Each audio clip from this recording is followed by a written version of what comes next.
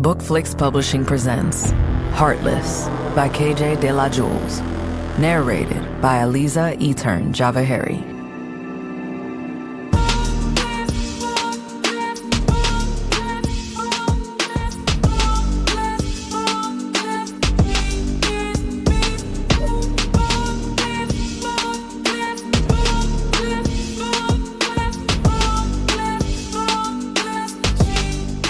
Introduction.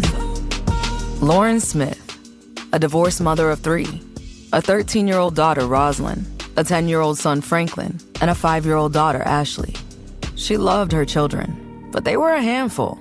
Rosalind talks back, has a bad attitude, and is doing poorly in school. She had been kicked out of 2 different schools the previous year. Franklin just wanted to play video games all day.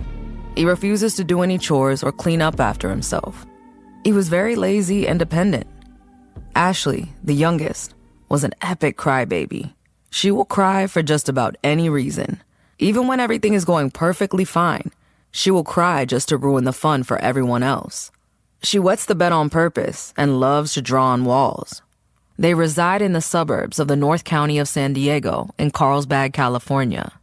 Lauren is a registered nurse and a successful realtor. She's been divorced and separated from her husband, Jackson, for over 2 years. Jackson works in the culinary arts industry. Currently, he's the manager at Denny's. His goal has been to open 50 restaurants across the United States. This is a dream he's had since he met his now ex-wife, Lauren. Lauren invested financially in all of Jackson's entrepreneurial ideas. A catering truck, a food truck at the mall, a bakery, and a barbecue restaurant. The problem was that Jackson did not apply the same enthusiasm to his business as he did when he was begging his wife for help with these business ideas. He complained constantly, but never fixed anything, which was a winning strategy that ran all the businesses into the ground. Lauren finally opened her eyes and realized that she had had enough. Reality hit her like 100 tons of missed opportunities dropped on the center of her head. She decided that she wanted to be catered to. She wanted to laugh more, feel protected, and be comforted. She wanted to live on the edge a little. Maybe enjoy life with a man who's successful, handsome, and wise. An intelligent, fit, nicely dressed, and funny person. A person who also knew how to fight and would protect her and her family with his entire being. So, Lauren packed her bags, grabbed her kids, and said, "We're moving to LA."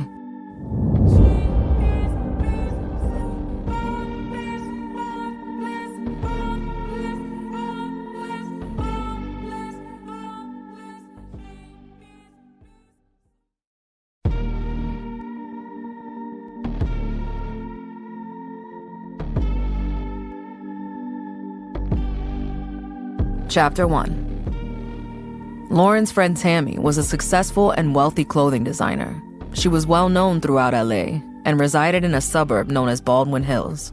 Baldwin Hills is also known as Black Beverly Hills. Many politicians, doctors, comedians, actors, and entertainers call this Los Angeles community home. Being that Lauren was doing pretty well financially, she was able to move into the Baldwin Hills community expeditiously. 2 months after moving into her new neighborhood, with new neighbors and new school districts for her children, she was finally ready to start dating. She met up with her friend Tammy for lunch at Roscoe's House of Chicken and Waffles in LA, off La Brea. It was packed, and there was a long wait to be seated. As luck would have it, Tammy's friend Angela was at the front of the line with the rest of her party. Angela invited both Tammy and Lauren to join their party. When they were finally seated, there was a table of 7. Tammy, Lauren, Angela, Bruce, Angela's husband, Patricia, Angela's sister, Paul, Patricia's fiancé, and Mero, short for Jamero, Bruce's little brother. Mero was waiting for his date to arrive, but she was running late. As the group introduced themselves and exchanged greetings, the waiter arrived and asked the party for their drink order. Before Lauren could respond to the waiter, Mero piped up. "Let me guess, water with lemon." "Actually, I'll take an Eclipse with no ice, please," she tells the waiter, then turns to Mero and asks, "What made you think I would want boring old water? I moved to LA for the exact opposite of plain and lackluster." Everyone at the table stares at Lauren and Mero as he responds to her. "So you moved to LA to turn up, spread your wings and fly, huh? Well, maybe your destiny is closer than you think," he said suggestively. All right now, Mero, Angela exclaimed loudly as she and the rest of the table laughed. Well, you are both single, Patricia interjects. Maybe you guys should go out and get to know each other. As a matter of fact, how about we separate and let the two of you begin? As the others prepare to move to a different table, Linda, Mero's date, walks in. Well, so much for that idea, Patricia laughs, and the group returns to their seats. Mero stands up to introduce Linda to everyone. Linda is a Mexican-American. She teaches preschool at Budlong Elementary. She's also a gym instructor at a 24-hour fitness off Crenshaw and 120th, as well as the adult choir director for her church. Hello, nice to meet everyone, Linda said as she sat beside Mero. Angela rolls her eyes and looks at Lauren. So, Mero, how long have you and Linda been hanging out? Lauren smirks and squints her eyes. We've been on a couple of dates, Mero said. 4, actually, with thousands more to go, Linda said, smiling aggressively at Lauren with her head tilted. She then turns to Mero. Isn't that right, Mero? You already know, he responds. Paul raises his hand to get the waiter's attention. Excuse me, ma'am, can we order now? I'm hungrier than a vegan at a family Thanksgiving dinner. Jeesh. I'm sorry, it's so busy. What can I get you guys? As the table began ordering, an altercation seemed to be occurring in the line right outside of the door. It got extremely loud, and the crowded line ran inside the restaurant, trampling over each other in the chaos. Someone yelled, "Gun!" Everyone inside the restaurant started fighting to escape. Lauren was frightened. Bruce, who's a licensed bodyguard, pulled out his gun and secured his table, demanding them all to get down. 2 gangs, the Schoolyard Crips and the Harvard Park Brims, were at war, fighting hard, throwing chairs, silverware, glasses, and anything they could get their hands on. Innocent people were getting injured. Gunshots echoed through the restaurant. Diners all hit the floor trying to hold their families together. The gunman was taken to the ground and restrained by a citizen while others helped to control the scuffle. Bruce grabbed 2 of the gang members in a very tight chokehold until the police arrived. There were a few injuries but no casualties. Mero looked at Lauren. She was balled up under the table and panting heavily with the rush of adrenaline through her body. Lauren, you can come out from under the table now, Mero said. Everything is under control. She slowly gets up, lifting her head cautiously. Are you having second thoughts on the LA turned-up life? He asked with a smile. She looks at Mero with relief. I've never experienced anything like that before, she said. Gunshots ring in my ears, being around real gang members trying to rip each other's hearts out. She continues. No, Mero, I needed that, and I want more. Her eyes grew large, and she felt truly alive for the first time in her life. Later that night, Lauren pondered about a lot of things that were on her mind, the utmost being how serious the gangs were in LA. She knew that she didn't want her son in association or affiliation with any gang, so she decided to sign Franklin up for football. She researched good kids' football leagues and parks to play in and decided to sign Franklin up to play for the Packers at Athens Park. Athens Park had an after-school learning center for kids 4 and up, open from 2 to 8 p.m. They also had a swim team, a baseball team, and one of the best cheerleader squads in the city. That was perfect for Lauren. She could drop Ashley off at the learning center, Roslyn at cheer practice, and Franklin at football practice. The following day after work, she and the kids headed to Athens Park. As she exits the 110 freeway, she finds traffic backed up along El Segundo. Hundreds of motorcycles cruised up and down El Segundo, with loud pipes and music blasting. She has never seen so many bikes. There was an extensive collection of motorcycle clubs there. LA Deuces, Rare Breed, Second to None, Choppers, Magic Wheels, Crucial Influence, Eastside Hogs, and many more. As Lauren finally got space to merge onto El Segundo, she was flagged down by one of the bikers. He was pointing at her tires as if they were flat. Lauren pulled over as the biker continued to inspect her tires. She pulls over and the biker kneels to look at her front tire. Turning off the car, she hops out to see what's happening. You definitely need a new one, he said as he shook his head and grinned. I know, I haven't changed my tires in 2 years. Does it look that bad? Lauren asked. Nah, your tires are good, he said, still grinning. Then why do you think I need a new one? I never said that you needed a new tire. I think you need a new man. Ain't no way my lady will be pushing a Honda Accord. A woman as fine as yourself should be in something foreign. Have you looked at yourself lately? He continues. I saw how you looked at the bikes passing by, like they were a drink and you were thirsty. I saw how beautiful you were. There was no way I was gonna let you drive off without me at least trying to shoot my shot. I wouldn't have been able to sleep tonight. He finishes with a smirk. Lauren thought to herself, wow, LA boys really are different. She noticed how his attire fit him. He was clean, had excellent teeth, and bling bling. A Rolex watch, a heavy gold chain, and a bracelet with white diamonds. But what she found most interesting was how clever he was and his confidence. Even though she was enjoying his performance, she couldn't let him know that. "Are you a serial killer?" Lauren asked. "You probably pull over every pretty girl you see. I'm guessing you're probably a pimp or a big-time drug dealer. Your bike looks expensive, and that chain looks like it's about $500,000. Why do you have a rat trap on that chain anyway?"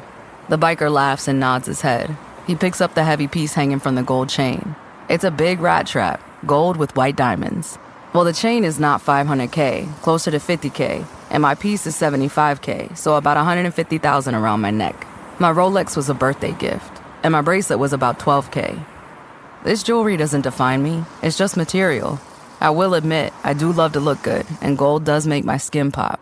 He laughs. If I saw a child being attacked by a dog, I would rip this chain off and strike the dog down to save the baby's life. This chain doesn't make me. I make this chain, baby. The trap represents how wicked this world is. It's all a trap, and we humans get seduced by situations and fall into those traps. Whether it's getting trapped by scammers for money or opportunities, relationships, love, etc. This reminds me to stay in my right mind and not fall for anything. We all love to chase the cheese, but so many end up trapped in the end. You're right, she blushes. Very wise words. So what's your name, she asks. I'm Cameron, but most people know me by KC King Cameron. You can call me Cameron until you're comfortable calling me King. They laugh as Cameron continues. I see you have your little blessings in the car. He motions to her children. I don't want to be a distraction, so why don't you text me your name? They exchange phone numbers, and Lauren texted. I have the same name as Nipsey Hussle's wife. Cameron responds with, Okay, nice to meet you, Nunu. LOL. Lauren laughed, got back in the car, and began driving to Athens Park. It was crowded. There were so many people there that Lauren had to park her vehicle on Broadway Street. Getting out of the car along with Ashley and Franklin, Rosalind refuses to leave the front seat. Roz, come on, Lauren coaxes. I'm not playing these games with you today. Come on now. Rosalind doesn't say a word. She just locks the door and puts on her headphones. She leans the seat back and closes her eyes, ignoring her mother completely. Lauren walks over to the passenger side of her car and yells, "Open this door right now." Rosalind pushes the car door open with force, jumps out and yells, What? I'm not going to no stupid park with no dumb kids. I don't want to be a cheerleader. I want to go home. Fine. I'll sign Franklin up for football and Ashley for the after-school program.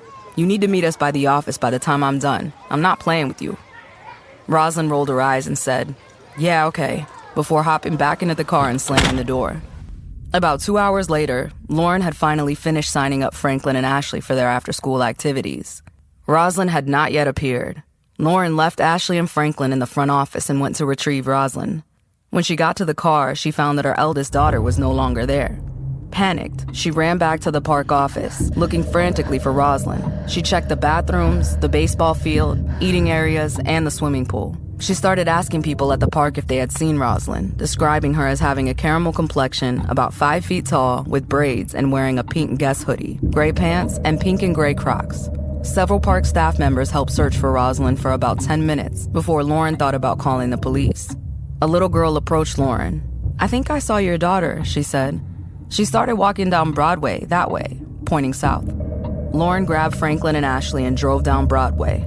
She pulls over next to 3 Mexican men fixing a car on 135th and Broadway and asks, Excuse me, have you seen a little 13-year-old girl wearing a pink hoodie walking down this way?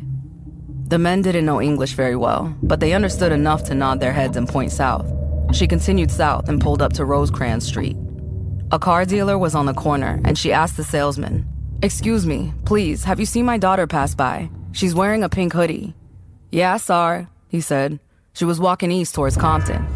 Compton? Oh, heck no, Lauren replies, more to herself than the salesman before hopping back in the car and turning down Rosecrans. She tries not to stare too hard at the pedestrians as she passes. At a gas station on Rosecrans and Avalon, she sees 5 black dudes hanging out. They were all dressed in red, and one had a beanie that said Bompton. Another had a tattoo on his forehead that said 135P. Lauren was scared to ask them about Rosalind, but she was desperate to find her daughter. She rolls down her window and asks the group, Excuse me, have you seen a little girl in a pink hoodie and Crocs walking by? The guys start talking amongst each other, and the one with the Bompton beanie said, "Yeah, I saw Little Blood. She was in the store like 30 minutes ago. She walked out eating some bookies." Lauren said, "Eating what?" The guy repeats, "Bookies, blood." Still confused but not wanting to wear out her welcome, she said, "Which way did she go?" The guys pointed north down Avalon. Lauren begins driving again, north past 139th, 138th, 137th, and Pyru Street. At 135th Street, she sees a big crowd of teenagers fighting in a shopping center on the corner. Lauren saw a pink sweater on the ground. She stopped the car and jumped out screaming, "Get off my baby!" As she got closer, she noticed that was not Rosalind. With panic rising higher, she took a deep breath and turned around. Rosalind was sitting in the nail shop, LA Nails, getting her feet done and eating cookies. Lauren opened the door and yelled, "Get your black behind in the car right now." "Hold on, she's almost done," Rosalind said, motioning a half-eaten cookie at the nail tech. A teenage girl sitting in the nail shop heard how Rosalind was talking to her mom, so she walked up to Rosalind and said, "You heard your mother. You better get up now or I'm gonna beat you out of that chair." The girl stood over Rosalind. 6 more girls walked in and asked Rosalind if there was a problem. Out of fear, Rosalind hopped out of the chair and ran to the car. Lauren looked at the girls and said, "Thank you very much." The girl who had told Rosalind to listen to her mother said, "No problem, ma'am. They call me TT. If you ever have problems with her again, bring her back to Bompton. It'll be my pleasure to work on that attitude." "Okay, I'll keep that offer in mind," Lauren said with a small smile. "What does TT mean?" "Tiny Trisha," TT replies. "Nice to meet you, Trisha." "Trisha? Not my name. My government name is Marilyn. My big homegirl from the hood is Trisha. Then there's little Trisha, baby Trisha, and then me, Tiny Trisha."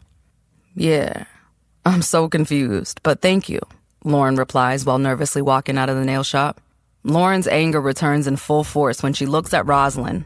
"You are really killing me, Roz. You had us driving around Compton looking for you. We could have gotten shot. You have got to stop this disrespectful behavior." "Yeah, whatever. Take me home," Rosalind replies, thinking her mom was the same as always. All talk, no action. Lauren looked at TT through the nail shop window and shook her head. TT and the rest of the crew came out of the shop and approached the car. "Is there a problem that needs to be fixed?" TT asked through Lauren's open window. Lauren looked at Rosalind, and Rosalind said, "No, we're fine. Sorry, Mom." "You better be," TT said as she and her crew backed away from the car and Lauren enters traffic. "I have her phone number just in case," Lauren said as they continued their quiet ride back to Baldwin Hills.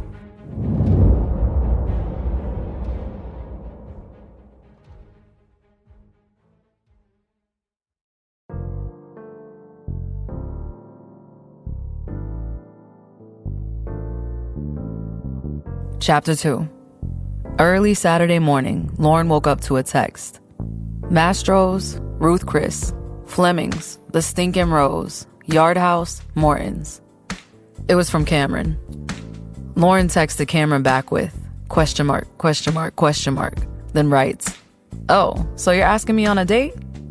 Cameron texted, "You don't see not one question mark on my text. Haha." Lauren texted, "So you're telling me that you're taking me on a date?"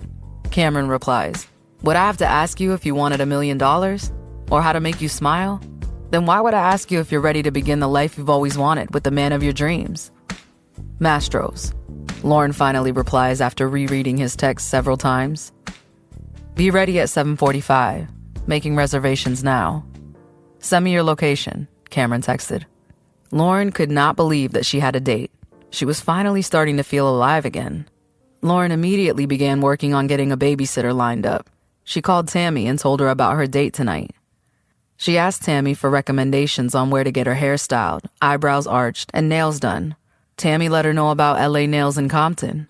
Lauren said, "Heck no." Tammy laughed. "Okay, girl, go to Carson Mall. You can get your eyes arched and a mani-pedi. I'll set you up with a hair appointment with A1 Hair Luxuries." Lauren lined up her little brother to come down to LA to watch the kids. Brandon is 21 and lives with their aunt in San Clemente. He's a full-time student at Saddleback College in Mission Viejo. With her brother on board to watch the kids, Lauren started her Saturday morning with a shower and a cup of coffee. She began cooking breakfast for the kids. She made banana pancakes, bacon, eggs, and some cantaloupe slices. Lauren turned the food down to low and began to clean. She turned Pandora on to the Genuine station, and as she was wiping the table, she heard a knock on the door. She checked the clock and said to herself, I know he didn't mean 7:45 a.m. She looks out the peephole and finds a man standing at the door. Good morning. My name is Javier, and I'm the gardener around this neighborhood. I notice you're new to the area and don't have a gardener yet, by the look of things, he said, casting his gaze on the unkept front yard. Lauren laughs. You've noticed, huh? Well, yes, I definitely need a gardener. Would you do the front and backyards?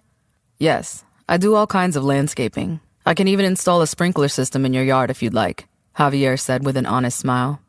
Okay, let's start with the yards first and we'll work from there. Great, I will start immediately, Javier said as he walked away.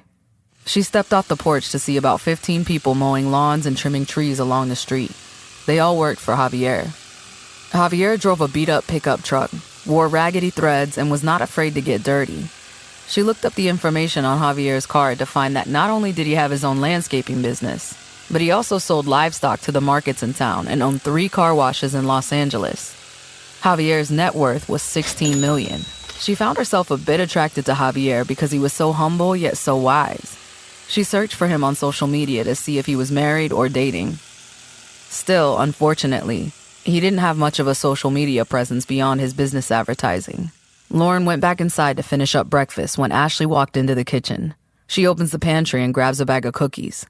Lauren took the cookies from Ashley and said, No cookies, baby. I've made you some breakfast. Ashley burst into big crocodile tears. Mommy, I want cookies. I don't want breakfast. With a sweep of her arm, Ashley knocks all the food onto the floor, scattering pancakes, eggs, and bacon across the tiles. Lauren's face went red, and she grabbed Ashley, wanting to swat her, but with great mental restraint, she didn't. She let her go and told her to go to her room. Ashley, knowing she could walk all over Lauren, turned, opened the pantry, and grabbed the whole pack of cookies. She then proceeded to the fridge, grabbed a Capri Sun, and headed to her room. Defeated, Lauren put her face in her hands and laid her head on the cool tile of the kitchen island. Walking into the kitchen, Franklin asked, What's for breakfast, Mom? Look on the floor, she replied with frustration and sadness. No, thank you. I'll just have some cereal, he said, looking at the mess on the floor. Franklin started pouring his cereal as the doorbell rang. Looking through the peephole, Lauren frowned. It was Jackson, her ex-husband. Lauren returns to the kitchen, leaving Jackson at the unanswered door. Franklin, what is your dad doing at my house, and how does he know where we live? I told him last night. He's our dad, right? He does have the right to know where we are, doesn't he? He came to give me some games from my Xbox. With anger rising, Lauren looks at Franklin and shakes her head. She walks back to the door to Jackson, who's constantly leaning on the doorbell. Good morning, Lauren. I see you just moved without asking me how I felt about it, Jackson said in a tone that was just asking to start a fight. I don't have to ask you how you feel about anything that concerns my life. You can't just pop up to my home unannounced. This is my home, she said with barely disguised anger. I have 3 reasons why you should. Just ask Rosalind, Franklin, and Ashley. They're my kids too, and I have the right to know their whereabouts. Where were you when Franklin broke his arm at school? She retorts. Where were you when Ashley got bitten by the neighbor's dog? Where are you when I'm paying Rosalind's ortho bill, Ashley's gymnastics class fees, and Franklin's haircuts? She says, where are you when I'm driving them to school? You know that I need gas to drive your kids around, right? Are you at the grocery store shopping for your kids to make sure they have full bellies? What about school shopping? Going into 1 million stores? Do you think that's fun? Are you paying for the electricity, television, gas, the water that they use to take showers? Where are you, Jackson? You're somewhere else, running from real responsibilities. You just show up with video games while I'm here keeping your kids fed, housed, and educated. You are pathetic. Lauren continues, her voice dripping venom with each word. Oh, if you really want to be there for your kids, I just signed Franklin up for football here in LA. That'll be $300 just to join. He'll be needing protective accessories, a uniform, and cleats. Can you help with that? I try my best. I'll be able to buy my kids whatever they want in a minute. Watch me. Jackson sulks under Lauren's angry stare. You've been saying that since day one. The sad part is you really could if you applied yourself to the work as much as you do to evade it. But no, you're too busy being a toddler and not a responsible adult. Even though she is livid with him, she motions for him to come into the house. Seeing his father, Franklin runs into his arms yelling, Daddy, Daddy! Hearing their father's voice, the girls come running into the living room and throw their arms around him. Lauren's phone rings, so she walks to the patio to answer it. It was Brandon, her brother. "I'm so sorry, Lauren. I won't be able to make it. I've come down with the stomach flu." Sisterly concern dampens the anger at Jackson. When she realizes she will have to cancel her date with Cameron, she feels ultimately defeated. "Take care of yourself, bro. Love you," she tells Brandon before hanging up the phone. She was about to text Cameron, but he beat her to it with his text that read, "Our reservations have been granted. Can't wait to see you later." Lauren stared blankly through the patio door and saw her children loving on their dad. A light bulb came on. Jackson can watch the kids. They are his, after all. "So, Jackson, how long do you plan on hanging around?" Lauren asked as she stepped back into the kitchen. "As long as you let me. I don't have a shift at work until tomorrow morning," he replies. "Want to take your kids out somewhere later? Like the movies or the Universal Circus down the street? I'm sure they would love that." Jackson's face brightens. "Ashley would love the circus. We can go to the 2 p.m. show." "Nah, don't go to that show. They don't have the best performers at the early show. The real performers do the 6 o'clock show." "Don't be shortchanging my babies," she said, laying it on thick. "Really? I didn't know that. Okay, we can get tickets for the 6 o'clock show." "Good. I'm gonna run some errands while you're here and can watch the kids. You guys will probably be gone about the time I'll be back." "Thank you. I really appreciate it." Jackson smiles. The kids scream joyfully, happy to spend time with their father, while Lauren heads out to get dolled up for her date. First up, the Carson Mall to get her mani-pedi and eyebrows done, then to A1's to get her hair styled. Lauren was starting to feel pretty good about her life. Around 6 o'clock, Lauren came home. As she had hoped, Jackson and the kids were gone. She cranked up the music while she showered and started getting dressed.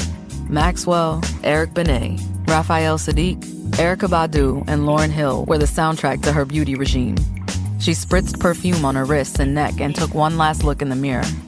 It was 7:30, so Lauren decided to text Jackson to check on the kids. At 7:31, there was a frantic banging at the door. She ran to the door, but it swung open before she could open it. It was Jackson and the kids. "We had to leave because Ashley wouldn't stop crying and throwing tantrums. She kept crying to come home," Rosalind informs her. Seeing Lauren all dressed up, Jackson huffs.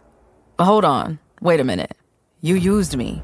You're going on a date. You just want to use me as a free babysitter while you sit in front of some gangbanger's face. There ain't nothing out here but gangers, pimps, and drug dealers. I can't believe I didn't see it. Well, let me tell you what I'm not gonna do.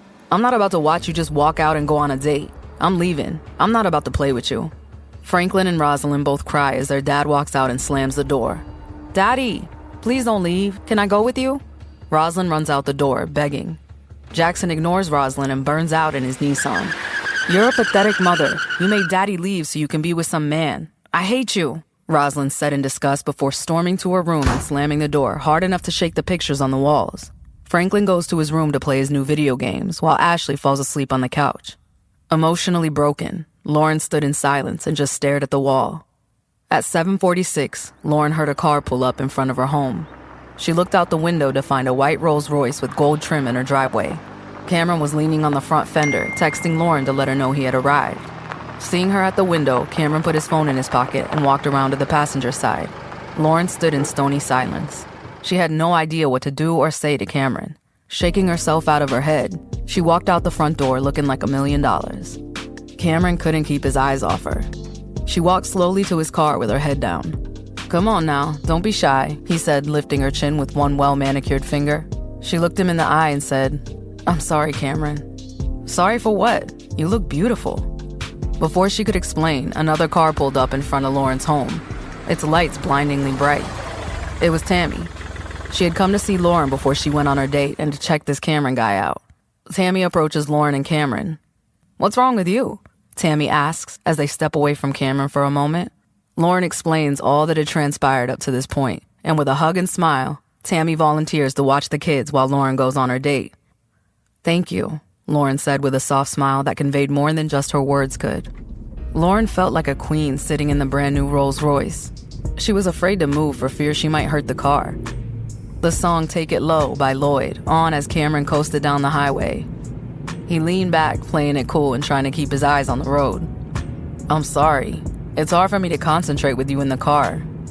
Your beauty is blinding me," he said, smooth as melted butter.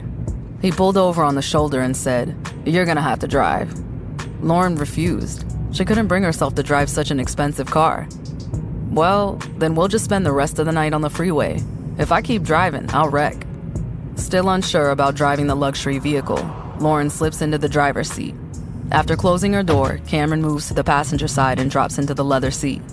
Wait, take a picture of me first, Lauren asks. The request made Cameron laugh.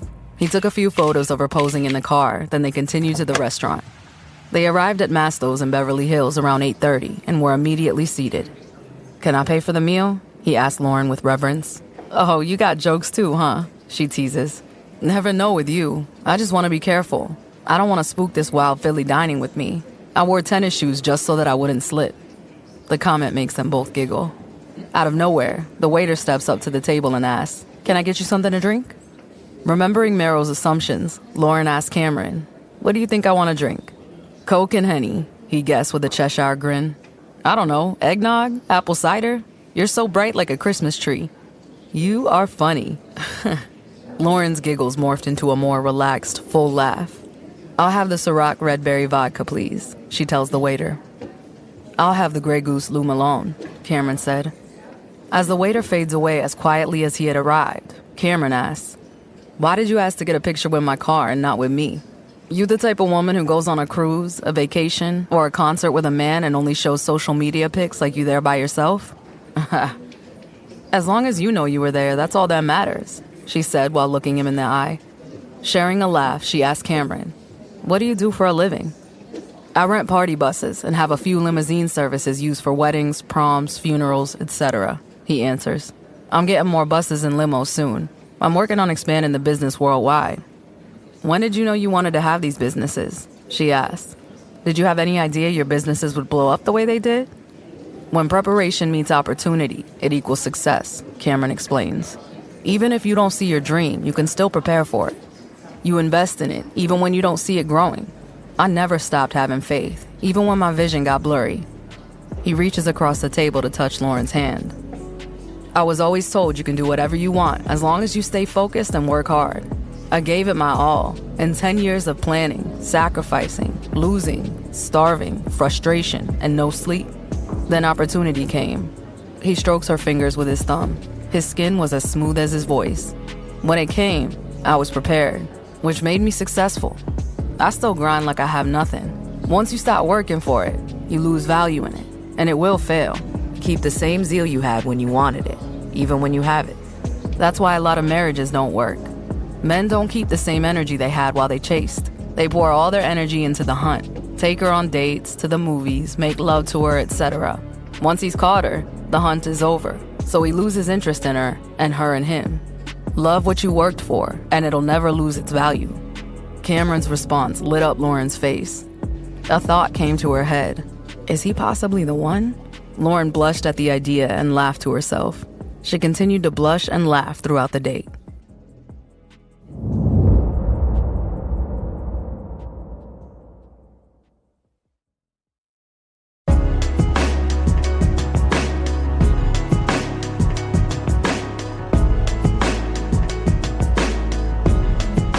Chapter 3.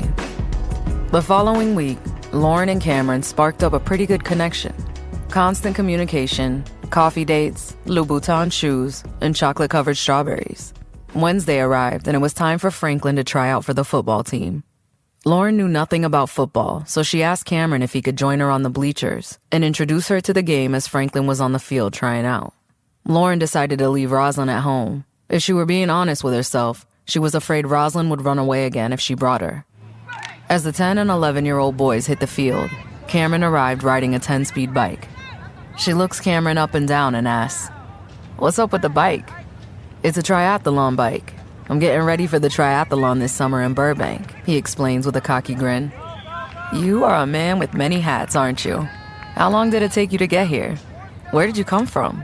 Lauren asked, admiring his depth of talent. Well, I started my ride this morning from my home in Beverly Hills. I swung by Venice Beach and had a smoothie. Then I rode to Dockweiler Beach and had lunch, a chicken salad. From there, I went east down El Segundo, and then I arrived here. Lauren says, Dang, boy, now you have to ride your bike all the way back to Beverly Hills? Cameron says, Nah, I have a condo over in Imperial. I'll stay there tonight. Well, excuse me, Mr. Multiple Homes, Lauren said playfully. Do you have another fancy foreign car parked in the garage over there, too? Cameron responds, well, if you call a 1996 SS Impala foreign, he smiles, then continues. And I have my 64 Chevy Impala in the garage as well. Those cars are for the streets, so I keep them in the hood. They share a laugh as three men walk on the field. The tall, dark man began to speak. Good evening, parents, family members, mentors, and associates. Thank you for bringing your kids to the 10 to 11-year-old youth football program here at Athens Park. We are a family-oriented organization. We treat your kids like our very own. Then he asked the parents, is that okay if I treat your kids like my very own? The parents all said yes. Then he replied, good, because I whoop my kids almost every day. He then started laughing and continued, I'm Coach Sammy. I'm the head coach for the 10 to 11-year-old youth football team. I wish we could take all 52 of you, but unfortunately, the program only allows 30. I hope you gave your kids a good motivational speech and let them know to go extremely hard. Tryouts are today, tomorrow, and Friday. You will receive a text message on Saturday morning saying, congratulations, your son is successful. But just not successful enough to make our team. He laughs, then continues. I'm kidding. It will either be a thank you, meaning thanks for trying out, or a welcome to the team. To my left is assistant coach Jesse, and to the right of me is Coach Luis. These two men have lots of experience with football and children. Thanks again for your time. Lauren looked at Cameron nervously. Cameron said, what's wrong? Why you look like that? Lauren replies, my baby doesn't know how to play football. He's gonna be hurt if he doesn't make the team. The only reason he wants to play is to make his father proud of him. Cameron said, what is his passion? Lauren said, video games, then shook her head. Don't trip, I got this, Cameron said to Lauren. What time is practice over? 8 o'clock, said Lauren. I'll be back, Cameron said as he took off on his triathlon bike. At tryouts, Lauren notices that Franklin doesn't put much effort into trying out. He's missed all the passes, he's not running very fast, and he's not applying any aggression. Lauren sits in the bleachers, frustrated and disappointed in Franklin. As tryouts were ending, Cameron pulled up to the park in his 96 SS Impala, giant rims, candy paint, and one of the best sound systems in the city. Cameron walks up to Lauren and gives her a backpack. Lauren opened the backpack and it was filled with dollar bills. Lauren peeked inside, zipped it back up fast and said, boy, are you crazy? How much money is this? Not much, just 1,000 in ones. I stopped at the bank and asked for 1,000 in singles. I opened them all up, put them in this backpack, and shook it up. Now, you get a backpack filled with cash. Looks like much more, right? I can't accept this, Lauren said. Cameron replies, it's not for you. It's for Franklin, but only if he makes the team. I never said you have to give it to him at once. But if he goes hard and applies himself, bless him how you feel appropriate. Show him this cash and tell him that if he makes the team, the money is his. Okay, I'll give it a try. Cameron leaves before Franklin makes his way back to his mother. She puts her arm around him as they walk over towards the car. When they got inside the car, Lauren told Franklin, I'm proud of you for trying out, son. But you have to really apply yourself if you want to make this team. I know you don't know about football, but out here, it's really rough, and lots of guys your age start getting into gangs and drugs. I want you to be safe. That's why I signed you up for football. But only you can chase your success. Lauren reaches into the back seat and grabs the backpack. Open it, she tells Franklin. As Franklin opens it, his eyes grow large, and he screams, Mom, Mom, thank you. Franklin jumps out of the passenger seat and hops on top of Lauren, hugging her as she's trying to drive. Okay, you're about to make us wreck, son. Lauren continues with a smile. Now give me the bag back. Franklin said, Why, Mom, isn't this mine? Lauren said, Yes, son, it is yours, but only if you make the football team. You can buy a lot of games with this. You can even get a video game chair and surround sound in your room. If you really want this, tomorrow, you'll need to become a beast on the field. You will open your eyes and see things coming when no one else does. You will run your fastest, and you will put it in your heart that you are the best kid out there. Franklin was so in love with playing video games that he immediately went home and looked up how to play professional football. He stayed up until 1 a.m. watching videos and listening to motivational coaches. The next day, Cameron came back up to Athens Park to join Lauren on the bleachers and watch the tryouts. Franklin was a whole different kid. He still didn't understand the game that much, but he was one of the hardest hustlers out there. He even caught a few passes this time. Lauren was well pleased with Franklin's improvements. She smiled, watching her son, and Cameron whispered in Lauren's ear, "Well, I did my job." Lauren responds to Cameron, "And what might that be?" Cameron pulls out his phone, takes a picture of Lauren, shows her and says, "What do you see?" "Clearly me." She laughs. "I see what you're doing, and yes, that is a smile. Was that your goal?" Lauren blushes. Cameron looked Lauren in her eyes and said, "The goal is not just to score, but to win. A lot of men can make you smile, but only one can win your heart. I have no problem working overtime. I just want to win, baby." At this moment, Lauren was in deep thought, trying not to let Cameron's words set off her vulnerable emotional side. So she stood up, sighed, and said, "Are you hot?" as she slowly walked away from him. "I'll text you later," she said before running to Franklin. Franklin hugged his mom extremely tight and said, "Can I have the backpack now? I'm gonna make the team. Please, Mom, please." "The journey is not over yet, kiddo. You still have another day to prove yourself. Tomorrow will be even tougher. But I have faith in you, baby, and when I get that welcome text, you will get the backpack, okay?" "Okay," he said in a half-serious pout. After picking up Ashley from the education center, they head home. As they pull up to their home, Lauren yells, "What the?" as her eyes take in her shattered front window. Hopping out of the car, she screams, "Rosalind?" fearing someone had broken in and hurt her daughter. She locks the other kids in the car and said, "If anyone comes to the car, honk the horn and scream as loud as you can." She pops her trunk and pulls out a heavy tire iron. She approaches the front door and opens it, yelling, "Rosalind! Rosalind!" Her fear turns to anger as she walks into the house to find a colossal mess. There's food all over the floor, the couch, and smeared across the walls. Creeping slowly to Rosalind's door, she hears music blasting from the room. She kicked the door as hard as she could, and when it swung open, a cloud of pot smoke billowed out into the hall. The room was so full of smoke she couldn't see what was going on inside. The blaring music added to the disorientation. The smoke cleared and Lauren walked to the radio, turned it down, and saw Rosalind and two other teenage girls smoking marijuana. "Hey, what are you doing? Are you smoking drugs? What is wrong with you?" she screams at her daughter. Rosalind inhales a long toke before looking at her friends and laughing. "You are out of line, Rosalind. I'm so disappointed in you. My house is a mess. You had a food fight in my home and have the nerve to invite your friends over to smoke marijuana in my home? Are you serious right now?" Lauren's anger was at an all-time high. Her face flushed, and she seriously had to restrain herself from swinging the tire iron at her daughter. "Listen, first of all, these ain't my friends. These my homegirls. They are cool, unlike you. Marijuana is not a drug, it's an herb. And we didn't break your window. The hard biscuits you cooked for breakfast broke that window. Yeah, we had a food fight. It was the most fun I've had in years. I'm gonna live my life. It's mine, and if you don't like it, too bad." Rosalind was mouthier than usual, with the marijuana smoke demolishing any kind of moral barrier she would otherwise have. The teenagers laughed at Lauren and continued to smoke, puffing away like chimneys. Lauren, frustrated and defeated, puts her head down and walks out of Rosalind's room. As she moves down the hallway, she hears water running in the bathroom. She opened the door to turn it off and was greeted by a teenage boy wrapped in a bath towel stepping out of the shower. Lauren looked at him in shock. "Who are you?"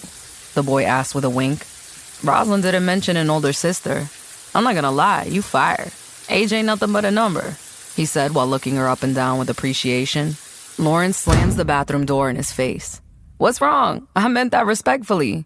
He laughs and heads barefoot towards Rosalind's room. Leaving the house, Lauren hops into the car with Ashley and Franklin. "Mom?" Franklin asked quietly, seeing his mother's fury and frustration. "Not now, Franklin."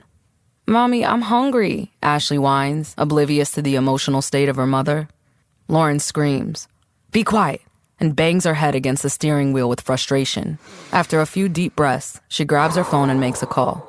After hanging up, she dials Tammy to ask if she can drop Ashley and Franklin off at her house for a bit. After she dropped Ashley and Franklin off at Tammy's, she returned home and parked in the driveway. She waited outside for about 20 minutes when her phone pinged. She'd gotten a text simply reading, "We are here." She stepped out of her car to find TT and 8 of her homegirls pulling up in front of the house in 3 cars. These girls looked like well-oiled machines. Moving smoothly and with purpose, they walked toward the house. The array of weapons made Lauren think twice about what she'd started. Brass knuckles and knives glinted in the sunlight, joined by baseball bats and pepper spray. You might want to go to Walmart or something, TT said, stepping up to Lauren with a stance that said she was all business. Okay, let me get my daughter. Lauren starts toward the house. Hey, Yo-Yo.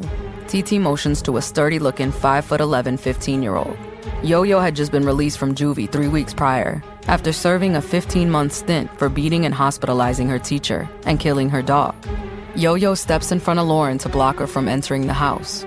Nah, Moms, we not letting her slide again, TT said, putting a hand on Lauren's shoulder. That's why she like that. You keep letting her get away with murder. We won't kill her, but she's definitely gonna get a beatdown. Then TT yells, Yo-Yo, guard the door. Come on, blood, let's get brackin'. The girls barrel into the house like a herd of wild bulls. Lauren falls to her knees while shuddering cries run through her. All she could do now was hope they would leave Rosalind in one piece. The screams and banging became too much for Lauren, and she ran down the street to escape the chaos. 5 minutes later, she sees one of TT's homegirl's cars slow rolling down the street toward her. It stopped right in front of Lauren, and 2 of TT's homegirls hopped out. They motioned for Lauren to come around the back while they opened the trunk. She looked into the trunk with trepidation to find one of the teenage girls and the boy's mouths, arms, and legs taped up. The beatings they had endured hurt Lauren's heart. Both kids' eyes were swollen closed, and their noses were bleeding from being punched and pepper sprayed. Where are you taking them? Lauren asks with quiet fear. One of TT's homegirls pulls out both of their IDs and says, to their mama's houses so we can do their home how they did yours. TT's crew closed the trunk, and getting back into the car, peeled off down the street. Lauren ran down the street to see what was happening with Rosalind and the other girl. As she approached her home, Yo-Yo was still in front of the door with her arms crossed. The house was eerily quiet. Lauren slowly approached Yo-Yo.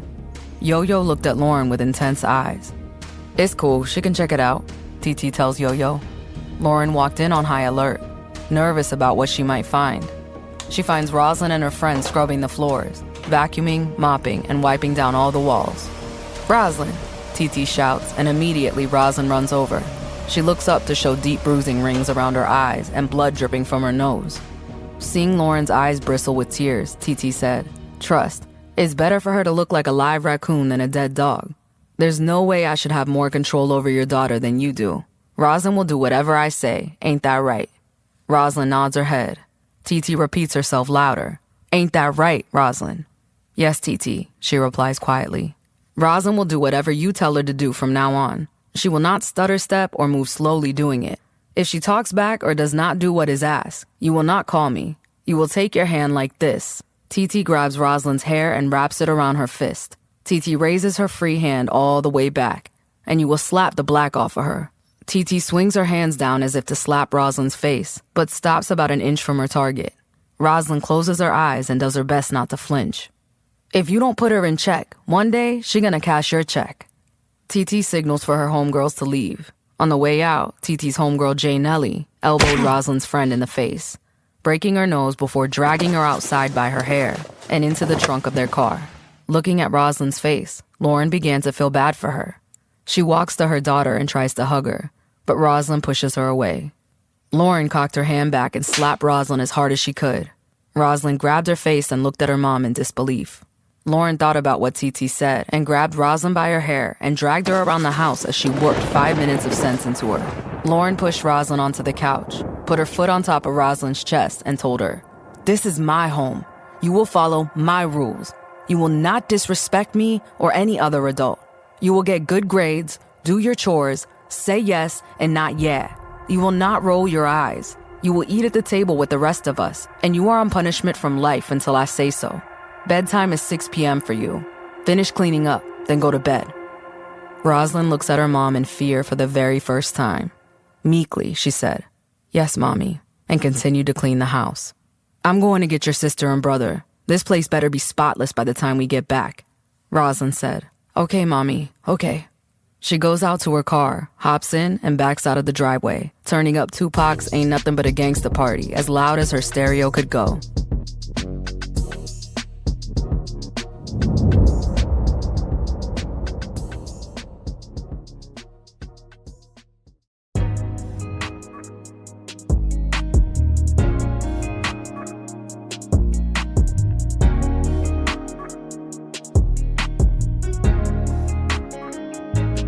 Chapter 4. Early Saturday morning, Lauren wakes up to a text from Cameron. You hungry? Lauren responds with a text. Yes, I'm starving. I'll get up in 30 minutes, freshen up, then start cooking within an hour. Say less, was Cameron's reply. Having no clue what Cameron meant, she texted back, LOL, then stretched indulgently across her bed. Franklin runs into her room and jumps on her bed excitedly. Did I make it? Did I make the team? He asks, bouncing like a jackrabbit. Taken off guard by the intrusion, she yells, Ouch, Franklin, get your heavy behind off my legs. After he shifted to the side, she continued, I haven't received a text or email yet. It's way too early. It's only 7:15 in the morning. We still have about 17 more hours before the day is over. Relax. Okay, Mom, he said, gesturing wide with his arms. I'm going to need a bigger room. I'm buying a king-size gamer chair and the whole online kit. And I'm considering getting an arcade in my room. Let me know as soon as you get the text, okay, Mom? His excitement was infectious, and she couldn't help but laugh. Okay, but you can't put all that in a junky room. Go clean it up to make room for all these new additions. I want your room spick and span before breakfast is finished. Franklin shimmies off the bed and runs out of the room, acting like he didn't hear a word she said. Still wondering what Cameron's text meant, she gets up to wash her face and brush her teeth. As she finishes, she hears a crashing sound coming from Ashley's room. She enters to find Ashley's My Little Pony piggy bank shattered all over the floor, with change everywhere.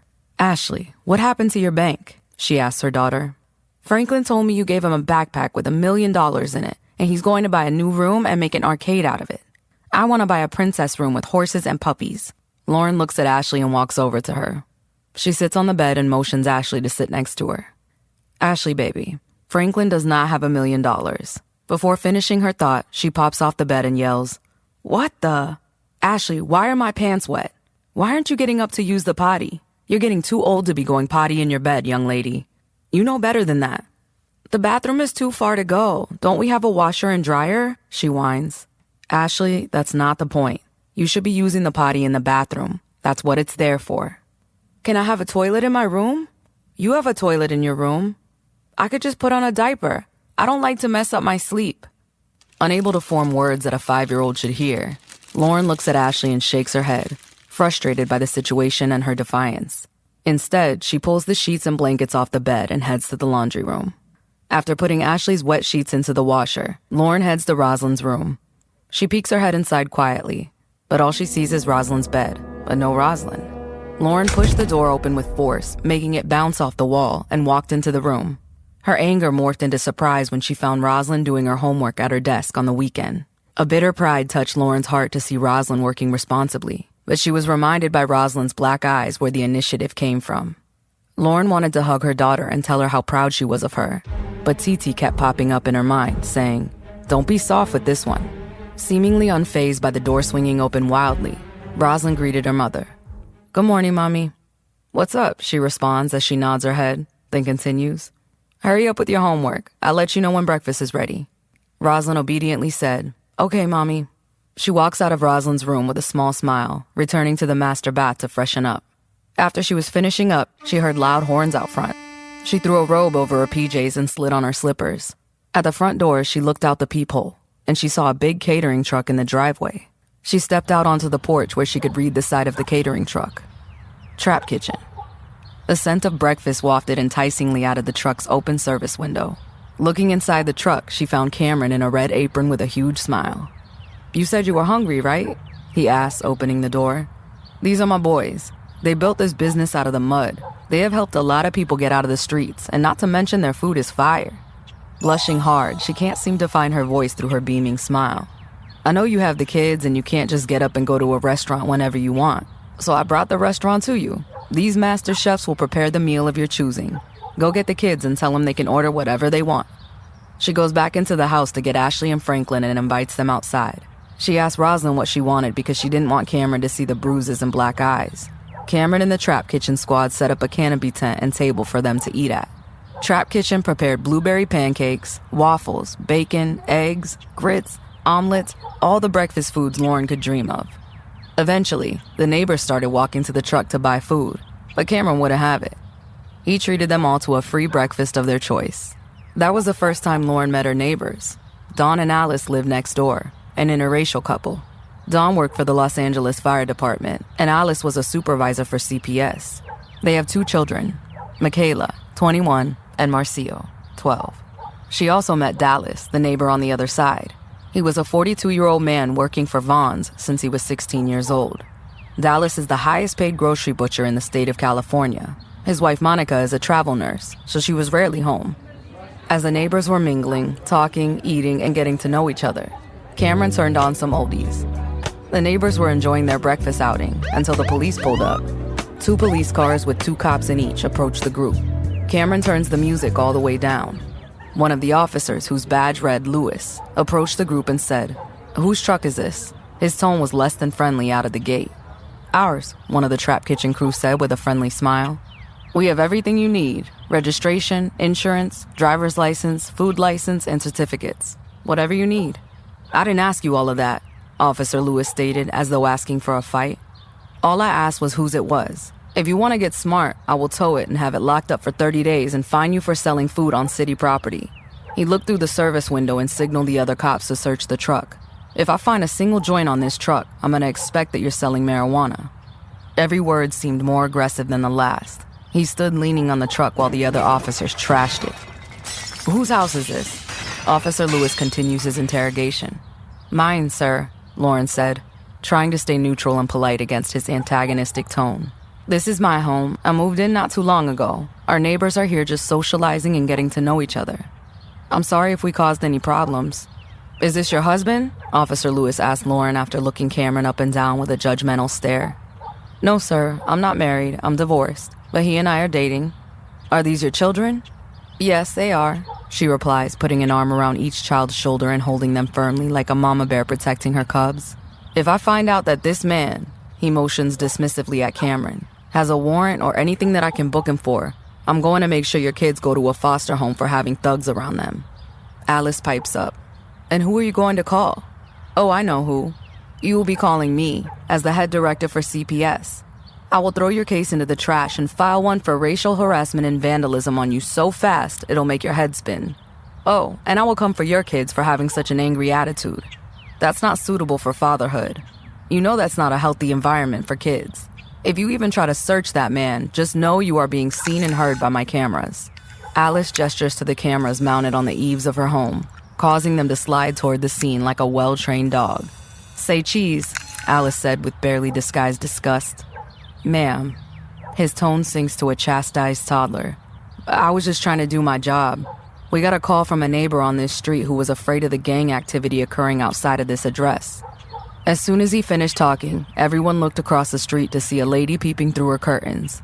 When she noticed everyone looking at her house, she quickly backed away from her window. Pulling her phone out of her pocket, Alice asked everyone to listen. She then plays the whole conversation between Officer Lewis and the neighbors. "Let's head out." Officer Lewis gathers the other officers and motions them back into their cars. Lauren couldn't help but picture him as a whipped dog slinking away with its tail between its legs. Lauren and the rest of the group thanked Alice for standing up to that bully. "You need to press charges," Alice explains, "and I will back you up 100%. Turning to the Trap Kitchen crew, she adds, "You young men need to press charges. Here you are feeding the community, and those licensed thugs came and destroyed your truck. I have footage of that as well." The neighbors started helping clean up the catering truck in the front yard. "Lauren," Alice gets Lauren's attention and motions her over. "Come on." They cross the street, and Alice bangs loudly on the neighbor's door that called the cops. When the neighbor doesn't open the door, Alice yells, "If I catch you looking out your window, looking at little kids and preying on them, I'm gonna build a case on you too. Google me." 30 seconds later, the lady opened the door. Mrs. Sheila Barnes is 57 years old. She is married to American Airlines pilot James Barnes. She has always been a stay-at-home mom, but she has never been social with the neighbors. "I'm not a pedophile," Sheila said in a holier-than-thou fashion. "I have children and grandchildren." "That's not what we saw. We saw you targeting young children and making rude gestures at them. Are you sure those are your biological children and grandchildren, and you didn't kidnap them from a park? I can make sure they have a new home if you ever call the police on a peaceful neighborhood gathering again. This is your last and only warning. Like I said, Google me." Alice finishes with a quick turn. Putting a hand on Lauren's shoulder, she said, "Come on, Lauren." And they walked back across the street, leaving Sheila gaping at her front door as though she'd been physically slapped.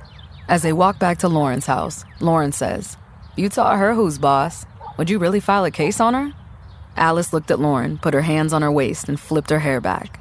I'm a gangster. Don't let the white face fool you. I'll file more cases on her than Denzel in that movie Training Day. I can't stand messy people. We over here minding our own business, and she wants to destroy our happiness because she's miserable.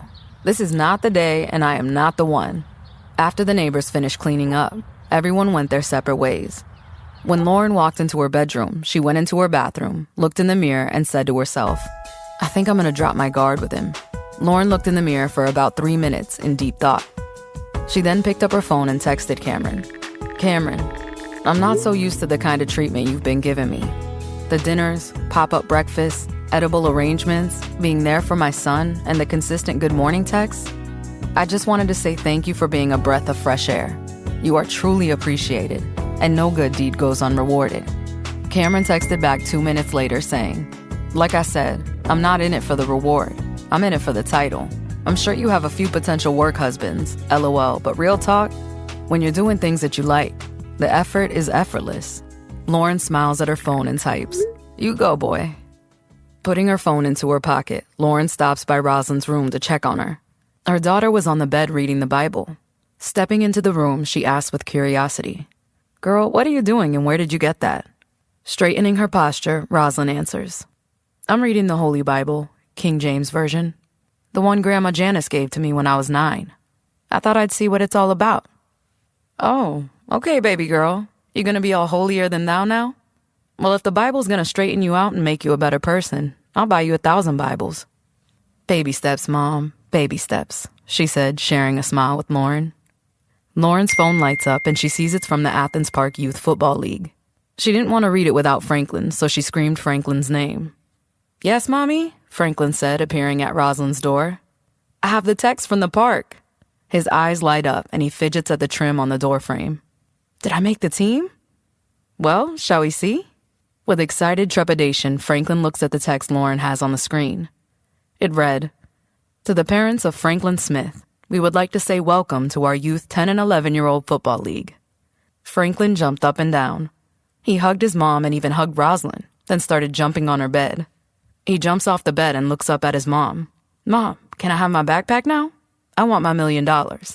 Rosalind says, Mom, what is he talking about? I want a backpack with $1 million. Calm down, Lauren said with a smile. It is not $1 million. It's a gift that he earned from Cameron. Franklin, you will not spend this all at once. Some here and some there, okay? This isn't the prize at the end of the day. You still need to work hard, be aggressive, practice, and work out at home so you can get better, okay? Yes, Mom. Thank you, he said while hugging her. I'm gonna go call Dad and tell him I made the team, he yells down the hall as he races to the phone. Lauren says to Rosalind, Roz, continue your Bible study. Don't let your breakfast get too cold. Trap Kitchen makes a killer waffle. She leaves the bedroom and goes to the kitchen to make some coffee. Sitting down on the sofa, she sends Cameron another thank you text. His response read, You already told me thank you. Don't be getting weird, LOL. No, boy, not for the breakfast. Franklin made the team. His ambition went up and he saw that backpack full of cash, so once again, thank you. This is just the beginning, he responds. I have so much more in store. As long as you continue to wake up in that same body and remain in the same frame of mind, the only change I'll be making is for the better. Lauren replies, Okay, Romeo, talk your talk. Haha. Cameron texts, Romeo is getting ready for his flight to Phoenix, Arizona. I have to meet with some folks early in the morning about some business moves, so I'm gonna catch a flight tonight. But don't trip, Romeo will be back, LOL. Okay, Cameron, make them money moves. Let me know when you make it, okay? Cameron responds, As soon as the plane touches the ground, my fingers will be moving. She responds with a smile. Her phone rang before she could put it down and retrieve the TV remote. Hey, Lauren, what's going on, girl? What are you up to? Nothing, just lounging on the couch, flipping through the channels. Girl, you won't believe what Cameron did for me today. You better spill it, Tammy prompted. Why he pulled up to my house with a catering truck, a fancy catering truck, and cooked breakfast for me and the kids. Even set up a tent, table, chairs, the whole package. No, he didn't. Girl, yes, he did. Not only did he feed us, but the neighbors as well. And he played music. He got to entertaining us. Girl, he just might be the one. Girl, you better not put all your eggs in one basket. This is LA. Guys out here have to do that. There is so much competition out here. This is not one of those cities where you gotta wait for the military to come to your town and you fight to get a lame, half-decent man. Or them country towns when you finally see a guy with style and rhythm, so all the girls fight over him because every other guy is boring. This is Los Angeles, the motherland of swag, fashion, fancy cars, physiques, and entertainment. This where the real gangsters at, girl. Cameron has to be on his toes. If not, some other dude gonna come even harder. I know a dude who takes his girls out on helicopters. It's different out here, Lauren. I know you're amazed and on cloud 9 right now, but you're still dating. That's why tonight we're going out. Girl, Cameron would freak out if he knew I was still going out. And girl, I'm cool. I'm good with just seeing Cameron for now. Girl, please. Okay, well, at least come with me. I don't want to go by myself. I don't know, Tammy. I got your bag. I'm just asking this one time. You don't have to talk to anyone. Just sit, sip, and look pretty. Lauren puts her face into her hands, knowing she can't say no. Okay, Rosalind's been on her best behavior. I'll have her watch the kids. Let me see what I can wear. Okay, girl, I'll come pick you up at 8:30, Tammy said triumphantly. Where are you taking me, Lauren asked. Club LAX in Hollywood. See you at 8:30, she said before hanging up the phone. Lauren started flipping through the channels when she heard a knock on her front door. Standing up, she walks to the door and checks the peephole. It's Jackson. What do you want? She asked as she opened the door. Why haven't you let me see my kids? Lauren furrowed her brows and slammed her front door in his face, totally taking Jackson off guard. Shocked, he yells through the thick steel. You moved to LA, so now you're a gangster, huh? Are you tough now, Lauren? Let me see my kids. I'll break this door down. Jackson moves around the house and beats on the windows, yelling for Rosalind to open the door. Lauren ran to Rosalind's room and told her daughter, do not open any doors for your father. If he sees your face, he will try and get you guys taken away from me. Just relax and eventually he will go away. Okay, Mom, Rosalind said, looking up from her Bible at Lauren. Meanwhile, Jackson had moved around the side of the house to attempt to hop the fence. I wouldn't do that if I were you, said an authoritative voice. It was Alice. She'd heard the commotion, so she and Dawn came over to see what was going on. Who are you? My children are in there and I have the right to see them, Jackson said with a mind-your-business sneer. You hop that gate and the only thing you'll be seeing are prison bars. You are trespassing. You're being aggressive and intimidating while your children are listening. I can keep you away from them for a while, so I would chill if I were you. You don't know who you're dealing with, Alice explains in a take-no-mess tone of voice. Oh, are you a cop? Jackson bristles. She won't let me see my kids. Can you arrest her? She's been bringing dangerous men around my kids. Thugs, gangsters, and drug dealers. Probably pedophiles. What do you expect me to do? I need to keep my kids safe from these degenerates. You are extremely disconsolate, Alice said condescendingly. You need help. You need to be straightened out. Go ahead, you miserable little man. Let's see you hop that fence. Let's see how tough you really are. Come on, tough guy. She taunts while she and Dawn stare at Jackson, just daring him to jump over Lauren's fence. Jackson looks at them like they're crazy. Returning to his car, he said, You LA people are nuts. He jumps into his car and speeds off. Lauren watched the whole scene unfold while peeking out the side window and ear hustling. When she sees Jackson drive off, she returns to the front door and opens it. Alice sees Lauren step out onto the porch and says, Hey girl, you sure know how to pick 'em, huh? She nods at Alice and they share a laugh. He is delusional, frustrated, and broke. He has nothing to offer my kids but drama. I'm so cool on him. But thanks for having my back. You so gangsta, Alice. I never saw a white girl as down as you. Girl, I know I might look like I'm all salt, but I have some pepper in me too. Don't let the blonde hair fool you. My dad may be full German, but my mama is Creole, straight from Louisiana. They split up when I was 2.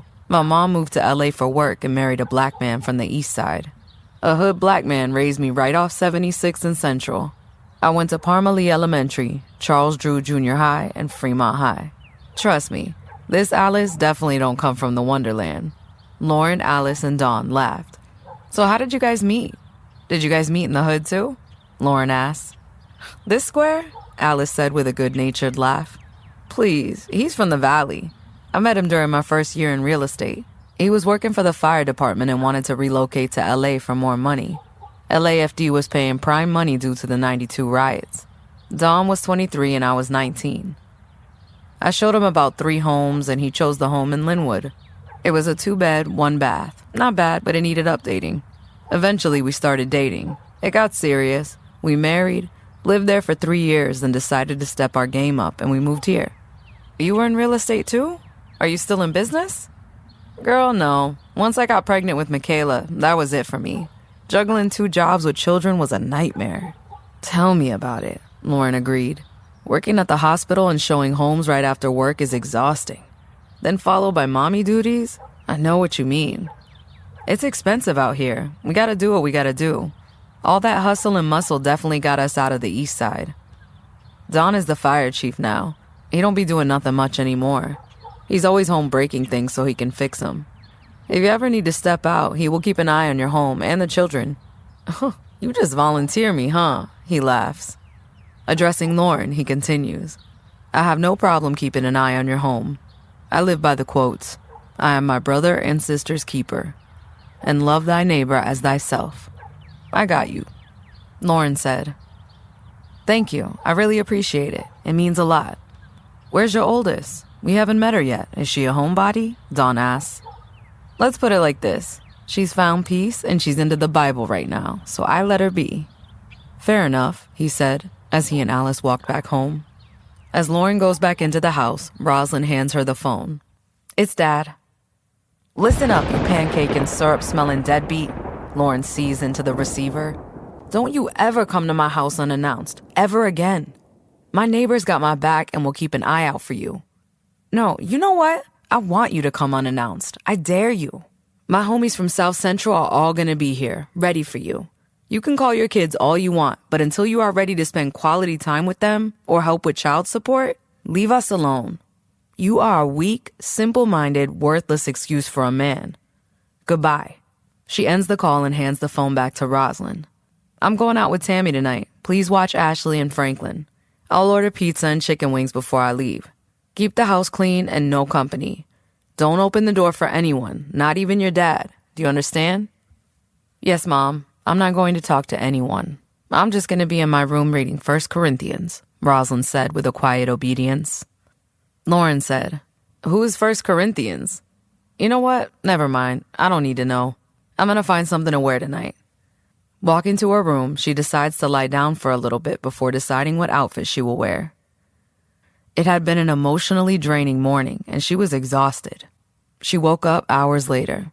Lauren wanted to start getting ready around 6 p.m., and the clock read 7:15. She was an hour and 15 minutes behind schedule. She didn't have time to assemble an outfit to wear.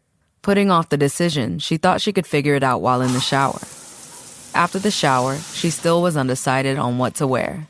Now, at 7:45, she told herself she would figure it out while doing her hair. At 8:10, she was still undecided. I'm 15 minutes out, Tammy texted. Giving up on picking a new ensemble, she says, I'll wear what I wore to dinner with Cameron. I'm sure no one at the restaurant will be at the club. Donning the outfit, earrings, shoes, and fragrance, she took one last look in the mirror and shrugged at her reflection. Tammy pulls up at 8:27. Lauren hugs the kids and reminds Rosalind not to open the door for anyone. Lauren also texted Alice and told her and Dawn to keep an ear and eye on the house. Stepping outside, Lauren sees someone in Tammy's passenger seat. It was Tammy's cousin, Sharday. She moves to slip into the back seat. Tammy hops out of the driver's side and, losing her balance, she falls. Tammy had been drinking, and so had Sharday. Girl, you gotta drive. I'm lit, Tammy said with a drunken giggle before stumbling to the back door and sprawling across the back seat. Lauren hops in the driver's seat and introduces herself to Sharday. Sharday was faded, but not as bad as Tammy. You're pretty, Sharday slurs a bit. You're gonna break hearts tonight, girl. Your little shape and all that, she continues with appreciation of what she sees. I used to have the same shape until I had my 4th son, Keon. He messed me all up, girl. How many kids do you have? 3, Lauren replies. Stop right there. That 4th kid is a shape killer. Don't do it. Sharday laughs and turns the music up loud. Opening up her phone, Lauren checks her interior security cameras before pulling off. She really wanted to trust Rosalind, but the trust wasn't 100% yet. Seeing things are quiet in the house, she turns on her GPS to map her way to Club LAX. Valet assistants took over the car when they arrived at the club. Tammy had sobered up a little on the drive, but was still a bit drunk. The ladies walked into the club, and it was live, loud, and crowded, music bumping. I pull up at the club, VIP, gas tank gon' eat, but all drinks on me. Bottles popping, dance floor cracking. The bar was crowded and the energy was at an all-time high. It was so loud the ladies couldn't hear each other unless they yelled directly into each other's ears. Tammy wanted to go to the VIP lounge so she could be with the ballers. Sade was already waiting at the bar, and Lauren wanted to go on the patio so she could text Rosalind and check her cameras. Lauren found her way to the patio and there was smoke everywhere, so she wanted to be quick. She decided to call Rosalind instead. Rosalind's phone rings and she answers. "Yes, Mommy?" Lauren said very loudly. "We made it okay. How's everything going at home?" "Everything is fine. Ashley went to bed right after she ate pizza. She threw the pepperoni on the walls, but I cleaned it all up. Franklin is in his room playing a video game, sitting on a pile of money. I'm in the living room reading 1 Corinthians. Corinthians, huh? Okay. Thank you for watching the kids. I'll check with you later." Hanging up, Lauren really didn't believe Rosalind, so she checked the security cameras. True to her word, Rosalind was sitting on the sofa reading the Bible. Lauren felt terrible for doubting and turned the camera app off. Since Lauren was inside a club with a bunch of wealthy and good-looking men, she felt guilty. She decided to text Cameron to see if he had landed in Phoenix yet. "Make it to Phoenix yet?" she texted before going back into the club to link back up with Tammy and Sade. Sade was on the dance floor. Lauren walks up to her and asks, "Where's Tammy at?" "Huh? I can't hear you." Lauren gets close to Sade's ear and repeats herself, "Where is Tammy?" Sade points and yells into Lauren's ear, "She's in the VIP." Lauren walks over to the VIP section, looking lost. A guy walks up to her about 5'11", with an athletic build and caramel complexion, dressed in all blue Christian Dior. The guy lifts his arm to floss his Rolex, acting like he's wiping something off of his forehead, then says to Lauren, "If I give you a compliment, will you look at me like I'm thirsty? 'Cause if so, I'll just keep it to myself." Tammy walks up. "Boy, that line was thirsty. So is your outfit, looking like a Christian Dior mannequin. That outfit is as simple as your game." Tammy yells to no one in particular. "Who has a diamond tester?" prompting the guy to leave immediately. "Girl, never talk to a man that wears designer costumes. They are either broke and came up on some temporary money, have no swag, and can't put an outfit together on their own, or really broke and stole it out of the store. Let's go sit by the real money makers." The girls proceed to walk over to the gold VIP section. A guy stopped Lauren and said, "Dang, girl, I never saw you in here before. Let me get you something to drink." Lauren, ignoring Tammy's look of surprise, said, "Girl, I got this." Turning to the guy, she said, "That line was tired and dingy, just like them dreads. Let it go. I'm not interested in you, your whack game, or that lazy outfit. Have a blessed day." The guy stared at Lauren like she was crazy, then walked off. Tammy grabs Lauren and shakes her. "Girl, are you gonzo? That was the star running back for the LA Rams. You tripping." "I'll be back," she said, running after the guy. Lauren checks her phone to see if Cameron texted her back. No reply yet. She was starting to worry if he was okay. Lauren sat down, crossed her legs, and just relaxed in the VIP area, vibing to the music, turning guys down left and right. Tammy runs up to Lauren with purpose. "Girl, they about to start fighting, and you know what's after that?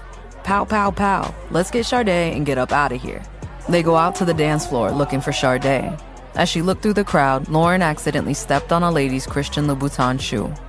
She turned to apologize and found 2 women staring at her aggressively, both wearing the signature red-soled strappy heels. One of them said, "If you can't look straight and watch where you're going, maybe you need to start watching your feet. Otherwise, I'll use you to mop the floor." Sade saw Lauren and Tammy getting into an altercation and immediately ran over to them. As Tammy takes off her shoes, Sade throws her drink at the ladies. That's when security stepped in and removed all 5 of them from the club. The fight that Tammy had felt was coming on finally broke out. Gunshots blasted 5 seconds into the fight. Clubgoers fought to escape the mass of people around them while running to the exits. People were getting maced, trampled, knocked out, and shot. The Louboutin girls ran to a white Rolls parked in the middle of the street. Lauren was shocked to see Cameron holding the door open for the girls. Gunshots echoed across the club parking lot, motivating Lauren, Sade, and Tammy to run the opposite way. It was too dangerous to wait for the valet. The chaos was intensifying, and for all they knew, the valet had hightailed it out of the area. "I know that was not Mr. I'm flying to Phoenix tonight," Tammy gasps, winded from running. Anger oozes from Lauren's every pore. Yes, and I'm mad and hurt. Stopping against the wall of a neighboring building, Sharday enters the conversation. Hold on, them two heifers jumped into the car with your boo? Oh no, it's on. And she starts running towards a stoplight where Cameron's Rolls was idling 3 cars back from the light. Sharday was about 20 feet away when the light turned green. She saw a glass bottle lying by the curb and threw it at the Rolls as hard as she could. The bottle hit the back window, shattering over the pristine paint job. Cameron slammed on his brakes and hopped out of the car, thinking his car got shot at. Sharday ran up and opened the back door of the Rolls Royce as Lauren and Tammy joined her. "Handle him while we beat the brakes off these hookers," Tammy said to Lauren before jumping into the car. She started drilling the lady in the back seat while Sharday has the other woman on the ground. Cameron sees Lauren. "What are you doing here? Are you stalking me? This was all a test, and you failed. I knew I couldn't trust you to trust me. These are my cousins." "You liar. If those were your cousins, you wouldn't be letting them get their faces pounded to the ground. You bought them the same shoes you bought me. I can't believe I trusted you." Angry but broken, Lauren walks away. Bouncers from the club come over to break the fight up between the ladies. "That's messed up," Tammy said to Cameron. "Trying to play my homegirl like that. You whack." "Nah, your homegirl is whack," he tells her. "She just wore that outfit last time we went out. Teach her some class, please. This chain represents the trap, the rat trap. Y'all are just a bunch of hood rats that I trap." "She will be texting me in the morning. Get away from my car," he sneers. "Come on." Cameron motions his lady friends towards the car. "Get in the car, girls. Let's go." "You ain't leaving that easy," Sharday pipes up as she unzips her purse. She pulls out a long pocket knife and slashes Cameron's passenger side tires. To top it off, she then pulls out her pepper spray and doses the passengers in the car. Cameron flees the scene while Sharday stabs the rest of the car tires. Cameron's lady friends jump out of the car and roll around on the ground in pain from the pepper spray. In shock, Lauren thinks, "It's really going down, and it's all because of me." She stood there like a statue, watching all the commotion caused by Tammy and Sharday. She was sparked to action when she realized that she had to do something gangsta before she left the scene. Grabbing Sharday's knife, she puts deep gashes into the leather seats of the Rolls before running away from the chaos. Police sirens get louder as they close in on the area. The girls were surprised and relieved to find Tammy's car out front when they returned to the club. They pile in and peel out of the parking lot just as the police arrive. Cameron's betrayal hurt Lauren. It planted the bitter seed of distrust inside her.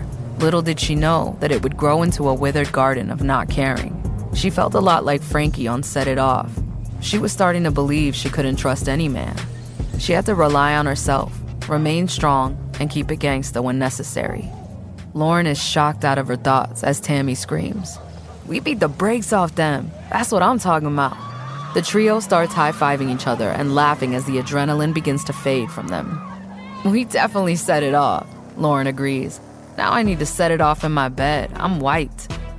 "Girl, you in LA now," Sharday tells her. "We don't go home after the club. We go to Denny's." They laugh and head to Denny's off of Crenshaw to end their night.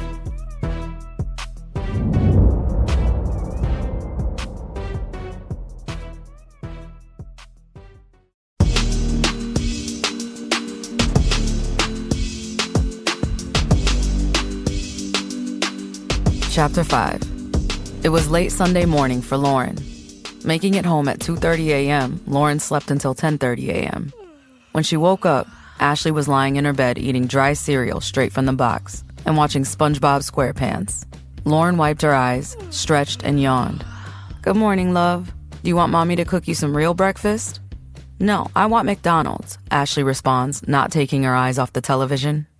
"We don't eat McDonald's on the weekends, honey. McDonald's is only for when we are in a rush. Let Mommy freshen up, then I'll make all of you breakfast."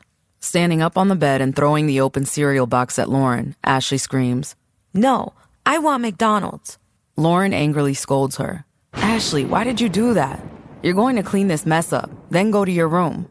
Non-pulsed, Ashley stares at her with a weird, focused look. "That's enough, Ashley. Get off my bed and out of my room now," Lauren said, trying not to raise her voice. Ashley jumps off the bed and walks out of the room. Lauren notices a wet spot in the back of Ashley's pants. Looking at her bed, she found it was also wet. Ashley had wet the bed on purpose while she was staring Lauren down.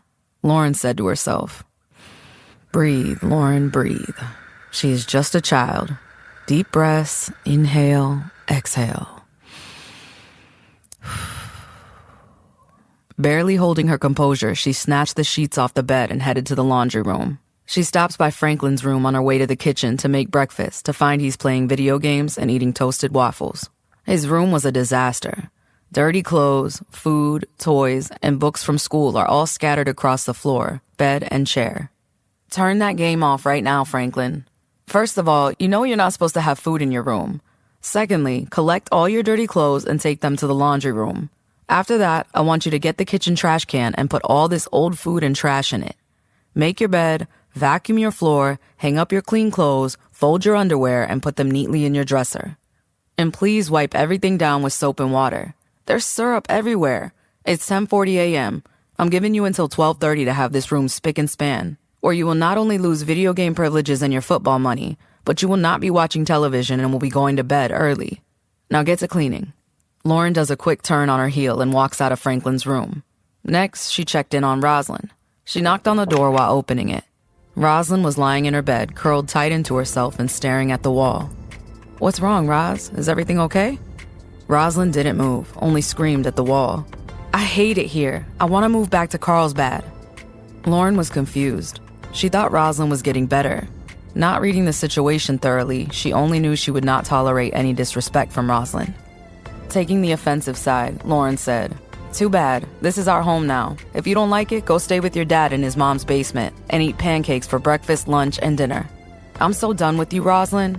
Stay in your room and don't come out unless you have to use the bathroom." She slams the door closed as she leaves the room, completely ignoring the quiet sobs coming from her daughter. Frustrated, she said to herself, "I need counseling. I'm going crazy. I need to go outside and get some fresh air." Lauren walks outside into the warm summer morning air. Kids are riding bikes, and a neighbor is pulling out a barbecue pit. Neighbors are washing cars, and Alice and Dawn next door are out cleaning their boat. Lauren walked next door and said, "Hey, neighbors." "Hey, girl, how was your night?" Alice inquires. "Wild times 100,000, Lauren laughs. "Well, I'm glad you had a good time. We kept an eye on your home while you were out turning up. Dawn even walked over to ensure everything was fine. You're in good hands." "Thanks, Alice. Thanks, Dawn," Lauren said, nodding toward them. "No problem. Remember, love thy neighbor as thyself. As long as I'm here, you are insured," Dawn said. Dawn, Alice, and Lauren laugh. "Boy, yeah, right," Alice said with a teasing elbow to his side. "You don't have a life. If there's not a fire in progress, you are locked up in that man cave trying to create some junk." Lauren felt the jab had a bit more venom than needed, but let it slide. Not her department. "What do you guys have planned for the day?" "Me, Dawn, and Marceo are taking the boat and jet skis to Lake Elsinore. You guys are more than welcome to join us. I'm sure your sweetheart would love to hit the jet skis with Dawn and Marceo, and us girls can gossip." Lauren's frown prompts Alice to ask, "What's wrong?"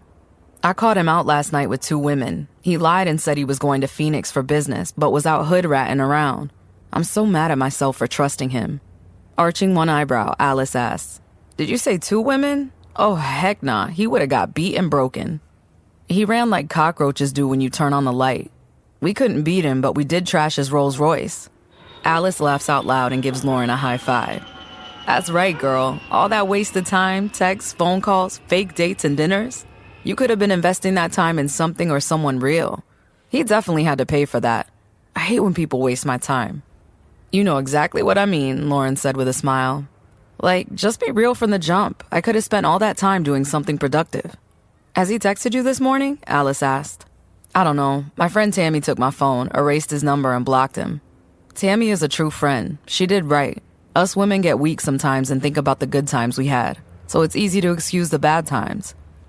"Facts," Lauren exclaimed, sharing a laugh with Alice. "The offer is still open if you want to bring the kids.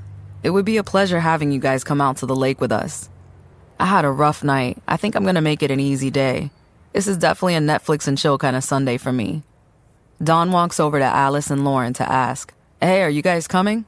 Alice said to Dawn, "Nah, Lauren is Netflix and chilling by herself." "Would the kids like to come? Just to get out of the house? I'm sure Marceo and Franklin would enjoy each other's company. Franklin has a lot of cleaning up to do, and if he isn't finished in about 2 hours, he's going to be on punishment." Oh, okay. What about Rosalind? Dawn pushes. Maybe she wants to get out of the house. Alice said to Dawn, again with a bit more venom than before. Boy, she said no. Stop asking. Dang. Okay, girl. Alice turns to Lauren. Get your rest. We'll head out in about 30 minutes. Thanks for the invite. Maybe next time we can join you and your family on the lake. You guys be safe out there. I'll see you later. She turns and walks back into her house. Heading to her room, she sits on the bed and picks up the phone. She finds a text from an unknown number. I see you blocked me. That's what's up.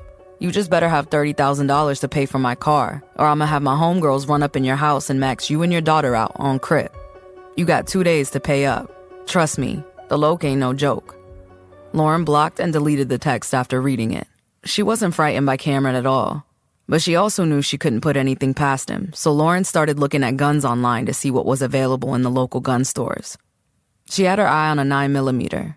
She had never fired a gun, so she followed up her gun search with a search for shooting ranges nearby to practice, just in case she needed to use one.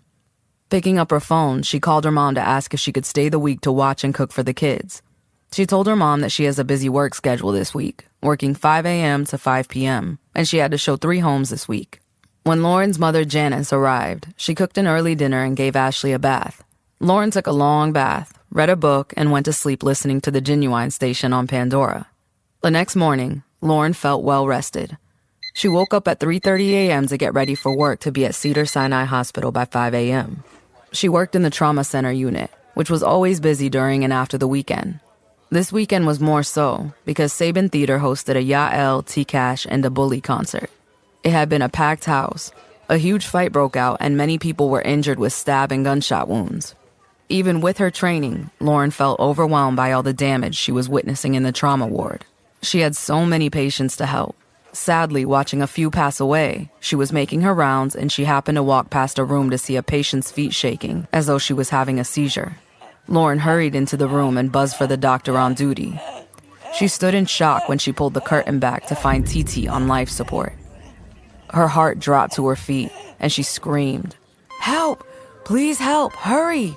She grabbed TT's hand and yelled, "Fight, TT, fight! You can beat this, baby girl! Please, TT," as tears ran rivers down her cheeks. TT had been shot in the upper torso and neck. Lauren felt helpless, seeing TT's eyes rolled up in her head with only the whites showing. TT had been there for Lauren, and now all Lauren could do was hold her hand and cry. The ER doctors finally arrived after what she felt had been hours but had been less than a minute. They pulled Lauren away from TT so they could try to resuscitate her. Lauren paced the hallway back and forth with anxious worry for TT. She watched the doctor start to open TT's chest to try and remove a traveling bullet, but it was too late. The medical team could not revive TT. Marilyn Towns, aka TT, passed away at 7:21 a.m. When the ER doctor approached Lauren and told her the bad news, she balled up on the floor and wept. Great gasping sobs racked her whole body. TT was so young, but so solid and sure of herself. She had made a big impression on Lauren, and there was a special place in her heart for the fiery little gangster. Lauren couldn't finish her shift. Her heart was heavy and broken. Seeing her grief, the duty nurse told her to go home. Lauren drove down PCH and along the coastline. She went to Santa Monica Beach and walked through the warm sands down into the surf line, letting the waves lap at her toes. She had wanted to save TT with every fiber in her being. She looked at her hands that had so recently held her young friend's hand. She was hopeless, helpless, and brokenhearted. She sat down in the wet sand, crossed her legs, and fell into a deep ponder. She wanted to help TT's family with the funeral expenses, but more so, she wanted to know who was responsible for TT's death. In an attempt to cheer herself up, Lauren went to get an ice cream from Happy Ice. She drove around looking at the beach while people were carrying on as though no one had died that day. She ended up at Fox Hills Mall. Walking around the mall, she stopped at the food court for some lunch. She spent a couple of hours window shopping. In her sad, thought-filled head, she overheard a couple talking about going to the Slauson swap meet. Lauren had heard about the Slauson swap meet before, but had never been because she was too afraid of the people in that area. At this point in Lauren's life, her fear had been minimized. She left the Fox Hill Mall and drove to the Slauson swap meet to find the parking lot was packed to bursting. After a few trips around the lot, Lauren finally found a parking space and entered the swap meet. Her guards went up when she noticed police security at the entrance. giving the impression that something could go down at any moment. Entering the swap meet, she'd never seen so many black people in one place. Hip-hop music was playing, and pictures of rappers, alive and deceased, were everywhere. She was amazed that this place had just about everything available for sale. As she walked down different aisles, a man stepped up and whispered to her, "I got that EBT half price." "Excuse me?" she asked, confused by the statement. "EBT, EBT, EBT, give me half in cash," he repeated emphatically. Still confused but not wanting to appear ignorant, she said, "Okay." "Okay," he nodded and whistled. His partner materialized out of nowhere and said, "Let's go outside, follow me." "Why am I following you?" Lauren asked suspiciously. "Where are we going?" The hustler says, "You want the EBT hookup for half price, right? We're gonna do our cash to food transaction." Lauren responds, "I'm sorry, I was confused. I'm okay. I have groceries. Thank you." The hustler says, "Is there anything else you need? CDs, Gucci, MK purses, jewelry, shoes, protection, cable, Wi-Fi?" Lauren's attention was caught when he said protection. She says, "Hold up, did you say protection? What kind of protection?" Looking around, the hustler motions towards the parking lot and says, "Let's talk outside." She follows him to his van. Opening the back doors of the van, he asks her, "What are you looking for?" "I got tasers, pepper spray, knives, and handguns." Lauren said, "Are your guns clean?" He replies, "Yeah, they are all brand new, never been fired, completely unregistered." "What do you have?" she asks, peering into the back of the van. "Well, I got all kinds. Pick your poison." Lauren says, "To be honest, I don't really know. I need something I can control, holds lots of bullets in case I have to shoot at something or someone, and I keep missing." Nodding with understanding, he reaches into the van and pulls out a plastic box. "Okay, I see. So this is what I can do for you.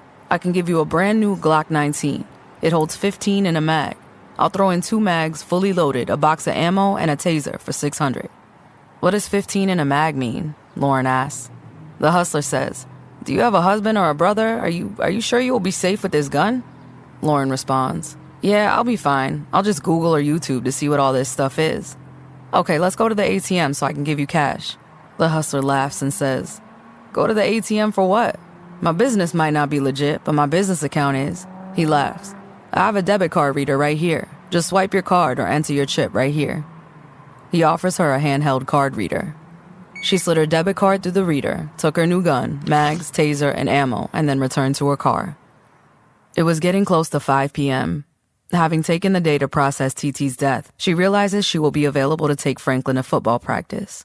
When she pulls up to her home, she sees Dawn in her front yard. She hopped out of her car and waved to him. "Hey, neighbor," Dawn said. "I'm just doing some neighborly duties, picking up trash." "Thanks, Dawn. You didn't have to do that. That was sweet of you. I appreciate it." Lauren smiles and adds, "Tell Alice I said hello." "Sure thing. I'll definitely let her know." He nods and starts back to his house. As she opens the front door, she is immediately hugged by a jubilant Ashley. "Mommy, look what I made you at school today." She excitedly waved a crayon drawing on a piece of construction paper in Lauren's face. "Here, Mommy, hang it on the wall." "Okay, baby. Let Mommy sit down for 20 minutes before we go to the park," she said as she took Ashley's picture and set it on the table. When she didn't immediately hang the picture up, Ashley grabbed it and ripped it into pieces, then ran into her room. "Have a seat. I'll go talk to her," Janice said, patting Lauren on the shoulder. "Thanks, Mama. I've lost my patience today," she said, sinking onto the sofa. After a few minutes of sitting, she gets up and goes to Franklin's room to find him playing video games. "Franklin, it's time to turn off the games, make your bed, and get ready for football practice," she explains. "I thought Grandma was taking us to the park," he said, barely looking up from his game. "Since I'm home, I'm taking you. Now hurry up." Checking in on Rosalind, she finds her curled up in the bed. "Did you finish your homework?" "Yes," Rosalind replies while keeping her head down. "Little girl, please look at me when I'm talking to you." Rosalind lifts her head to show tears making rivers down her cheeks. Thinking of TT, Lauren believes Rosalind is just wanting attention. "I don't know why you're crying. I don't feel sorry for you. I know you're trying to run game on me. I'm not falling for it. How about you cry on a towel and clean your mirror to make your tears useful?" Rosalind does her best to choke back a sob, wishing she could just tell her mother what was wrong. But Lauren was out the door and down the hall before the words could form. She curled up even tighter, hugging her pillow to muffle the body-shaking sobs. Lauren loads Ashley and Franklin into the car, only to be stopped by Janice running out and yelling, "Wait!" She jogs up to the car and hands Lauren a brown paper bag. "They forgot their dinner. I know it's going to be late when you all come back, so I made chicken Alfredo in a Tupperware. Franklin will need to eat before practice." "Thanks, Mama." After dropping Ashley off at the Learning Center, she and Franklin walked to the practice field. Stepping onto the field, they noticed the kids weren't practicing. All the kids and parents were sitting on the bleachers. A new man was standing between Coach Jesse and Coach Lewis. At 6:30 sharp, everyone falls silent as the new man clears his throat. "Good evening, everyone. I am Coach Jonathan Smith.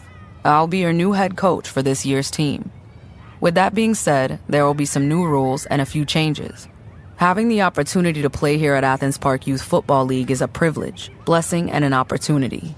Some of you will exceed and play high school, college, and maybe even work yourself into the pro circuit. You will all learn to work as a team and practice commitment, trust, loyalty, hard work, and dedication.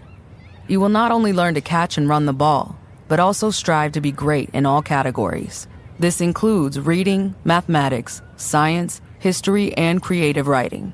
To continue to be on this team, you will have to sustain at least a 3.0 GPA. Falling below that will result in immediate dismissal. There will be no junk food at practice. You come here to better yourself, mentally, physically, and spiritually. Seek wisdom, be slow to speak, and quick to listen. You will learn to value the temple that is your body. You will eat healthy food, drink water, and have fruit and nuts instead of sugar and soda. Love and help one another. Be your brother's keeper. When speaking to each other, speak in positives and build each other up. Do not tear each other down. If you have a conflict, we will discuss it as a team and find a positive solution to carry forward. There will be no harsh words shared between teammates.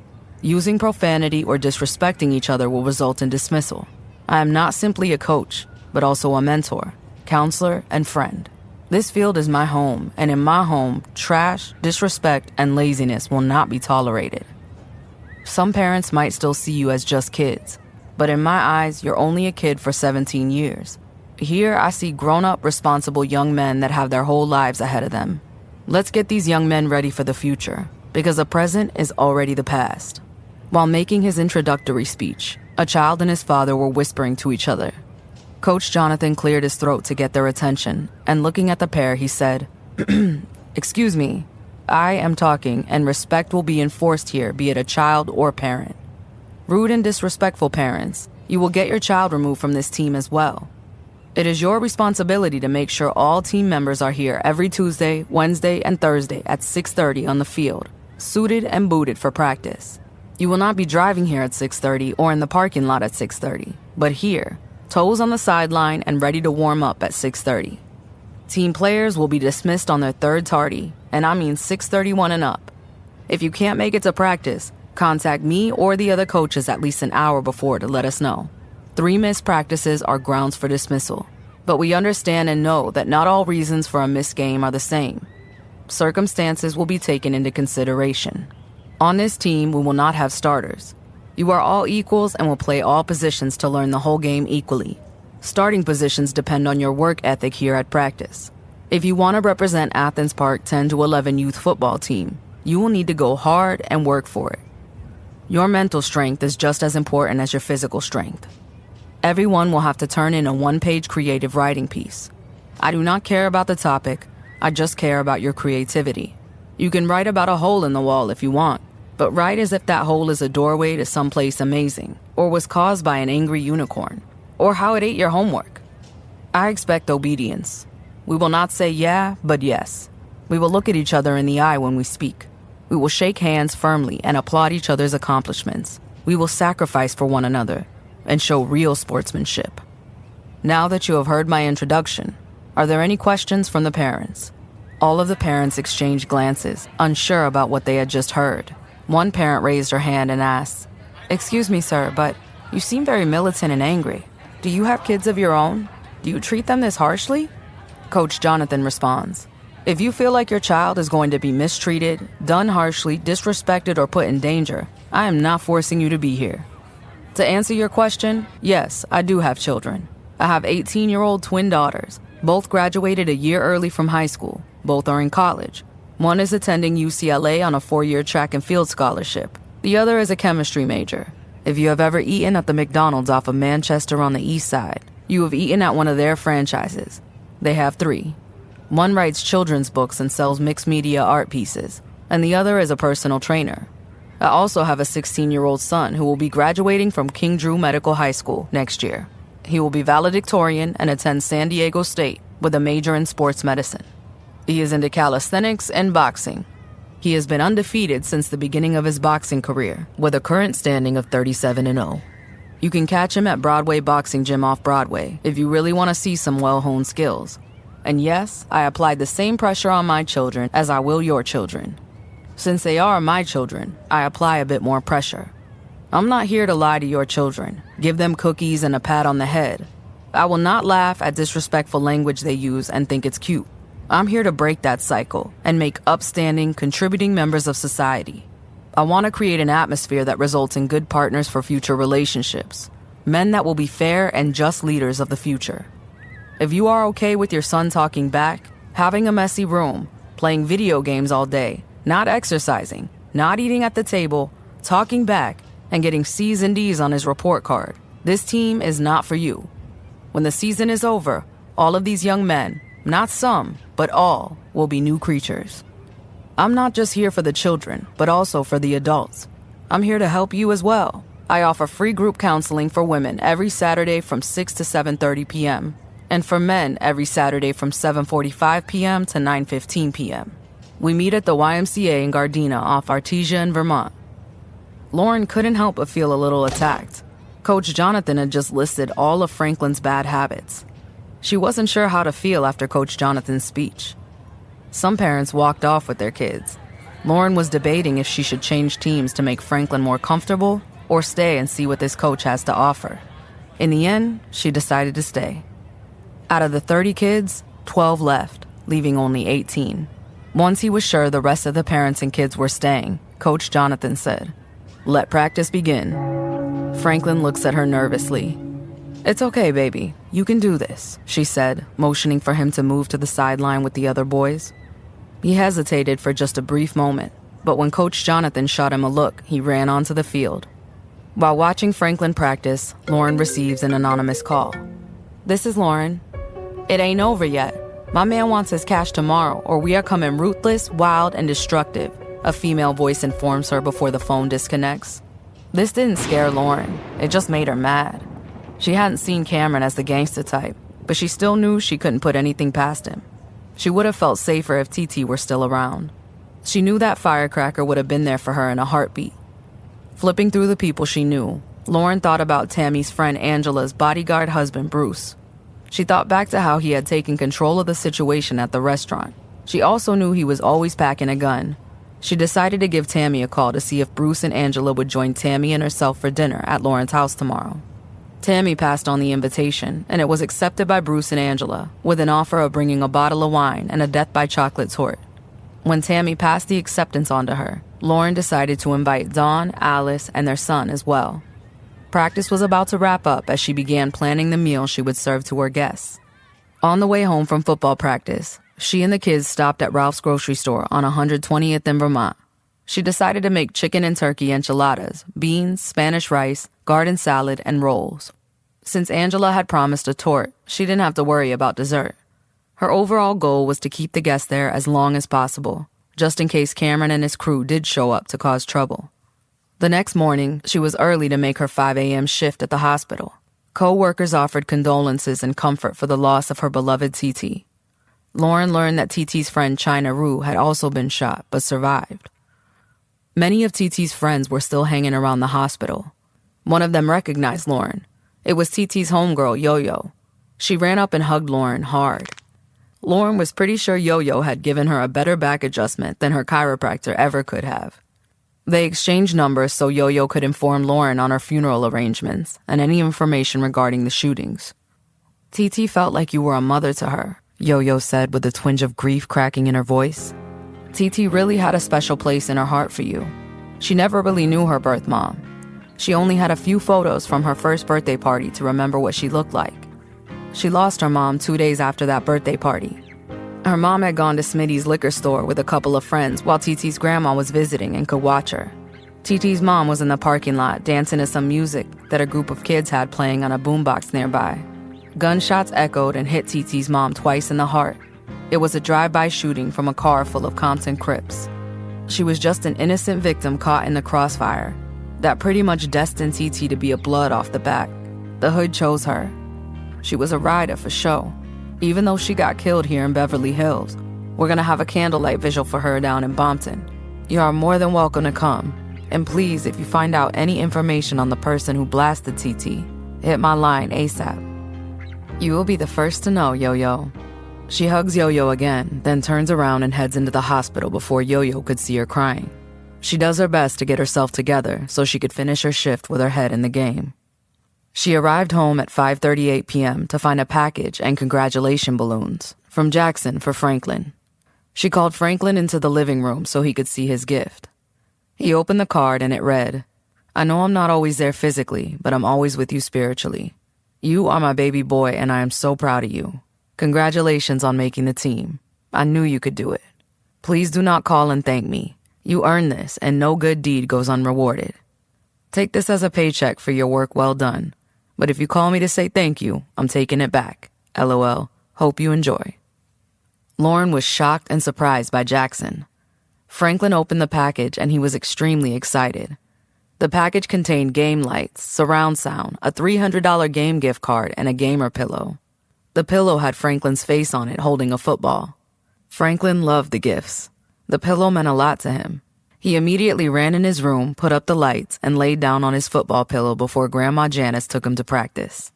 While Grandma Janice, Ashley, and Franklin were leaving to go to the park, Lauren asked Rosalind to help her with dinner prep. Rosalind did not make a peep. She did everything her mother asked of her without whining or complaining. They finished dinner preparation at 8:12 p.m. With the enchiladas under the broiler to crisp up the cheese, she said, "Thanks for all your help, Roz. If you'd like to make a plate and go to your room, you may." Rosalind looks at her mom and asks quietly, "Can I eat at the table with the guests?" "No, you may not. I don't want a sad sack lump at my dinner table. If you really want to sit at the table with us, you're going to have to put a smile on your face and have a positive attitude." "Okay, Mom, I will. I won't disappoint you. I'm going to freshen up now." While Rosalind gets cleaned up and presentable, Lauren starts setting the table. Janice, Ashley, and Franklin return around 8:25 p.m.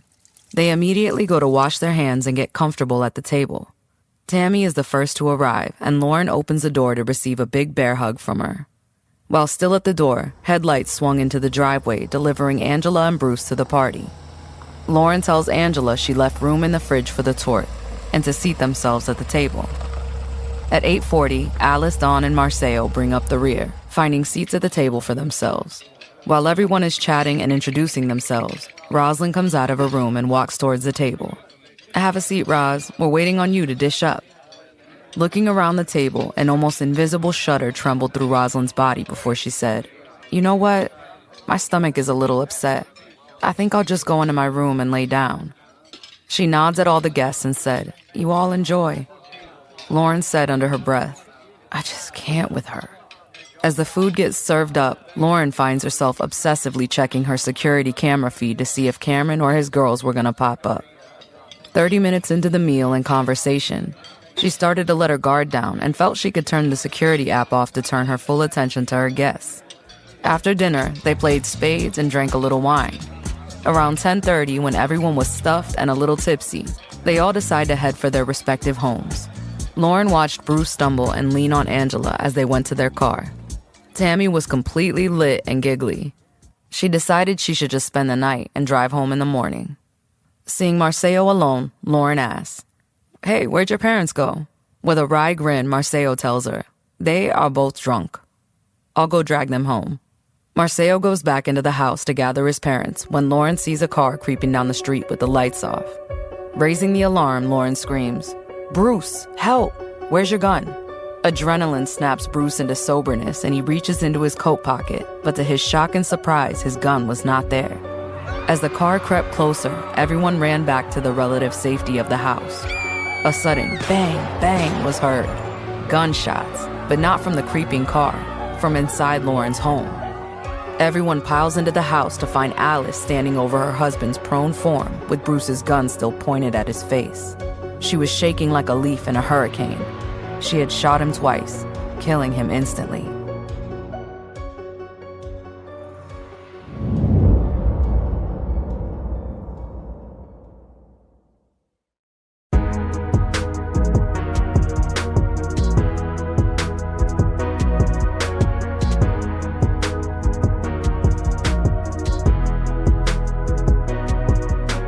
Chapter 6.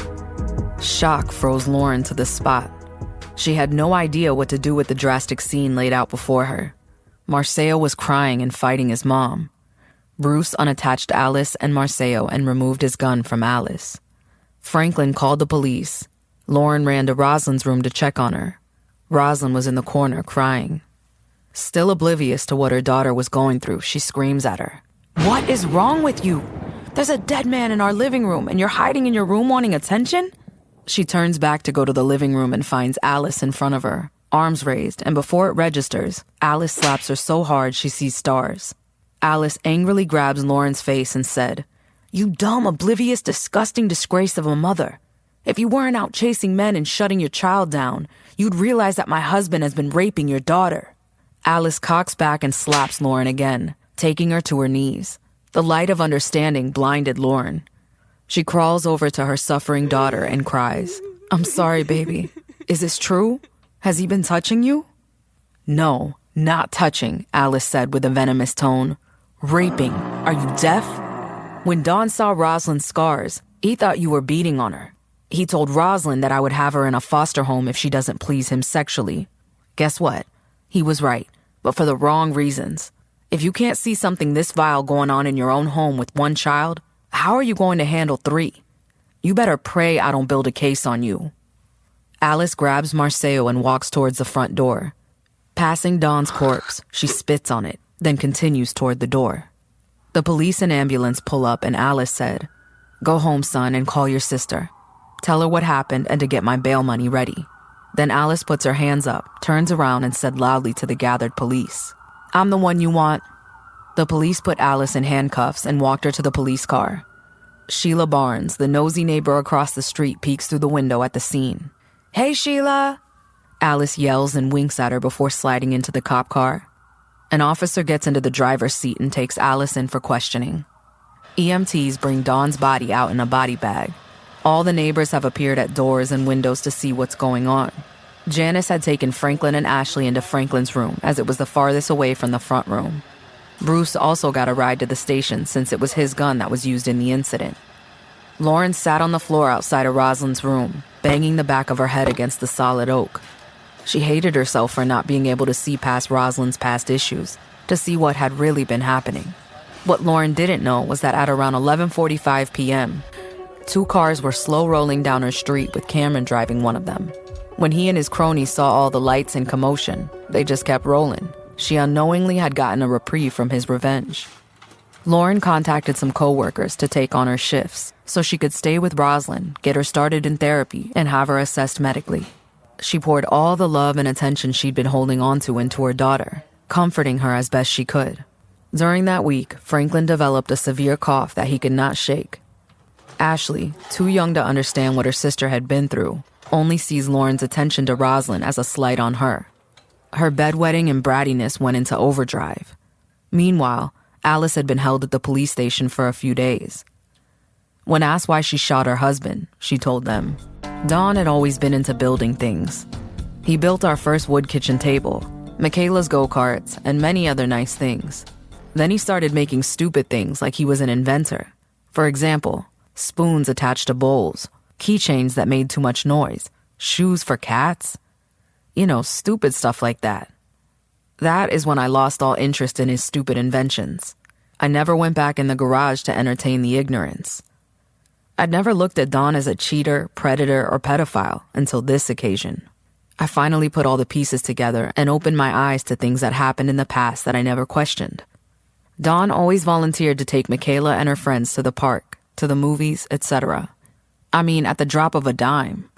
I would be gathering the girls together. He would hear us leaving and he would step in and say, "Nah, honey, I'll take them, or I'll drop them off." I mean, why should I feel like anything suspicious is going on, right? He's just being a good parent. All Michaela's friends used to say that he was really nice, but I took that at face value and never looked beyond the words to the faces that were saying them. I thought it was a good thing for a father to be attentive and interested in his daughter's activities. After all these years, I never questioned him, until suspicion started to grow after he had asked our neighbor Lauren, Rosalind's mother, "Can we meet your daughter?"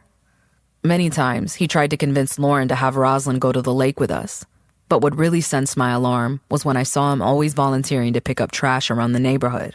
It was always the same time Lauren was leaving to take her kids to Athens Park for practice. I caught him on more than one occasion around the side of Lauren's house, right under Rosalind's bedroom window. I was following him but ended up sneezing. Don turned around so fast I thought he could do stunts for The Exorcist. He immediately pretended he was picking up trash and said, "Oh, hey honey, you came to help me, thanks." He thought he played it off well. He thought he was smooth like butter, but alarm bells were ringing in me, telling me something wasn't right. I was hoping beyond hope that he was using Rosalind to get close to Lauren, her mom. Never would I have thought that the child was the prey. When Lauren invited us over for dinner, I saw my opportunity to set some traps. First, I bring over the truth serum, aka Señor Tequila. When he drinks tequila, he can't help but be his true monstrous self. While we were playing spades, I made sure to position Lauren and Dawn across from each other. I wanted to see if they had chemistry. I looked under the table, but I didn't see any evidence of feet touching. I didn't see any excessive eye-gazing or unnecessary giggles. I knew then that he wasn't into her. What I did notice was how often he used the restroom and looked towards Rosalind's room with every trip in that direction. Bruce was pretty lit by then. He was sitting right next to me, and I saw the butt of his pistol poking out of his jacket holster.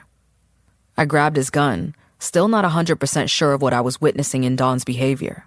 When the night was almost over and everyone was getting ready to leave, all of the adults were pretty well intoxicated except for Janice and myself. I purposely told Dawn, "Hey, we're all about to walk Bruce and Angela to their car.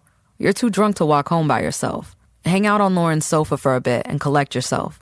We're gonna hang outside for about 20 minutes. I then told Marceo to go outside with Franklin. We all went outside, but I turned and went right back in.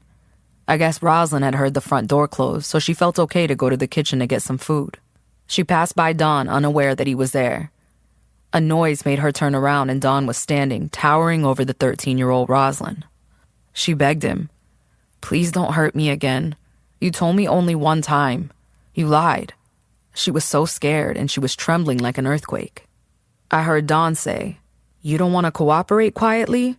Fine. My wife will bring you in foster care tomorrow. You and your siblings. Now hurry up and get over here before they all come back inside. Please, just leave me alone, please," she begged with tears welling up in her eyes. He grabbed Rosalind roughly and tried to rip off her shirt. That's when I came out from behind the door with a gun pointed at him. He dropped her and I could see the wheels turning. How could he play this as just being a concerned father? "I'm sorry, baby. I was just trying to calm her down." I looked Rosalind in the eye and asked on a scale from 1 to 10, kissing being a 1, "How sexual has he been with you?"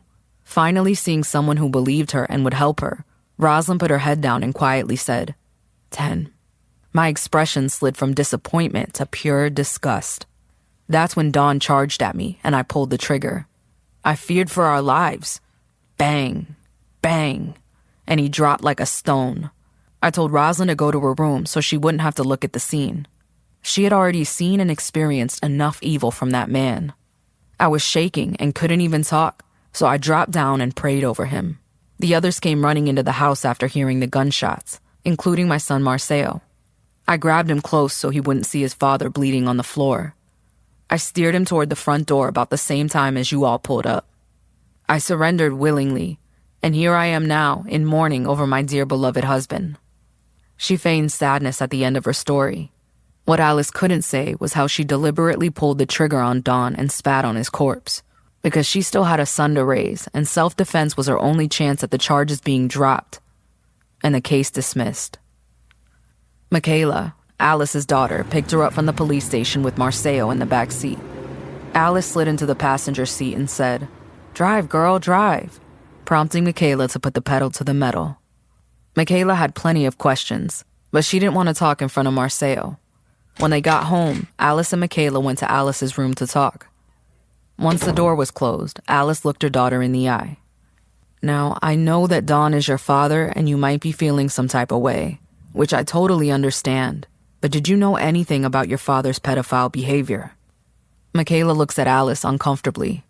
Yes or no? Alice asked more forcefully. I don't know. I think so, maybe. Alice could see the wheels turning in Michaela's mind as she started to do the mental math. Speak up, Michaela. I need to know what your father might have done to mess up your friends or other little girls out there. Well, a few times I didn't go to cheer practice. Michaela starts to put the snippets of her memory together. The girls said Dad will still show up for support. Danielle said that Dad was always staring at her, and it made her uncomfortable. One other time when Dad took me and the girls to the drive-in in the truck, Vanity had to use the restroom. Dad volunteered to go with her for safety. They came back at the end of the movie and Vanity's facial expression had darkened. They said they had been waiting at the snack shack forever. I thought it was odd, but I didn't press Vanity for details. I figured she'd tell me what happened when she was ready. 2 days later, she had moved in with her grandmother to Lancaster. It's like I knew something was fishy, but I'd rather be optimistic than deal with the truth. That's all I remember for now. Why didn't you tell me any of this? Alice asked. I would have laid him down years ago. Sick old baboon. I'm sorry, baby, but I'm not sorry I killed him. He messed up these girls' childhood. Maybe if you would have told me earlier, this would have never happened to Rosalind. He better not have touched you. Oh, no, never, she said, spreading her hands. Bet not had, or I would dig up his grave and deep fry that sucker.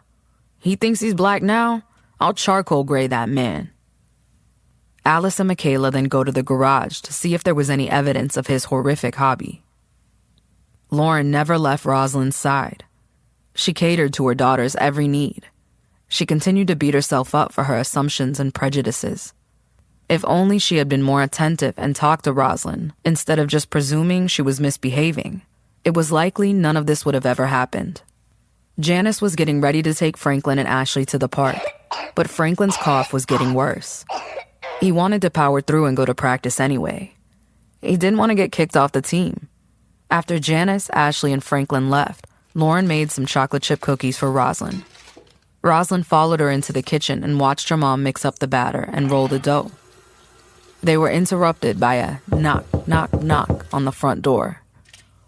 Lauren looked out the peephole and saw an unfamiliar young lady standing there. She figured it was one of Cameron's females in a setup of his making. Lauren couldn't take it anymore.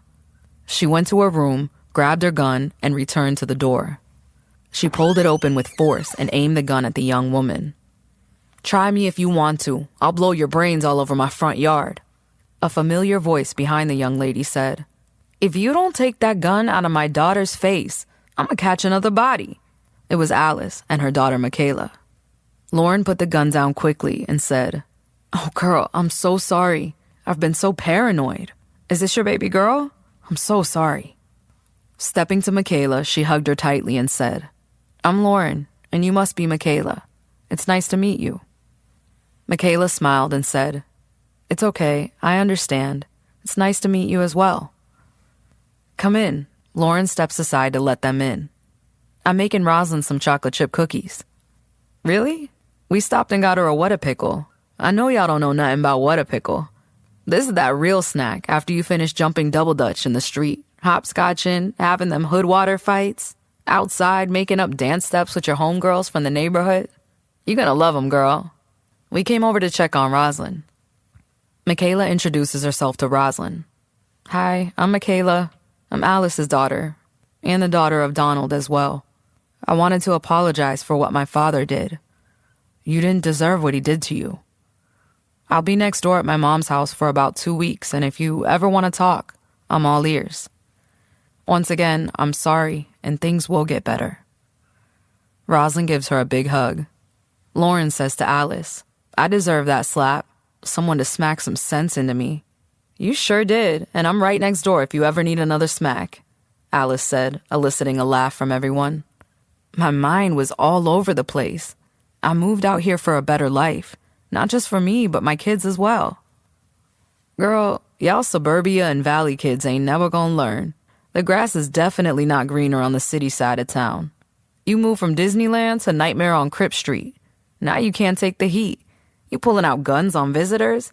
Ain't even been in LA a good 5 months. Were you pulling out guns when you stayed in Disneyland? Definitely not, Lauren said softly. Exactly. You became a product of this environment lightning fast. This is LA, land of the grimy, gutter, and gangsta. All of us are gangsters, even the old crippled ladies at church. They will mop you up like you just a puddle of Pine Sol. You're gonna have to get it together. By the way, the next time you pull a gun out on somebody, make sure it's cocked first. Guns can't go bang if there ain't nothing in the chamber. Lauren says, "How did you get out anyway? Did you even have to make bail?" Alice responds, "Let's put it like this. The black percent that I have in me put me in jail. The white percent is what got me out." They both began to laugh. Alice and Michaela stayed until the cookies were done baking, then headed next door to start cleaning out the garage. At 7:45, Lauren received a call from Janice. Franklin had dropped to his knees in the middle of the football field and started coughing up blood. They were in the ambulance heading to Martin Luther King Hospital on 120th and Wilmington. Lauren rushed to the hospital where the doctors informed her that Franklin had been in contact with a stomach and throat irritant. They prescribed him medicine to soothe the irritation and told them to check back with the family doctor after the course of meds had finished. When they all got back home from the hospital, Lauren laid down with Franklin. Moments after laying down, they both started to cough. She knew it was not a normal cough. It felt like something was stuck in her throat. She got up to get Franklin and herself a glass of milk to help calm the pain and cough. She didn't want to call Jackson, but she knew she had to inform him about what was going on with Franklin. "Hello?" Jackson picked up on the first ring. "I just wanted to let you know that Franklin has a bad cough and the ambulance had to admit him to the hospital today. The doctor said that it's some kind of stomach and throat irritant. They're not sure what it is yet." As usual, Jackson went from 0 to 60 and started yelling into the phone. "What? How long has he been coughing? Why are you just now telling me this?" Lauren says, "Pump your brakes, homeboy. Calm down. I just thought it was a regular cough. I realize now that it started right after you sent him that video game and pillow." Jackson says, "What game and pillow? What are you talking about?" Jackson continues, "You are the worst mother ever." His tone did not endear himself to her. Lauren screams, "Oh my God, Cameron." Lauren hangs up the phone and runs into Franklin's room. She snatches the pillow and swings through the kitchen to grab a knife. She heads outside and standing in the driveway, she splits the pillow open wide. It explodes into a fiberglass dust cloud. She pulled her shirt over her mouth and nose and tossed the pillow into the trash can. Lauren screamed out loud with fear and frustration. Dallas, Lauren's neighbor, heard her screaming and came over to see what was going on. "Are you all right, Lauren?" Dallas asked. "Can I help?" She looked through Dallas, eyes alight with anger and grinding her teeth, yelling, "It's on now." Dallas stood dumbfounded, unsure of what to do next when Lauren turned on her heel and went back toward the house, yelling, "Mama!" Janice comes running in the living room. "What is it, Lauren? What's wrong?" Worry rose in her voice as she felt the heat of anger in her daughter's demeanor. "I'm gonna need you to watch the kids and the house. I'm stepping out for the night. If Jackson comes over, he can come in, but don't let him take my kids." She seized through her clenched teeth. Lauren grabs her gun and her keys and steps outside to call Tammy. "Hey girl," Tammy said. "Can you still find out someone's address by their license plate?" she asked with barely contained venom. She was a volcano about to erupt. "Girl, if you're talking about Cameron, I already did that homework for you. I know where he lives, both houses, and where he keeps his cars." Tammy's response just cemented Lauren's faith in Tammy being her ride or die. "I need you to call Sharday and for y'all to meet me at Lamert Park in 45 minutes. It's 911. "Say less," Tammy said as she disconnects the call. The ladies meet up at Lamert Park. Tammy had on black sweats, some New Balance shoes, and a black hoodie. Sharday had on some leggings, a black t-shirt, and some Air Max. They were ready. "Girl, what's up? Let's go," Tammy asked, wondering why they were still waiting. "Hold up. Oh, there she is." A black Nissan Altima pulled up to the scene. It was Yo-Yo. She had stolen the car from Long Beach.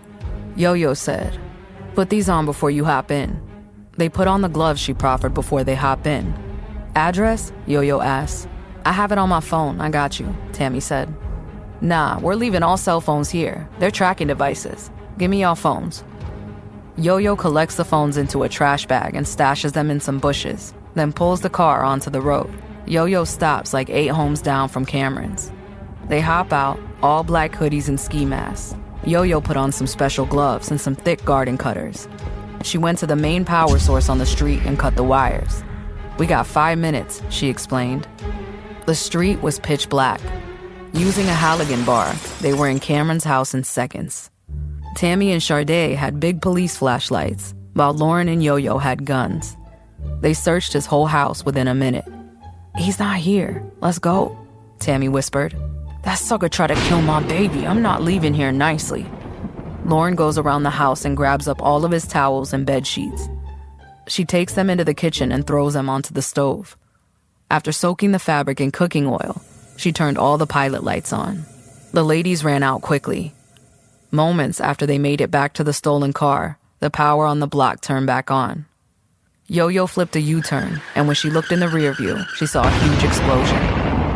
Lauren set it off.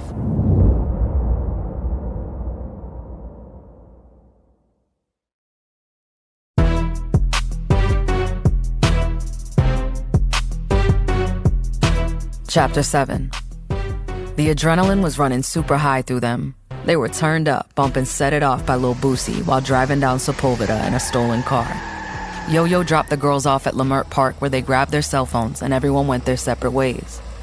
Pulling up to her house, Lauren saw Jackson's car parked in her driveway. She hopped out of her car just in time to see Jackson carrying Ashley with Franklin and Roslyn in tow. "Where do you think you're going with my kids?" she asked, the fire of revenge still burning high inside her. He turned and spat his words at her. "You filthy, nasty, disgusting woman. You let my daughter get touched by a grown man and now my son is exposed to fiberglass? Do you honestly think I'm gonna let my children stay here another night? You better get out of my way before I treat you like a man." Lauren says, "You're right. I've been a terrible mother. I'm sorry, Jackson. You were right all along." Jackson puffed out his chest and walked up to Lauren with purpose and confidence given to him by her tone. He pointed his finger into her face and said, "Don't even bother to call them. I will have them call you whenever I'm ready for them to talk to you. You are the worst mother ever. I hate you. You belong here, you raggedy piece of meat.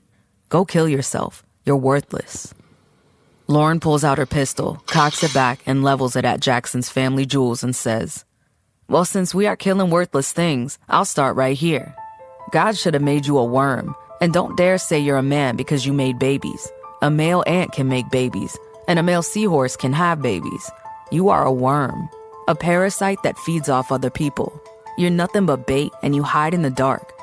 Now put my baby down before you're covered in dirt." The look in Lauren's eyes told Jackson she wasn't bluffing.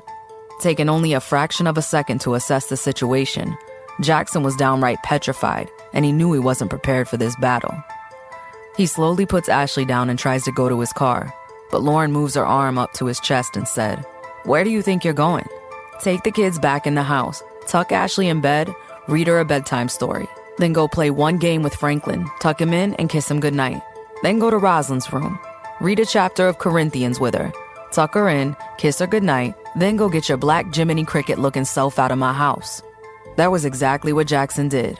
He followed her directions to the T, and he left in peace. "Mom, why didn't you call and tell me he was trying to take the kids?" she asked Janice. "I was in the bathroom when he made his move, and when I came out, they were heading out the door. That's when you pulled up. I'm sorry." "It's okay," she said, not at all angry at her mother. "From now on, no one is allowed into the house when I'm not here. Don't open the door for anyone." She hugs her mom. "Okay, baby, get you some rest," Janice said. Lauren had learned how to mama bear from her and knew her house and her kids were safe while Janice was around.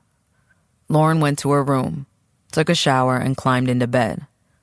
Noticing a flashing notification light on her phone, she picks it up to see she'd missed a few messages. One was from Coach Jonathan. It read, "Good late evening. Just reaching out on behalf of Franklin. I really appreciate the effort that he has been putting in. He definitely has a warrior spirit. I'm not sure if you read his last creative writing, but he really poured his heart into it. It's called If I Ruled the World. It reads, "If I ruled the world, starting today, I will make a change. The police will be trained to protect and serve, not think they're God and leave bodies cold. The homeless will no longer be homeless. The drug addicts will be clean. The ex-drug dealers will be clean. The innocent in jail will be free. The wars across the world will be dismissed. Education will be bliss. Children will be taught right. Children will be taught the definition of life. Children will be taught about Christ. Children will be taught not to give up, but to fight. Children will be professionals on how to read and write. Children will only know one direction, and that is right. Young men will pull up their pants with their belts tight. Young ladies will dress with respect and look bright. Children will have respect without thinking twice.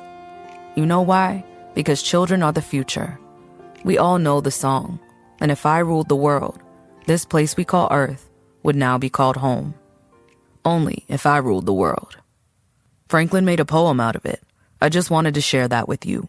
I hope he's doing fine, but remember, he can't miss another day of practice or he's off the team.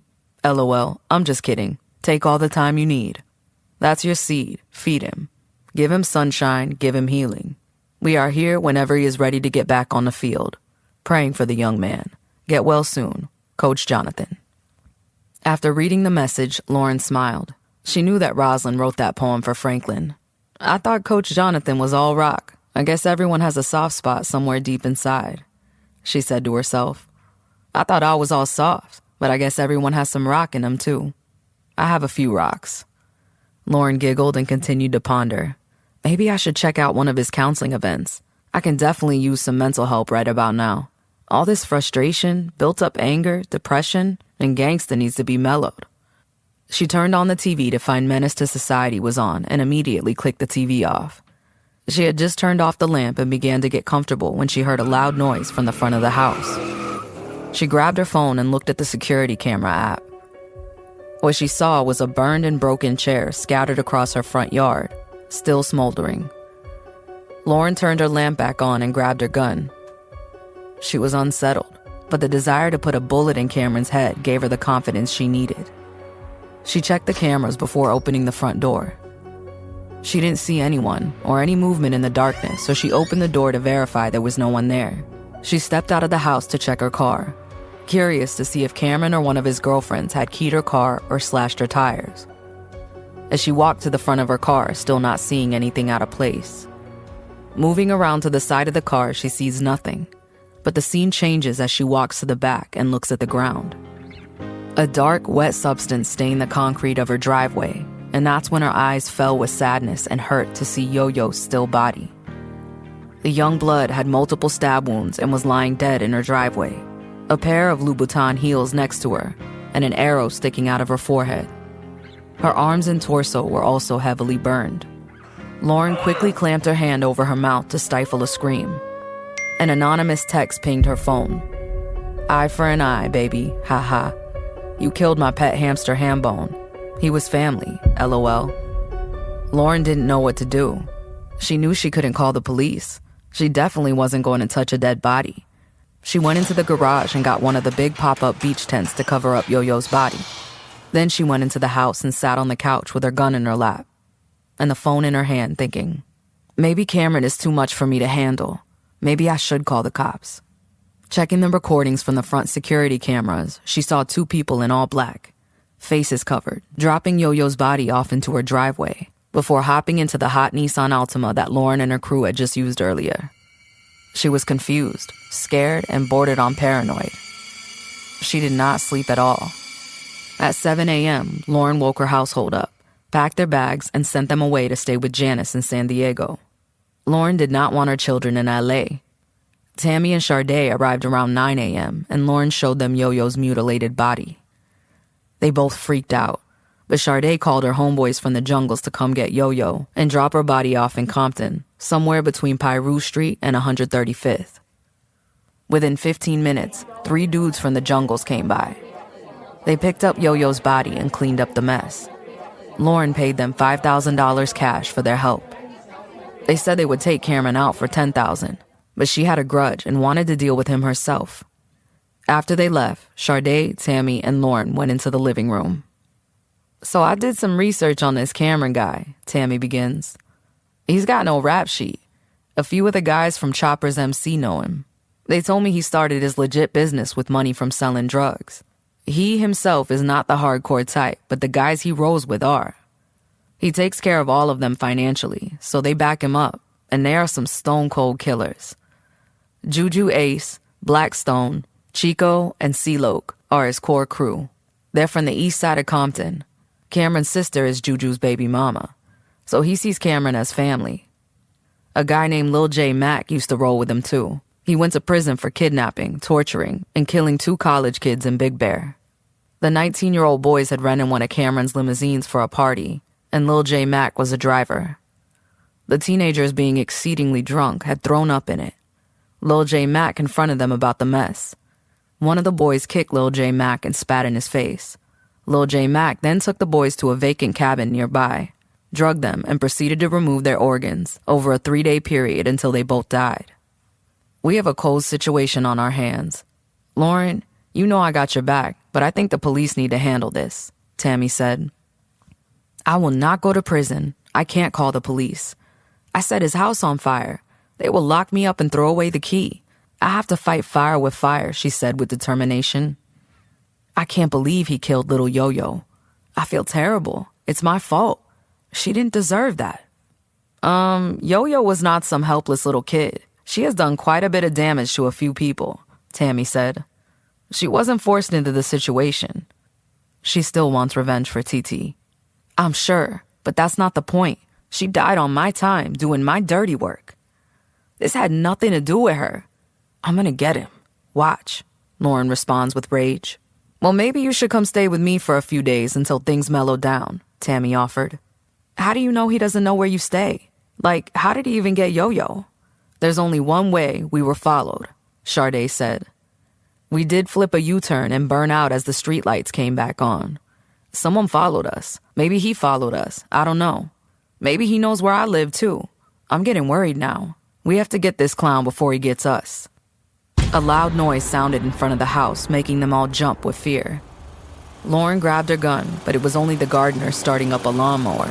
Still on high alert, Lauren walked outside, sporting a killing demeanor, gun in her hand and grinding her teeth. Javier was outside, and when he saw Lauren holding a gun, he slowly approached her. Listen to me. Whatever is going on with you, this is not the way. I see the frustration in your eyes, the tenseness of your jaw. You're going to hurt someone or yourself. Please put the gun away. You are too beautiful to be putting your life on the line. I know that spirit. I feel your energy. You are hurting. You are mad.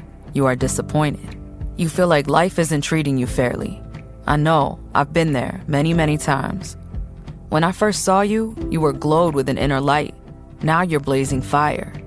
Your eyes were like looking at an ocean sunset. Now all I see is that you're drowning. He steps closer to her and gently takes the gun, setting it gently on the ground, while still holding her hand. Once unarmed, Javier pulls her into a protective embrace. Lauren wept on Javier's shoulder for many long minutes, sobbing as the stress and knowledge of what she had done poured out of her.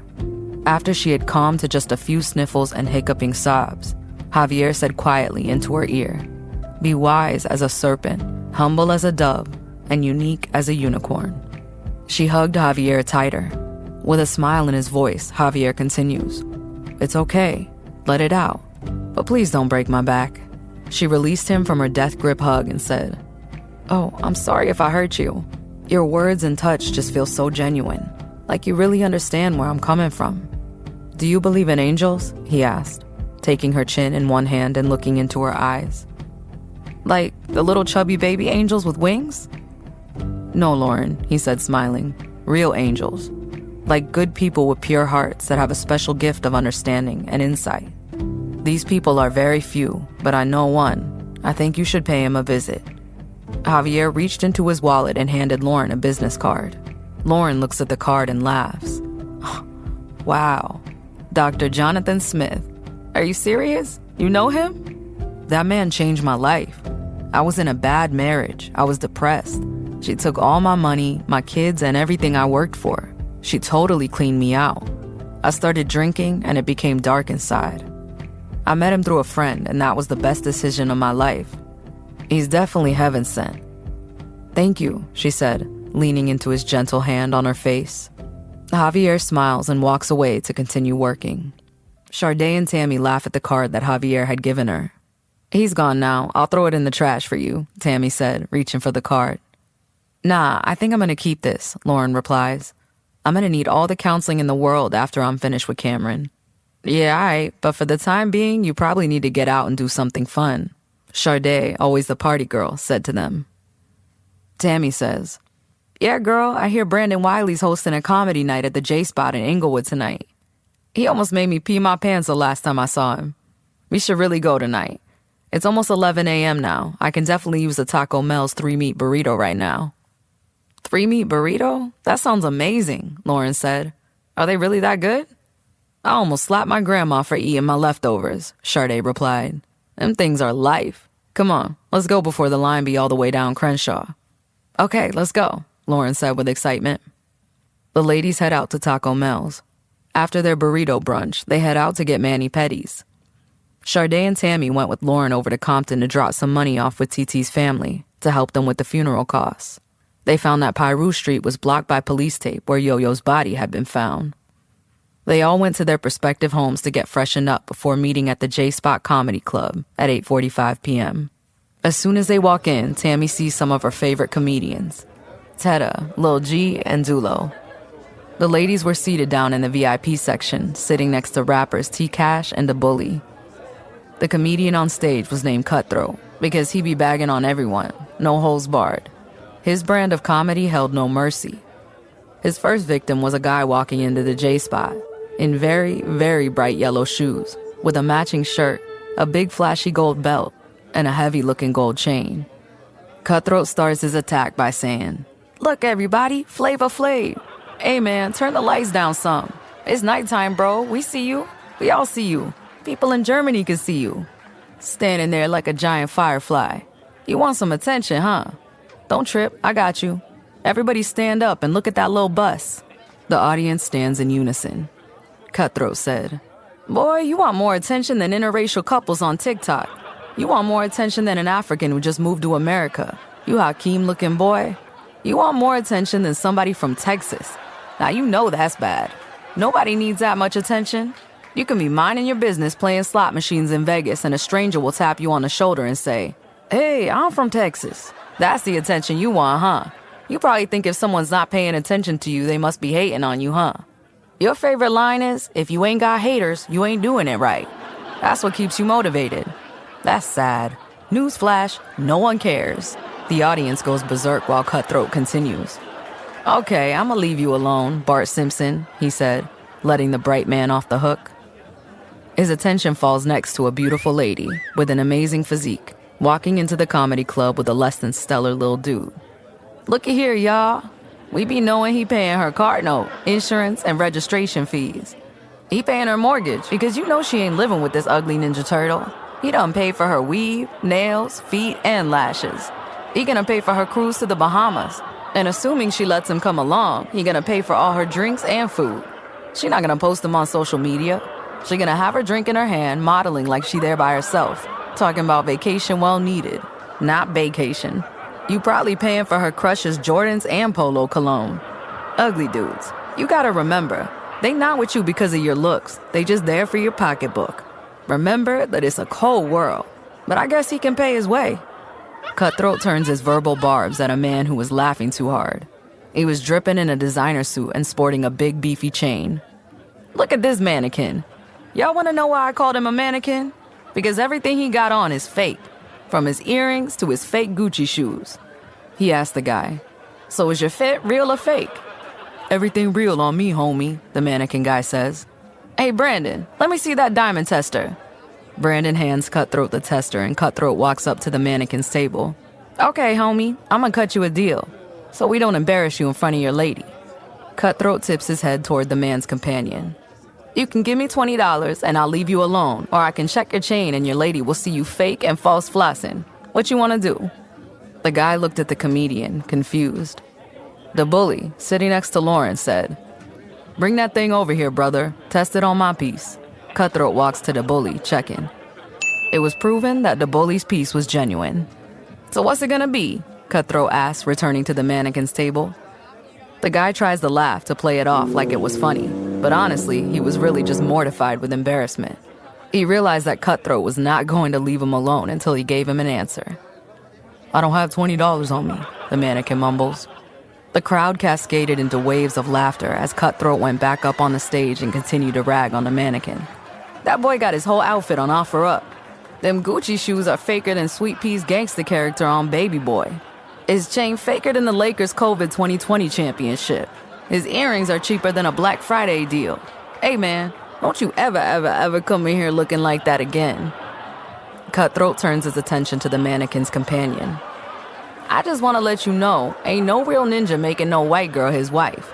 Real ninjas gonna make time go by with y'all all day, but he never ever gonna put a ring on it. Y'all white girls think y'all winning, but all y'all got is hood rejects and wannabes. I don't care how gangsta a dude used to be. Once you become his main girl, that dude done lost all hood respect. That gangsta card is revoked and it's pretty much an Uncle Tom after the I do's. All his homeboys be laughing behind his back. I'm just saying. Since you at a real comedy club, I gotta keep it real. I mean, look at the bully." Cutthroat motions towards the rapper as he continues speaking with the mannequin's companion. "The bully would probably love to have a good time with you, Saltine, but he not coming to meet your parents, unless he trying to put his homeboys on a robbery lick." The crowd's laughter is raucous, and Cutthroat has to pause until it passes to be heard again.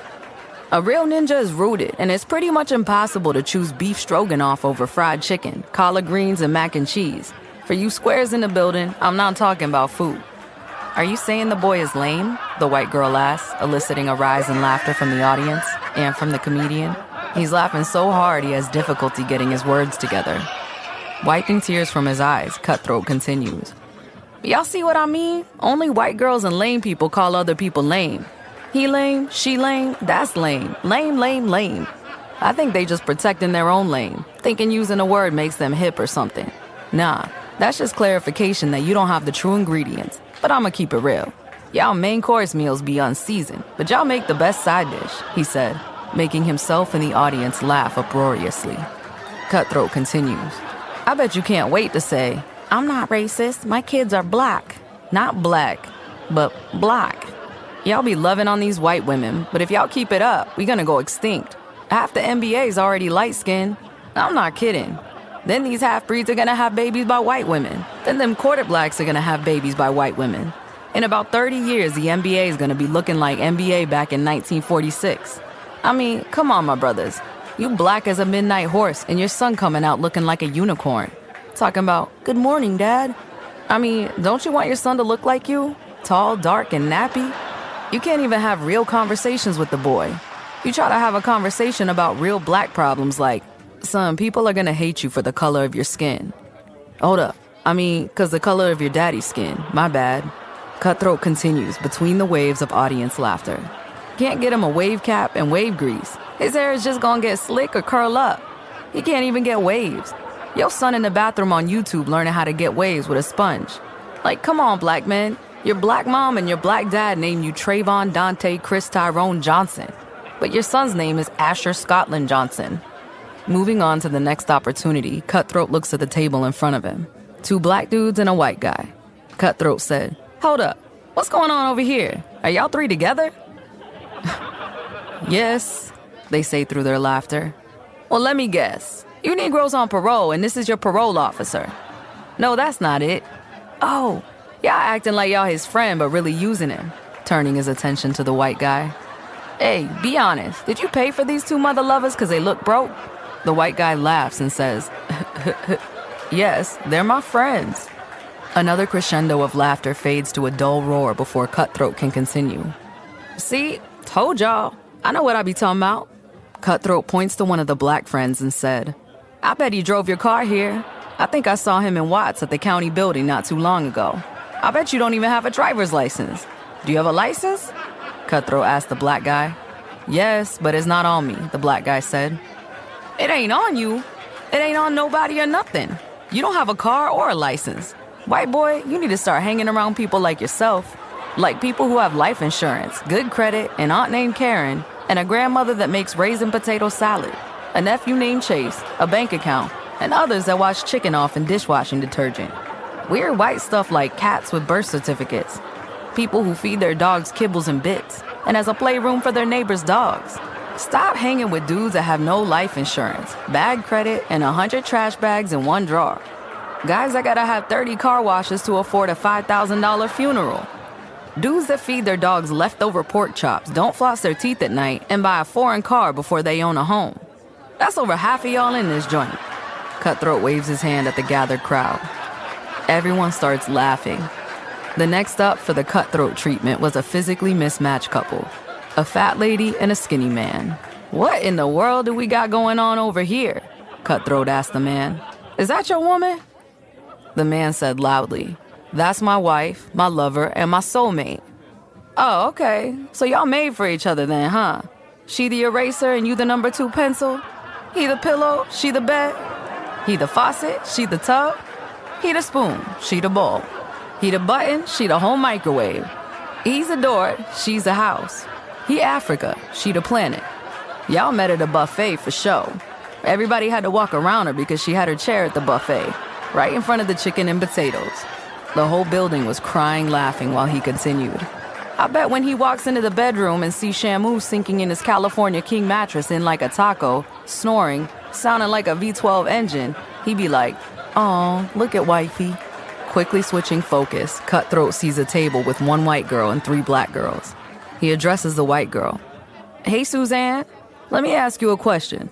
Pumpkin pie or sweet potato pie? I don't know. I don't eat pie, she said innocently.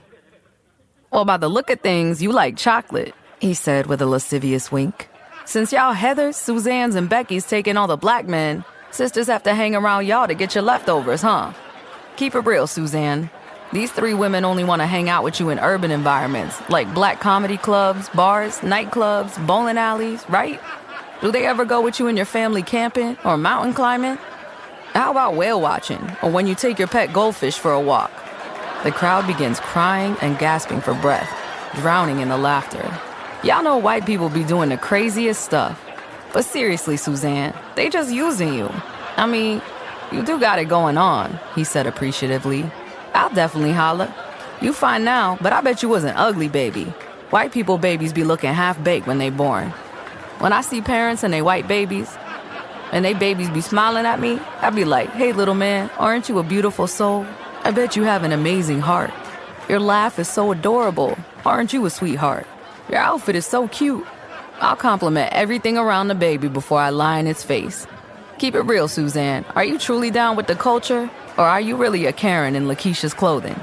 Cutthroat laughs with the audience and said, she's like, Raven, why did you set me up like this? These comedians are nothing like the ones in IE. Baby girl, you ain't in the IE. You in Inglewood. I'm from the bottoms. Someone got shot right where you're sitting. Take this here as your hood adventure. But not really. I love white people. I love all people. Yes, even the LGBTQRSTUV community. Yep. I love y'all. Y'all my biggest supporter. So I'ma leave y'all alone. But as soon as y'all stop supporting a ninja, Cutthroat pulls out a big book. I have a whole book of jokes waiting on y'all. Cutthroat leaves the stage in a shower of applause and laughter. A couple more comedians went on stage after Cutthroat, and they were all good. Lauren really enjoyed her night. She ended up going to Tammy's house for the night so they could think of a game plan and maybe get some sleep.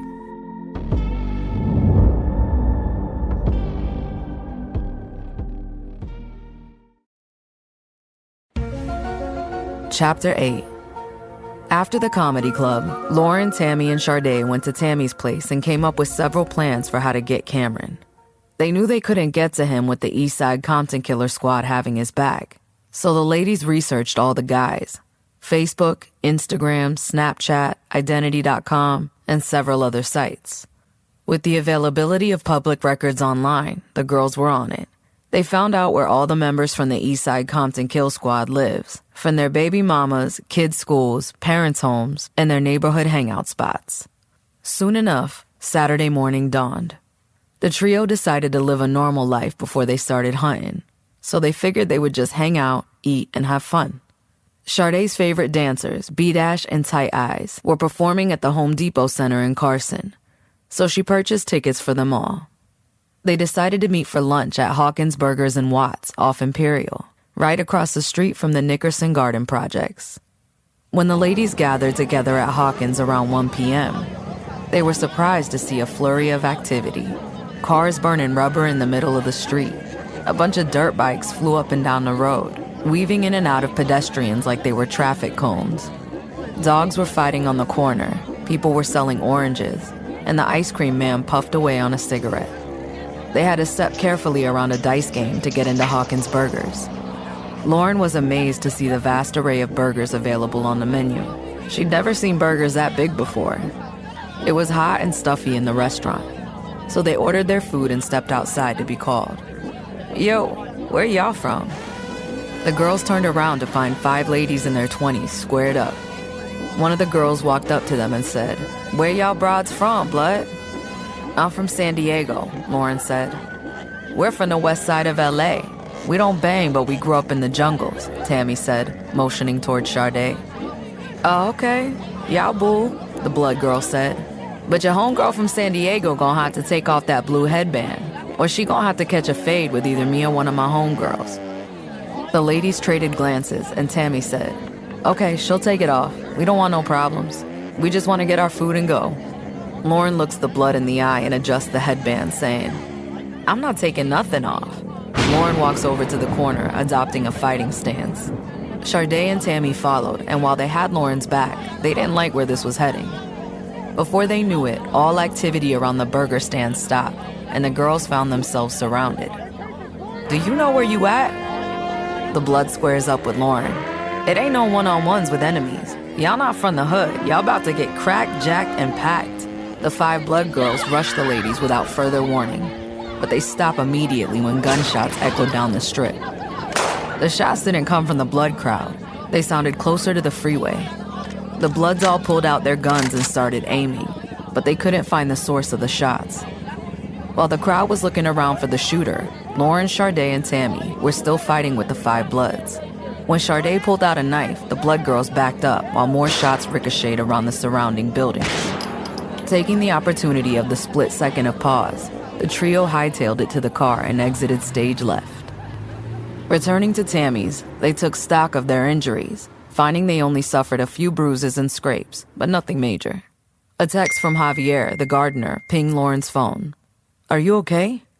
Javier, a real hustler, had been supplying the oranges and flowers to the men selling on the corner. Javier had seen Lauren in front of Hawkins Burger and could see she and her friends were in trouble. He had gone around back, grabbed his Desert Eagle, and started blasting in the air to create a distraction. Javier was not hurt or even seen. The ladies found themselves laughing about the whole situation. In a way, it made them feel even more powerful and gangsta.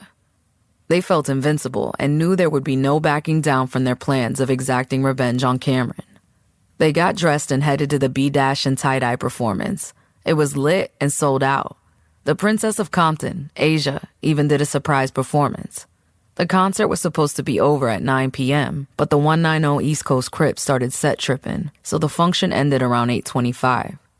The ladies felt it was time to begin their first target in Operation Take Down Cameron. Ace, from the East Side Compton Killer Squad. They rolled up the street where his house was. He usually stayed in North Long Beach with one of his baby mamas. They waited until Ace came out of the house and got in his car. They followed him north down Atlantic Boulevard all the way to Southgate. Ace pulled over at a house. They were caught off guard when he popped out of the car in a Domino's Pizza uniform, shirt, hat, and glasses, carrying a pizza box. "Really? This ninja work at Domino's?" Shardae said with a smirk. They could barely contain their laughter as Ace walked to the door with the pizza box. The woman who opened the door was one of the girls they had beat up at Club LAX, that first night that started the war with Cameron. "Okay, now we know where that trick stays. She's next," Tammy said, adding a mental note for later use. They were shocked into silence when, bang! Ace shot the woman directly in the center of her forehead, splattering her brains all over her door and entryway. He turns around, all nonchalant, and grabs a piece of pizza out of the box. taking a bite of the slice on the way back to his car. They knew now, without a doubt, they were up against some real gangsters. They ducked down in the car to wait for Ace to drive by. He rolled up by their car slowly and stopped when he saw movement inside. He hopped out and looked inside their car. Ace smiled at them and reached for his pistol. Bang, bang, bang, bang, bang, bang. Before he could fully draw his weapon, Ace was shot twice in the head, falling dead onto the pavement. Tammy grabbed Lauren's gun and fired as soon as she saw Ace reaching for his gun. Lauren smashed out of the neighborhood before the cops showed up. She pulled over a few minutes later next to St. Francis Hospital in Linwood. They were in shock. They couldn't believe what had just happened. They sat in the hospital parking lot for about 15 minutes before they finally got themselves together. They justified their actions as self-defense, because if they hadn't killed him, he would have killed them. An anonymous text pings Lauren's phone. I saw you. I was there. First my car, then my home and my hamster, and now family? Tell Tammy and Sade I said hello. No more games. Her eyes grew large with shock, and the girls asked her what was wrong. She read them the text. They're definitely gonna try to kill us, Tammy said nervously before her phone notification tone rang. It was a text from an anonymous number containing only a photo of her dog, Peaches, hanging by a rope, tied to the ceiling fan in front of her room. Tammy screams and starts crying inconsolably for a long moment. Sade and Lauren do their best to comfort her until Tammy stammers through her tears. My mother gave me Peaches right before she died. That dog was all I had left of her. The girls could feel Tammy's posture stiffen, and she wiped away the last of her tears. When she looked up at her friends, an inferno of hate burned in her eyes. Who's next? She asked, in a low, guttural growl. Nobody tonight, Lauren said with a deep, seething anger. They're on to us now. They would be alert and ready if we came at them now. None of us are safe going home. We must stay at a hotel for a few nights until things settle down. Although fired up and ready to beat down, Sade and Tammy see the logic in Lauren's quiet anger. They finally left the hospital parking lot and drove to Irvine to stay at a Best Western. Lauren called her mom to check up on everyone. She wanted to make sure they were all safe and that everything was fine with them. Then, they talked and came up with a new game plan. The next morning, Lauren woke up around 9 a.m. Sade had gone down the street to get Denny's takeout for breakfast. Pancakes, hash browns, sausage, and eggs. They huddle up at the end of one of the beds and turn on the TV while eating. The first thing they saw on the screen was a breaking news story. In Irvine this morning, 2 elderly citizens were taking an early morning walk when a car drove up and shot them dead. The shooter is suspected to be a female because cameras caught a pink bracelet on the wrist. They still have no real leads or explanations for the random killing. Dang, that's messed up. They're killing innocent old people out here, Lauren said, shaking her head. The news report continues. The car used in the drive-by is a Honda, California plate number 6YKR568. Lauren jumps up in surprise. Wait, that's my car, Sade. Didn't you just drive to Denny's in my car? Yes, Sade answers. Then what are they talking about? As a group, they go down to the lot to check on the car. It was still there where Sade had parked it earlier this morning. Things just weren't adding up. Lauren picked up her phone to inform the police of the false identification, but it was too late for that. The cops came swooping into the lot while they were all there looking at the car in disbelief. 5 units surrounded the trio with guns pulled. A helicopter buzzed around the area, and the police demanded the women to lie on the ground with their hands behind their backs. Lauren whispered to the others, "Please don't panic. It wasn't us who committed the murder. Just stay calm. And if they ask why we're out here, tell them we're just having a girls' getaway. Do not mention Cameron or the Eastside Compton Killer Squad. Do not talk. I have a lawyer." The police moved in and cuffed them. They put each one in a separate car and took them to Santa Ana Police Station. All the women were booked and sent into separate holding tanks. Lauren had one phone call, so she chose to call her mom. Lauren let her mom know that she was in jail and to get bail money and call her lawyer, Jason Williams from Dana Point. He had never lost a case. He had set gangsters free of murder charges where there was video evidence of them committing the murders. He is the GOAT when it comes to speedy trials. 3 days later, the ladies were still in their separate cells. Lauren was up, pacing back and forth. Her lawyer walked into the cell and said, "Girl, you better smile. I'm about to get you and your girls out of here. Strap in for a speedy trial. I've already done the legwork." When Janice called Jason, she told them everything that had happened. He took careful notes on all the information that Janice shared, then began his mission. Jason knew that Madison Clark was going to be the district attorney for this murder case, so Jason started building a plot to undermine Madison's credibility. Jason had a big banner printed that said "Black Lives Matter" in the front, and Madison Clark is a pig on the back. He then hired an older black lady to protest with a Black Lives Matter sign in front of the banner, which had been conveniently placed along Madison's usual jogging path. When Madison stepped out of her house for her morning jog, Jason started to record from a hiding spot nearby. The first thing she saw was the banner with Madison Clark is a pig emblazoned on the back. In a fit of rage, Madison pulls down the banner and stuffs it in a nearby trash bin. From Jason's camera angle, it looks like she's angry at a Black Lives Matter sign. Madison tried to compose herself before starting her jog. She tightened the laces on her neon green Air Max shoes and tugged her matching green windbreaker down over her backside. Jason had also hired a lady with a physique similar to Madison's to follow her while also recording Madison jogging. The video shows the older lady holding the Black Lives Matter sign and Madison jogging toward her. As Madison passes a natural blind spot on the route, it looks like the older lady gets kicked in the back by some neon green Air Max. It was a bait-and-switch maneuver, where the look-alike jogger was pretending to kick the older woman, knocking her down and stomping on the sign. All footage was on camera. An hour later, all three women were brought into the courtroom. Sharday on the left, Tammy on the right, and Lauren in the middle. DA Madison Clark looked at them and laughed, confidently. Under her breath, she said, "They're lifers." The judge calls for the trial to begin. First up is DA Clark, who begins her opening argument. "Okay, let's get this over with. California plate number 6YKR568. Make and model, Honda Accord. This vehicle belongs to one Lauren Smith. Lauren lives in Los Angeles. Why was she in Irvine that afternoon? Was it a coincidence that a double murder happened in Irvine, where she was, at the time, in her car with another female shooter?" The detectives found shell casings under the passenger seat when they searched the car, after arresting the women at the hotel. Why were they at a hotel? Let me tell you why. They were on a killing spree. The same gun that killed 67-year-old Gerald Myers and 63-year-old Peggy Myers was also used to shoot and kill 34-year-old Hakeem Kidd in Southgate. The same night and location, 28-year-old Leilani Rodriguez was murdered at her front door. The weapon that killed Miss Rodriguez was found on Hakeem Kidd. These ladies framed him for that murder. Then they killed him afterward. We have the gun that killed Hakeem Kidd, Gerald, and Peggy Myers. Tammy Jenkins and Lauren Smith's fingerprints are on that murder weapon. That's all the proof you need. Case closed.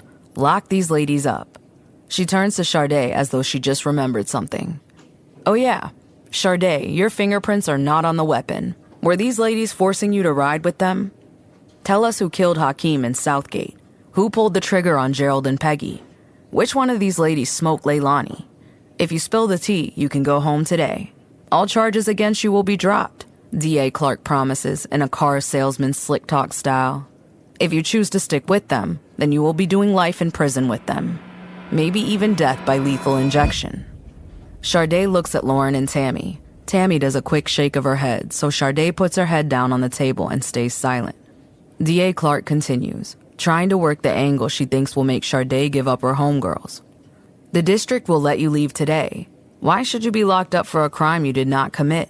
Suffering in prison, eating applesauce, watered-down beef stew, and hard bread for the rest of your life? Looking at the same four walls until you die." Madison goes into a monologue of reasons for Sharday to turn on her friends.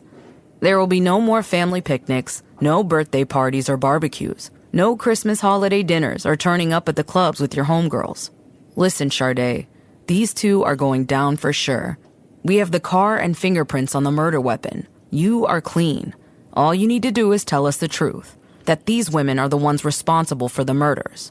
Otherwise, you will get the same treatment as these women. DA Clark waves dismissively at Lauren and Tammy. When they are found guilty in the next 10 minutes, talk when you are ready.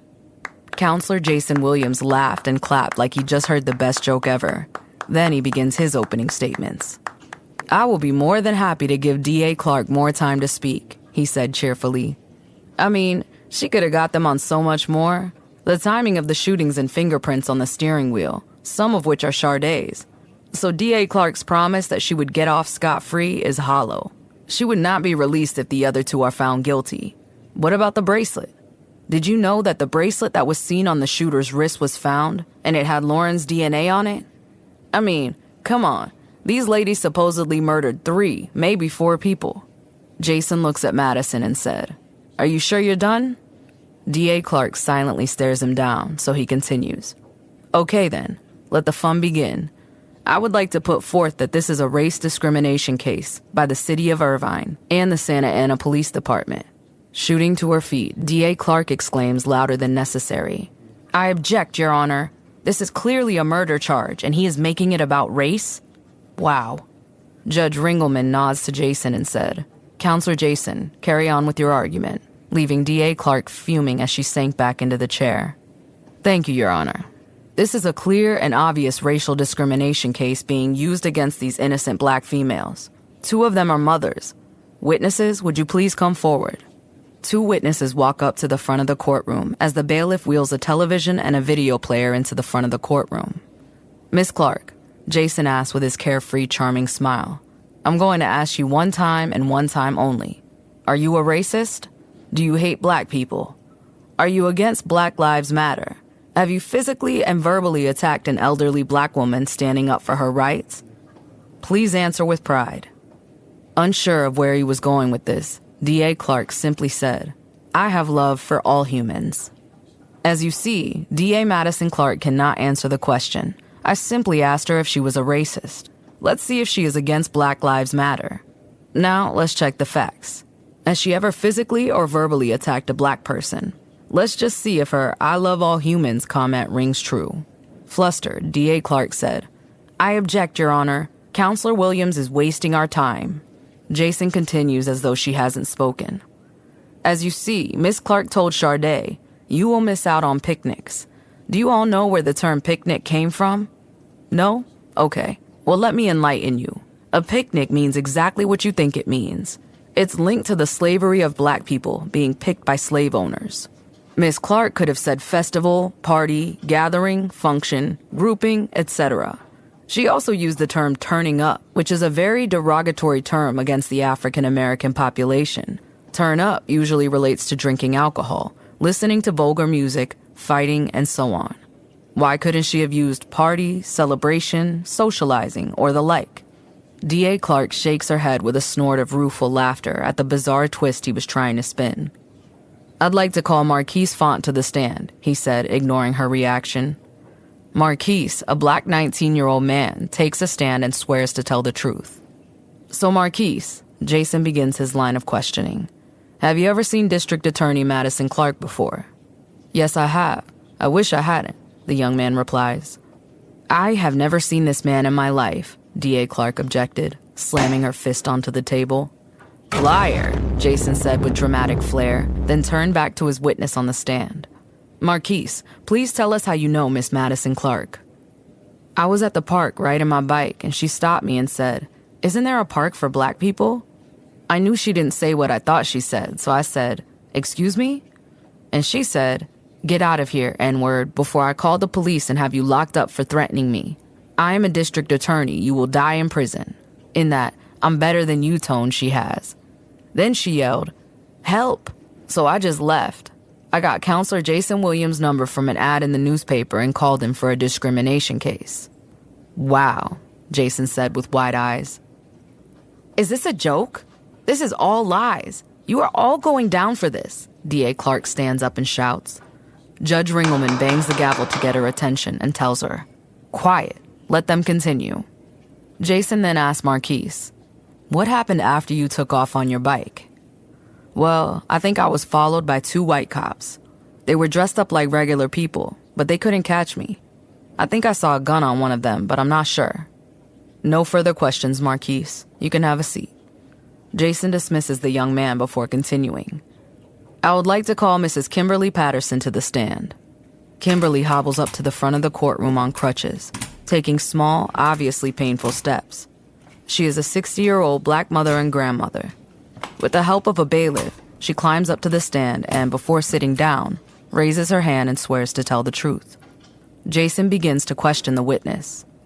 Can you tell us how you know Miss Madison Clark? Of course. Better yet, I can show you. Kimberly gingerly stands up, turned around so her back is toward the judge, and lifts the hem of her shirt. There were large, shoe-shaped bruises across her lower back. She sits back down with care, wincing in pain. I was protesting at the park, trying to bring awareness to the Black Lives Matter movement. I was just standing, minding my business, and a lady jogged by. It was D.A. Madison Clark. I guess I was in her way, so she jogged by and pushed me. As I fell to the ground, she kicked the back of my head and my lower back. I now have brain damage and spinal problems. Do you recall what Madison Clark was wearing at the time? Jason asked. Oh yes, I clearly remember a very bright yellowish-green jacket and yellowish-green shoes kicking me in the head. I have nightmares now about green shoes kicking me in the face. Wow, that's so messed up. Jason's tone was almost like a circus barker, dramatic and leading. You definitely didn't deserve that for just standing in the park with your Black Lives Matter sign. Turning to Judge Ringelman, he said, I have no more questions for this witness. Judge Ringelman said, Thank you, Mrs. Patterson. You may step down. The bailiff helps Kimberly to her seat as Jason continues. Okay, it's game time. Jason turns on the video player and begins explaining what is on the screen. It's 10:05 p.m. when the ladies pull up to the Best Western Hotel.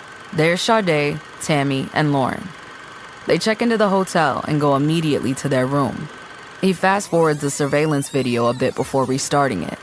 Here, at 11:33 p.m., he points to the timestamp on the video with the tip of his Mont Blanc fountain pen. What's this? What do we see? Two people dressed in all black, covering their faces, approaching Lauren's car with a Honda Master Key. Lauren, Tammy, and Sade looked at each other with relief. Lauren mumbled under her breath, Cameron. Tammy and Sade respond with a whispered, Yep. As you see here, Jason continues, pulling up a second window on the screen for comparison. In this shot, we can see the ladies' body frames are much smaller and more delicate than these two body frames. He points to the two screenshots on the video. These bodies, from how they are built, appear husky, wide shoulders. One looks to be almost 6 feet tall, and the other is about 5 feet 7 inches. None of the ladies on trial here are over 5 feet 5 inches. This video shows that this car was stolen, and not driven by Lauren, Sade, or Tammy, after their initial check-in at 10:05 p.m. Lauren and Tammy's fingerprints were on the gun because the unknown assailants wore gloves when they shot Leilani Rodriguez and Hakeem Kidd. Those same assailants also killed Jerry and Peggy Myers after stealing Lauren's car. They left the gun in Lauren's car to frame these three innocent ladies for the murders. As we can see in this surveillance video, when Lauren, Sade, and Tammy go downstairs to check on the car, Tammy finds the gun under the front passenger seat.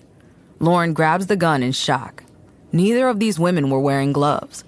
Now you have to ask yourself, why would these intelligent, educated ladies do all of that when they could have just burned and abandoned the car, disposed of the murder weapon, and went on with their lives? I'll tell you why. Because this was a setup. A setup, you ask? Who would set them up? Well, let me tell you. The extremely racist DA and her crony cop buddies at the Santa Ana Police Department.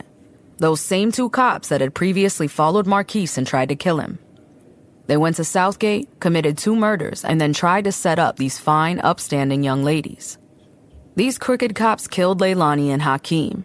They planted the gun on Hakeem to frame the innocent as a murder-suicide. They set Hakeem up. Hakeem had been working for them, but had stopped being a good stool pigeon. Records show that Hakeem has never worked for Domino's Pizza. After Leilani was killed, they shot Hakeem. These cops then stay in Irvine when they see Lauren and the ladies arrive there. They followed them to the hotel, and that's how Lauren's car got tagged in the murder case. At this point, D.A. Clark's face was so red it looked like a stoplight. You could almost see the steam coming out of her ears as she gaped like a fish out of water, making incoherent noises of frustration and anger. "Hold up," Jason continues. "I'm not finished. DA Madison Clark has to prove she's not a racist, right? And that these two black citizens were lying on her, right? Well, let's continue to watch this video." The screen changes from night vision surveillance to a handheld phone camera. Here we see Miss Clark is about to start her morning jog. What do we see? A Black Lives Matter banner. Watch Miss Clark as she snatches it down and attempts to rip it up before getting stopped. She couldn't hold it any longer. Madison screamed. "That's a lie! That banner did not say Black Lives Matter. It said I was a pig." As though she hadn't had an outburst, he continues his argument. "We have the banner here, Your Honor." The bailiff displayed the damaged banner, holding it up to prove that it said Black Lives Matter on both sides. Madison turns almost purple with rage and starts babbling a mouthful of foul profanity, prompting restraint from the bailiff. Here is the footage of Kimberly protesting back and forth at the park. Jason continues as though Madison's outburst hadn't happened. "Oh, now, who do we see here? Yep, that's Miss Clark. Is she going to say that's not her? What does she have on? Neon yellow shoes. Are these the yellowish-green shoes that Kimberly was describing, along with a matching jacket? There is Madison jogging in the direction of Kimberly. Oh, there's a blind spot, but wait, look to the left. Where are they? Oh, there's Kimberly falling to the ground. And there are those neon shoes kicking her in the back of the head. Then you see Madison running the opposite way. Madison screams, "You liar!" The bailiff restraining her removes her from the courtroom and into police custody. She was immediately arrested for racist discrimination. Judge Ringelman shakes his head in disgust. "Ladies, the district, Irvine PD, and the Santa Ana PD will go under investigation. Former DA Madison Clark will definitely be charged for all of the damages she has caused. It is clear to me that these three ladies were not the murderers in this case. Hotel surveillance footage shows the perps breaking into and stealing her car," Judge Ringelman said. "The ladies are free to go. I am dismantling this case. I will fully support all lawsuits against these crooked departments. The court is adjourned." The ladies couldn't contain their excitement and relief. They pulled Jason into a very tight group hug. Jason was kept busy as he took on the lawsuits. He won a $120,000 lawsuit for Marquise. The ladies were looking at $150,000 apiece for false accusations, racial profiling, and harassment. And Kimberly Pattison received $450,000 for police brutality, racial acts, and physical assault. Jason's fee was 50% of the payouts, so he made well over $500,000 for a week's work. "I don't know how you do it, but you definitely get it done and fast," Lauren said to Jason. "I'm just doing my job, and now it's time to get rid of all the evidence that I created," he said with an endearing smile. "By any chance, did the detectives find a cell phone on that Hakeem kid guy?" she asked. "Yes, they did, but I got rid of it. You know how evidence goes missing due to the laziness of the police departments." He winked at her. "I didn't want any traces that could lead back to you guys. Oh, and you owe me big time. I also found a tracking device under your car on the passenger side. I put it in the system and it showed your car at the crime scene in Southgate. Don't worry, I destroyed it, but please be careful. Someone is tracking you." Genuine concern colored his tone. "Thank you, Jason. We all appreciate everything you've done for us. I don't suppose you saw any of the text messages on Hakeem's phone." I glanced at it, but didn't really read them. He frequently texted with someone going by KC. She mumbles more to herself than Jason. KC. King Cameron. Jason touches her arm before she turns away. "I know what's going on. More than you could believe. If you want to take Cameron down, I can't help you. Let's put it this way. He's the reason why I have that mansion and yacht in Dana Point. He's nothing to play with, trust me. That's all I can say. Please, please be safe."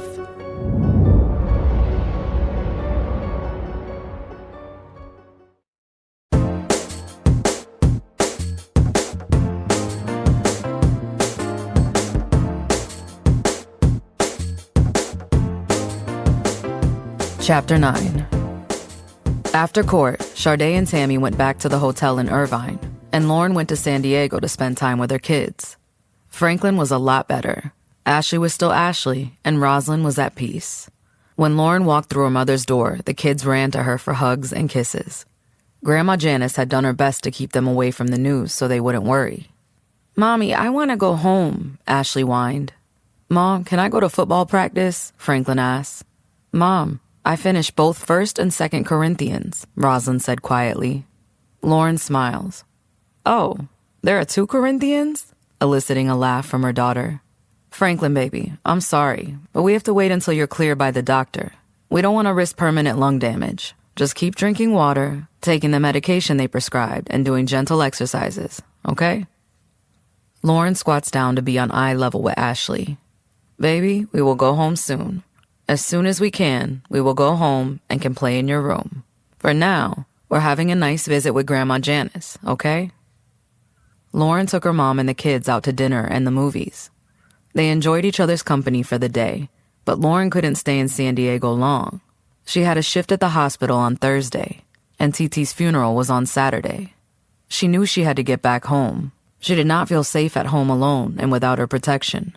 She called Javier to ask if he would meet her there. Pulling into her driveway, Lauren saw Alice outside throwing things in a big dumpster parked in front of her home. Getting out of the car, she walks over to Alice, trying to figure out what she was doing. Lauren says, "Hey girl, what are you doing? Cleaning out the whole house?" "I'm removing every last bit of his mess out of my home. I don't want any pedophile residue roaming around in there," Alice explained, hefting an odd-looking contraption made of wood and wire into the bin. "His funeral was yesterday. I didn't go. I want all of his stuff gone, and I want to forget he ever existed. He was a garbage human, and all of his belongings belong in the trash. The only thing good I got from him were my beautiful children." Lauren replies, "I completely understand." "How's Rosalind doing?" Alice asked, pausing to lean on the dumpster. "I hope the baby is okay. She did not deserve what happened. I'm so sorry I didn't see it sooner. If there's anything I can do, please let me know." Lauren says, "Actually, she's doing pretty good. She's finding solace in the Bible. She just finished reading 1st and 2nd Corinthians. She has a positive attitude and a humble spirit. All the kids are doing well, even Franklin.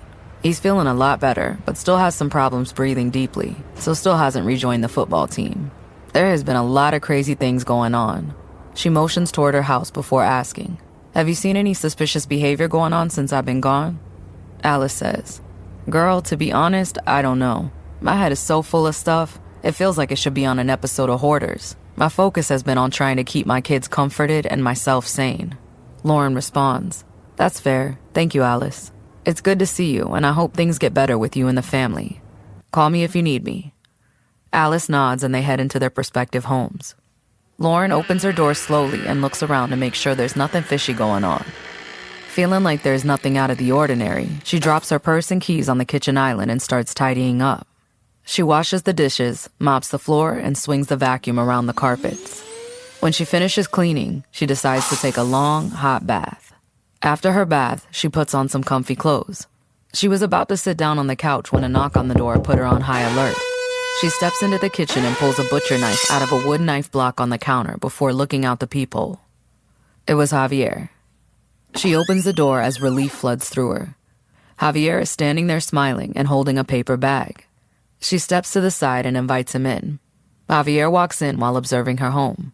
"Nice crib," he said. "Thanks. What's in the bag?" says Lauren.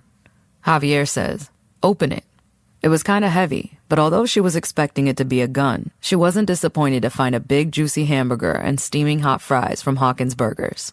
Javier continues, "Since you almost died trying to get a Hawkins burger last time, I thought that maybe you'd want to eat one in peace. But trust me," he said with a wink, "they are to die for." Lauren laughs. "You are so sweet and crazy. You weren't afraid?" Javier laughs. "Scared of what?" he asks, sitting down on the table with her. "Them robbing the orange man or the gardener? Those guys judge your book by your cover. Once, I was sitting outside the burger stand waiting for my food. It was hot, so that day I had taken my hat off. Next thing I knew, some dude had put a quarter in it." Lauren starts laughing. "Are you serious?" Javier said, "Dead serious. They never expect the orange man to bust caps at them." Lauren says, "Speaking of busting caps, what do you got for me?" Javier pulls out a can of pepper spray and a taser. Lauren says, "Really? What am I supposed to do with this?" I'm not a mail lady or a dog catcher. I have those already. You might as well have gotten me a slingshot. Javier says, I just can't give you a gun. I'm sorry, but my heart won't let me. I would feel responsible if something happened to you. Lauren's frown prompts him to continue. I'm sorry. If I could, I would give you the 9mm that is under the front passenger seat of my unlocked truck in the driveway. May I use the restroom? Lauren smiled at the thinly veiled directions. Of course. It's the first door on the right. As he closes the bathroom door, she steps out to Javier's truck. Feeling under the seat, she finds a brand new 9mm with 2 high-capacity magazines. She tucked the gun into the waistband of her pants and dropped the magazines into her pocket before going back into the house. She returned to her seat at the dining room table and began to eat her burger. When Javier returned from the restroom, Lauren said, You are absolutely right. This burger is to die for. So delicious. I really needed this. Javier says, What you really need is to visit Dr. Jonathan Smith. You'll thank me later. Lauren says, I've been thinking about that. I'll check it out. Javier says, It's a must. I gotta make a run. Sorry I can't stay. I have to drive to Bakersfield. I'm looking at buying some property in a new development there. What? No invite? I like tacos and Mexican music, Lauren teased. Javier says, I won't be back until 10 p.m.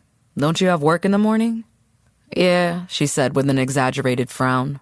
Don't you worry about me. I'm a big girl, she said, eliciting a laugh from Javier. Lauren asks, What are you laughing at? Javier says, You're far from big. You're more fun-sized than big. Smarty pants, she giggles. Looks can be deceiving. From here, the sun looks small, but when you get closer, it gets large. You realize it brings life, protection, warmth, heat, things you need and can't live without. Lauren had joined Javier near the front door and found herself getting lost in his gaze. Wow, Javier said with quiet exclamation. What? She asked, still swimming in his warm coffee brown eyes. I'm speechless. We definitely shouldn't be talking right now, she said. She felt like she was sinking into a perfectly warm bath. Hey, Lauren! Alice's voice broke the tension between them. They smile at the interruption. I guess I could use some help after all. Can you throw a few bags in here? The dumpster rental guy is gonna pick it up in an hour, and I still have a ton of his stuff to get up out of here. Seeing Javier looking her way, Alice asks, Javier, can you trim the trees in the backyard? They're getting out of hand. Of course, Alice. Consider it done, he said with a smile. Lauren looks at him again. Well, I guess I'll go and help her. I did offer, she said, trying not to get lost in his eyes again. Girl, you lucky. I was about to take you to the moon, he said with a wink and a suggestive smile. Boy, yeah, right, she teased. You was scared. Looked like you were about to cry. Sharing a giggle, Javier said, Yeah, you made my heart jump a little bit, I ain't gonna lie. Knowing if he didn't leave now, he wouldn't make it to Bakersfield, she breaks the contact and said, Let me know when you make it to Bakersfield. Ya tú sabes, he whispers to her, then goes to his truck and gets in. He winks at her before he takes off. Lauren helps Alice for the next hour, throwing all of Dawn's clothes, trophies, pictures, diploma, and even birth certificate into the dumpster. After the dumpster was picked up, Alice and Lauren chilled at Alice's. They had coffee and lots of good conversation. When Lauren went home, she turned on all the cameras. She took a bath, texted Javier for a little while, and fell asleep on the living room couch. Her new firearm in her hand resting on top of her stomach. The following nights were just as quiet and still as before everything went sour with Cameron. Saturday morning brought TT's funeral with it. Sade and Tammy met up at Lauren's to support her at the funeral and pay their respects to TT. It was a difficult morning for Lauren, and she appreciated the support they provided. She would miss TT. Her heart was full of pride and love for the no-nonsense, wise beyond her years. TT's funeral was held at New Mount Calvary Church on El Segundo, down the street from Athens Park. Service started at 10 a.m. TT was so loved by her community. The church was packed and the streets were flooded with people. The funeral home and family decided to slow roll TT's casket in a horse and carriage down Avalon, starting from El Segundo down to Rosecrans. There were so many Bloods paying respects for TT. The street was a sea of red. The Villagetown Pyrus, Miller Gangsta Bloods, Athens Park Bloods, Westside Pyrus, 135th Street Pyrus, Campanella Park Pyrus, and Centerview Pyrus, all filling the sidewalks along Avalon. They lined both sides of the street. Lauren even saw the girl she got into it with at Hawkins Burgers. The shared respect for TT evened out any beef they might have had, and they shared a hug to honor their fallen blood sister. Lauren had never seen so much red in her life, or so much honor and respect. People were firing shots into the air in broad daylight and listening to music. There were lowriders and motorcycles, and even a couple of food vendors with tents along the route. The air felt more like a block party than a funeral. A stage was set up about halfway down Avalon, where people could share stories about TT, sing or play music. A couple of well-known local rappers performed. Problem, Wally the Sensei, Hitta J3, Top Dog, and more. Someone had blocked off 135th and hung a huge banner of TT's face, with RIP in large block letters under the photo. A balloon release for TT was planned. They filled the sky with hundreds of red balloons. A helicopter hovered over the gathering and started throwing handfuls of cash into the air. It must have been at least $10,000. While walking the route, Lauren saw Trap Kitchen's catering truck. She left the main thoroughfare and with Tammy and Sharday in tow went up to the truck. Lauren recognized one of the guys from the breakfast party and asked if she could talk to him in private. "Hi, I don't mean to be rude, but your boy is really foul. He's trying to kill me and my family." He looks at her, searching for her name in his head. "Lauren, right?" She nodded, so he continued. "We don't really know him. He paid and we provided. I've seen him at a few functions here and there, but we have no real personal relationship with that dude. Sorry to hear he's trying to snuff y'all." "Thanks. As always, your food is top-notch delicious. Keep up the good work." Lauren turns to join back up with Sharday and Tammy, but she can't find them. She walks around and it seems like every blood there was trying to talk to her. She finally finds them after a few minutes of searching. They were in the cut having a drink with some guys they just met. Tammy's already a bit tipsy, and when Lauren shows up, she leans into her. "Wasn't TT your girl?" Tammy asks. "Didn't you have love for TT? Didn't she have your back? You better grab a cup and turn up for TT." She hands Lauren a plastic party cup. Tammy continues. "This is her celebration, and you're gonna regret not turning up for her after today." Lauren looked at the cup and said, "Give me a shot." Sharday sloshed some Hennessy into Lauren's cup, then another, and so on. Before she left the repast, Lauren even said blood a few times. The ladies decided to leave around 5 p.m. before something crazy happened. A blood dude named Thriller gave the ladies a ride to their cars in his lowrider. Sharday rode with Tammy, and Lauren drove by herself. Lauren was feeling good, but safe enough to drive. The ladies went their separate ways. Lauren decided to take El Segundo west to 110 North. As she was heading west, she drove past Athens Park. That reminded her of Coach Jonathan and Javier. Lauren changed course and headed to the YMCA in Gardena to Dr. Jonathan Smith's women's counseling group session that started at 6 p.m. Lauren arrived at the YMCA at 5:35 p.m. She drank a couple bottles of water and popped mints in her mouth, getting herself together before she went inside to join the session. She goes into the building at 6 p.m. Stopping at the front desk, she asked for directions to Dr. Jonathan's room. She arrived at the room and found 15 women sitting in a half circle of chairs, facing Dr. Jonathan at the front of the class. Lauren grabbed a chair and joined the other women. She introduced herself before Jonathan began to speak. "Good to have you in our class today," Dr. Jonathan says to Lauren. "We have free topics and open discussions. You can share anything you like, and we go in on the topic. Since you are our newest visitor, would you like to ask a question, share something, or suggest a topic?" "No, I'm okay. I'll just listen for now," she responds. "Fair enough." He nods at the others. "Anyone want to start this session?" One of the ladies raises her hand. Jonathan said, "Yes, Yolanda. What do you want to share?" Yolanda says, "Why when men have something good, they don't value it? Like, guys have cheated on me when I'm doing everything right, and they cheat with someone who's not even on my level. What's that about?" A flurry of affirmative noises follows her questions.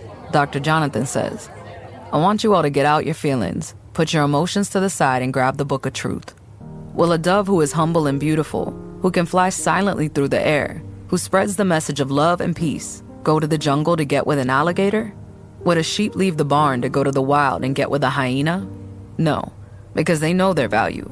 You only attract what you're into or what's like you. No matter how gorgeous a lion is, a rabbit knows to stay away. They are not mutually yoked. Off top, women know how the men are before they even give the digits out. They just hope for the best. Do men play the good boy role? Yes, of course. But the wolf can only play Little Red Riding Hood's grandma for so long. The signs were always there. Red just ignored them, hoping for the best. Here you have this ugly no-good hyena chewing carcasses, looking for more prey to devour. And a sweet bunny rabbit goes and starts hanging out with the hyenas. Do you know what happened? Did the hyena's value go up because the rabbit came and joined them? Or did the rabbit's value go down while hanging with the hyenas? The hyena that was once jealous of the pretty rabbit is no longer envious of the rabbit because the rabbit lowered herself and conformed to the ways of the hyena. The hyena doesn't value the rabbit anymore because they are thinking something must be wrong with her for wanting to hang around them. They don't even value themselves. Why would they value the rabbit? They say to themselves, "We eat anything, we are dirty, we are ugly, and we are grimy." Listen, ladies, a worldly man is only going to respect a woman that he can't have. A real man is only going to respect a woman of his worth. You have to know about the flesh. If a man can't control the language that comes out of his mouth, he definitely can't control his fleshly habits that's being tempted every day. Think about it. If you want a good man, you have to want a real good man. Why would a man who's hanging out in his neighborhood, pants down, gun in his pocket, fighting enemies, be faithful to you? You think he's doing all that, but gonna say at the end of the day, "Alright guys, y'all go mess with them sexy females. I'm going home to be with my wife." Like, come on. You know he was a banger before you got together. I don't care if a man has on a suit and tie and is a deacon at a church. When you hop in his car, he is playing rap music. B-word, F this, I sell drugs, I got money, I'm rich, look at my cars, look at my clothes, kiss my A, etc. Does that sound like someone who truly in their heart wants world peace? A real man hates that two-faced life. A real man only wants growth in his life. Only good things go in and only good things come out. Profanity is chosen, and it's not from the light.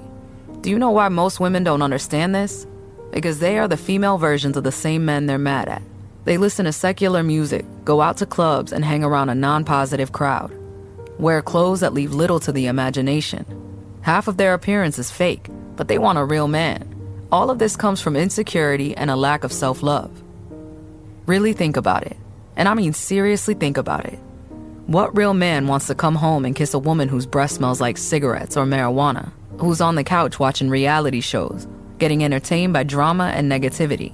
On the phone cussing up a storm, leaving the house with cleavage out and tight clothes so the whole world can see their shape. I'm talking about real men, not a real ninja. Well, let me tell you, you women have to want better in order for men to be better. What if women didn't date men that are unemployed? Men that still live with their mamas? Men that don't have prospects, life insurance, or even a car? If women didn't date men that always use profanity, were in gangs, men who sag their pants and think they be players, men would be forced to adapt. They wouldn't have a choice but to do better. They would have good credit, own or have a home or place of living, life insurance, a car, a job, just grown and responsible men things in general. But no, y'all allow it, so y'all water the seeds and create these trees. I say burn all the trees down and plant new seeds because it's ugly. Both men and women. No self-value, no respect, fake emotions, and no truth. Women, love yourselves, not your appearance and what people think about you. It's sad to see women basing their lives off social media. Some commit suicide because they don't look a certain way. That's lack of self-love. When y'all go out, you dress yourselves up and look like something totally different. That is a lack of self-love. If a man can't love you for who you are on the inside and the outside, that's his bad. But don't be a rabbit and join the hyena that has no value, no self-respect, self-love. Nicole cuts in. So you're pretty much saying all ladies who have been cheated on pretty much deserved it? Nicole asked as though she had been attacked. Because I did not go looking in the jungle for my ex-husband. We met at church, and he still messed around on me. I said a dove will not go looking in the jungle for an alligator, he replied calmly. Nicole says, so what are you saying? I don't get it. Dr. Jonathan says, do you think that you're a dove, Nicole? I'm definitely not a hyena, she replied. Dr. Jonathan continues, in this world, you're either in the classification of doves, ladybugs, sheep, and butterflies. On the other side, you are in the wolf, snake, hyena, and crocodile classification. There's no in between. Yet we all have potential to become new creatures. I'm here to give women a different outlook on life and themselves. This world doesn't value you, so as women, you definitely shouldn't be taking part in a world that promotes this self-hate. Nicole, can you stand up, please? She stands, and Jonathan looks over her, and he continues. With all due respect, I see you have extensions and fake eyelashes. Your cleavage is exposed, and your pants are so tight, I don't have to see you naked to see the shape of your body. Only your husband should see that. Now ask yourself, not with emotions, but with truth. Am I ready for a real, honest, loyal, self-loving man? Because a self-loving man can only be interested in a self-loving woman. Nicole, with an attitude, responds, So you want us to walk around looking like nuns or like we're wearing burlap sacks? That makes you look really judgmental. Jonathan was about to respond, but another woman in the group, Shantae, cut in and said, You will never get it because you want the truth to come and find you. You have to stop looking for the key and become the key. Listen with your heart and not your emotions. You're sitting here protecting the oil in your driveway, trying to cover it up with cat litter, when you need to get a pressure washer and remove that nasty stain permanently. You will never understand what he is saying because you don't want to change yourself. In the long run, only you are to blame. You still don't see anything wrong with your breast being exposed. Displaying yourself as a walking, talking sex symbol for men to look at because of your choice of clothing. Yes, you do deserve the men that have cheated on you, just like I did. But since I have been coming to this group, I've let go of my emotions and picked up the truth. The blind will lead the blind and both will fall into the ditch. Look at me. I was a Crip and a stripper. I sold drugs. I did 15 years in prison for murder when I was only 17. I've been out for 6 years. I met Dr. Jonathan 5 months after my release. He showed me a different and better way. Now, I'm a licensed X-ray technician and a licensed realtor. I've gotten more accomplished in these 6 years than most women have in 30, and I'm not done. All I had to do was stop letting my brain think for me, and for me to control the way my brain thinks. You may not understand that yet, but when you are truly disgusted with something, it doesn't take long to change. See, Nicole, you're not disgusted with yourself yet, so you will not change. You will continue to date worthless men until you truly value yourself, and you then will dress appropriately, talk appropriately, listen to beautiful things, speak beautiful things, and want to be surrounded by beautiful things. Then you will be that dove. And the only time you will see the jungle is when you're flying right over it. Shantae takes a seat. A few women in the classroom applauded for her inspirational words. Very well said, Shantae. You have truly metamorphosed into a new creature. Blessings, Miss Shantae, Dr. Jonathan said with a respectful nod of his head. Nicole sat in silence, marinating on Shantae's words. Dr. Jonathan continues. Is there anything else? How do you feel about self-defense? Lauren asks, raising her hand. Dr. Jonathan says, It's exactly what it's called, self-defense. You have the right to defend yourself. If you are minding your business and a lion comes your way, you better get that lion before you are his lunch. If someone is breaking into your home, you better shoot first and ask questions later.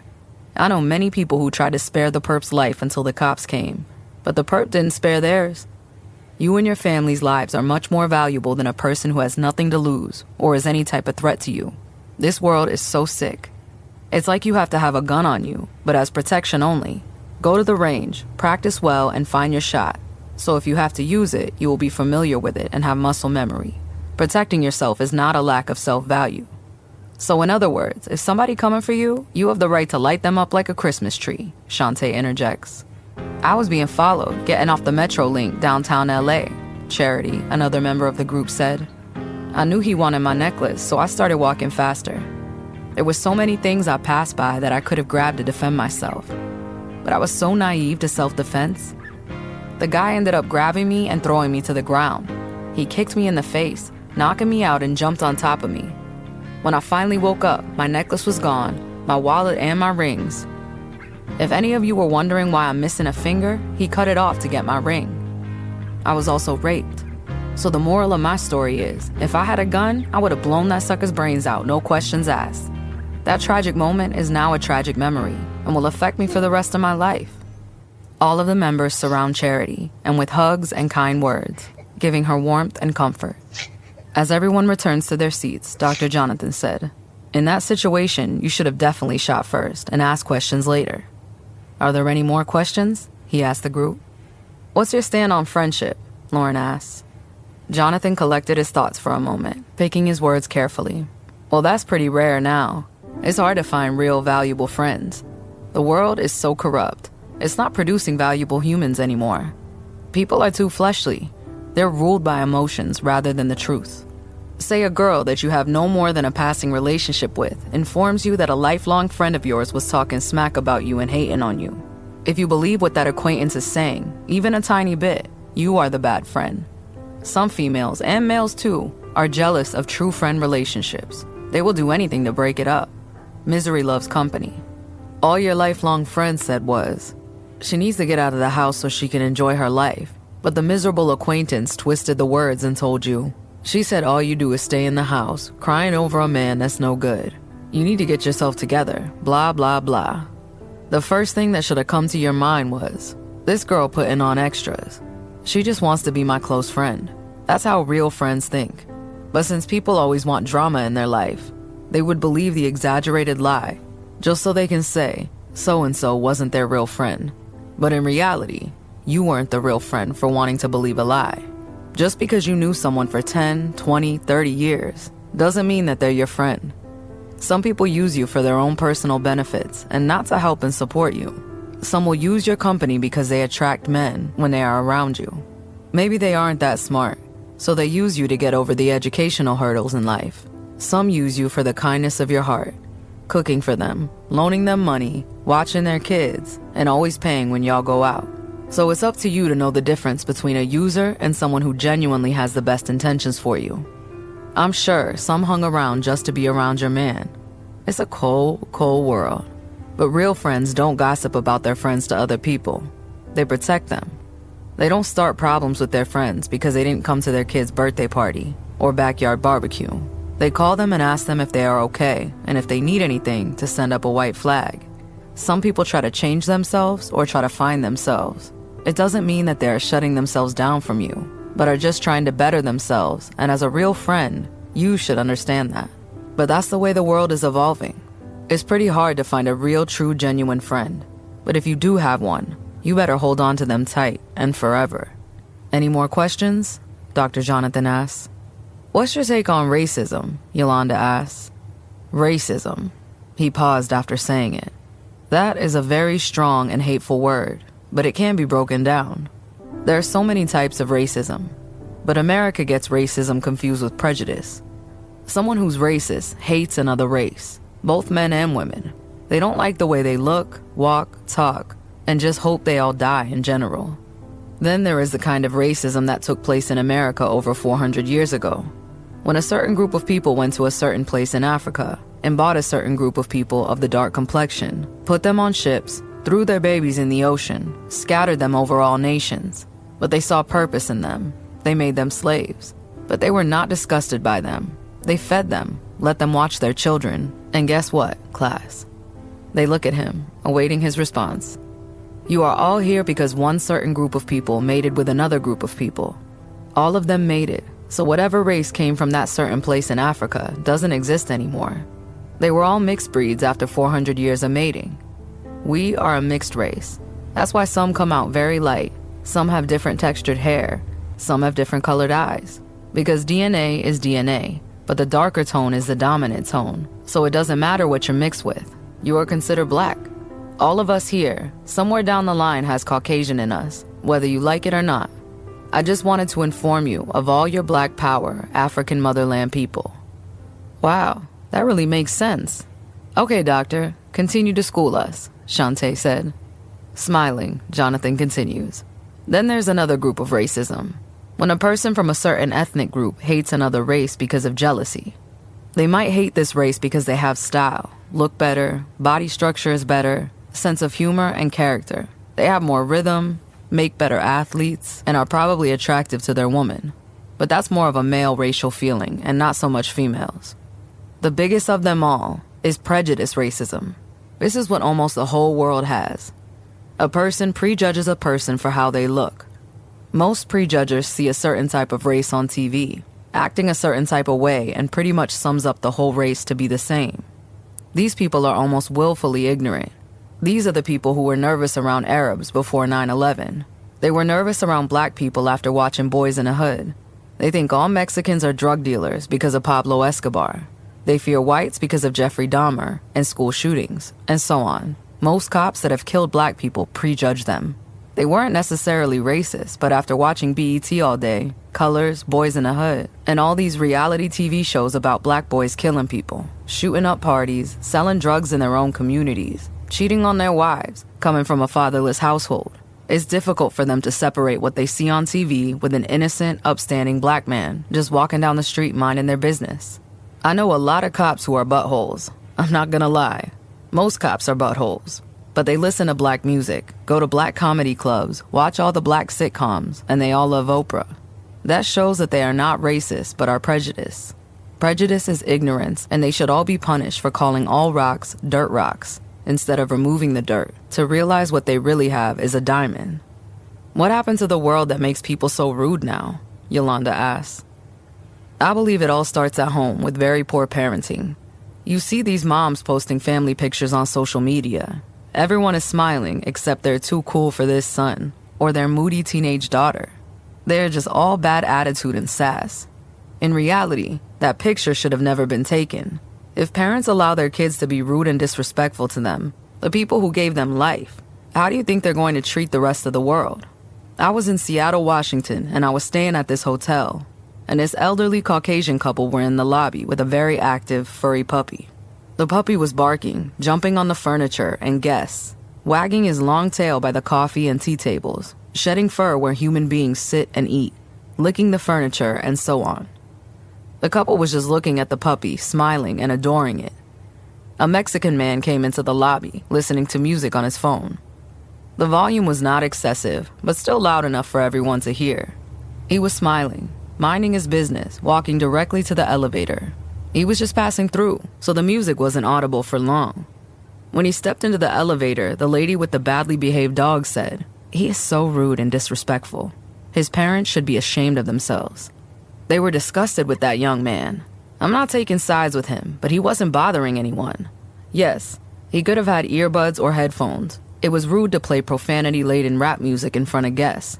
But for the short bit of time it took him to get across the lobby, it was not half as bad as a dog licking furniture, jumping on guests, barking constantly, and shedding everywhere. Not everyone is a dog person. Some people had to go out the back door because they were afraid of the dog or were highly allergic. I truly believe that dogs should not be allowed in public places, especially places where food is being served. But the world is okay with it. The world is definitely out of hand, but people are followers. And like Shantae said, the blind will lead the blind, and both will fall into a ditch. Just like the line, offense sells tickets, defense wins games. That is a lie. The only way you can win a game is by scoring more points than the other team, and you can only score points on offense. Yolanda pipes up reflectively. Not true. If you steal the ball on defense, you can score. Did you think before you responded, Yolanda, or did you respond to try and correct me? He said. I didn't have to think about it. It's just common sense, she said, still not grasping the point he was trying to make. That's what's wrong with this world, Dr. Jonathan said. You are quick to speak and slow to listen. You have to question your motives before you make your statement. As I was saying, you cannot score on defense, because once you steal a ball, you are no longer on defense, but offense. Who steals a ball and starts playing defense? Yolanda laughs, knowing he was right. You're right. You are so right. My bad, class. Dr. Jonathan continues. Class, let me ask you a question. If you were hiking up a mountain, you have almost reached the top when you hear screaming. You run to the top and you find a 21-year-old man hanging on the edge of the cliff. He's begging for his life. He's wearing a hard hat and has been working on the trail. Around his neck is a chain with a charm that holds a photo of his wife and 2-year-old son. In his other arm, he is holding a 1-year-old toddler that had gotten away from its parents. It is obvious the man was trying to save the baby from falling off the cliff, but in the attempt, he fell too. It is a 200-foot drop, and in about 5 seconds, he will lose his grip and fall. You can only save one. Who are you saving? The majority of the class said the baby. Why in the world would I save a 21-year-old? Maya asked. He's lived his life. The baby hasn't experienced life yet. Babies are innocent and precious. I'm saving the baby without even thinking. Dr. Jonathan interjects. That's what most people would say. They would choose the baby, and I'm here to tell you that is why the world is so messed up right now. You would rather save a baby who has yet to live its life instead of a man who has lived his. In reality, he has not lived even half his life. He has loved and is loved. He works hard to provide for his family. You can see from the photo, he has a wife and a toddler of his own. They are counting on him to take care of them. They are counting on him to come home. If you are observant, you will see he has a good heart, putting his life in danger for a child that isn't even his, without thinking. And therein lies the problem. Not thinking. You guys would save a baby. A baby that has yet to experience life with no one depending on it. There is potential there, but it hasn't been through life, and we don't know what kind of human it's going to be. I mean, who has more to lose? This baby hasn't built a foundation. This baby doesn't have friends. This baby hasn't even worked a hard day of his life. What reward does he deserve at this point? Something that he's never missed or something that he can possibly have. Let's say you worked your butt off staying up until 2 a.m. every night studying. You turn in projects and get straight A's from pre-K through 12th grade. You graduate college after 4 years with honors and work full-time for 12 years in a physically and mentally exhausting job. Now you're 34 years old. You're educated and qualified to become what you've always wanted to be, and a position that feels it was made just for you opens up. You pass all the hurdles it takes to get the job, only to find on your first day that you lost the made-for-you position to the CEO's son, a person who was always high on drugs and was in trouble with the law constantly. Now that perfect position no longer exists. At that point, who deserved the position? The class was quiet. Jonathan prompts them. You ladies are the CEO. They were all silent as his words sunk in. Okay, ladies, that's all for today. I hope you all gained something from today's discussions. And if you have any questions, feel free to text or call me anytime. The group started moving around, putting their chairs back in order, quietly discussing what they had just heard with each other. I'm glad you came. How's Franklin? Dr. Jonathan asked, approaching Lauren. He's actually doing better. I'm sorry that he's missed so many days of practice. I just want him to be 100% when he comes back. That's if you let him come back. I'll definitely let him know that you asked about him. That will warm his heart. Dr. Jonathan says he can take all the time he needs to heal properly. Our first game against the Carson Colts is next week. If he's still not 100%, he is still welcome to sit with the team if he wants. I totally misjudged you. You are really a great man, and you are doing a great job making great men and women, Lauren admits to him, thinking about Javier. So I'll see you next week? He asks. Without a doubt, she answered.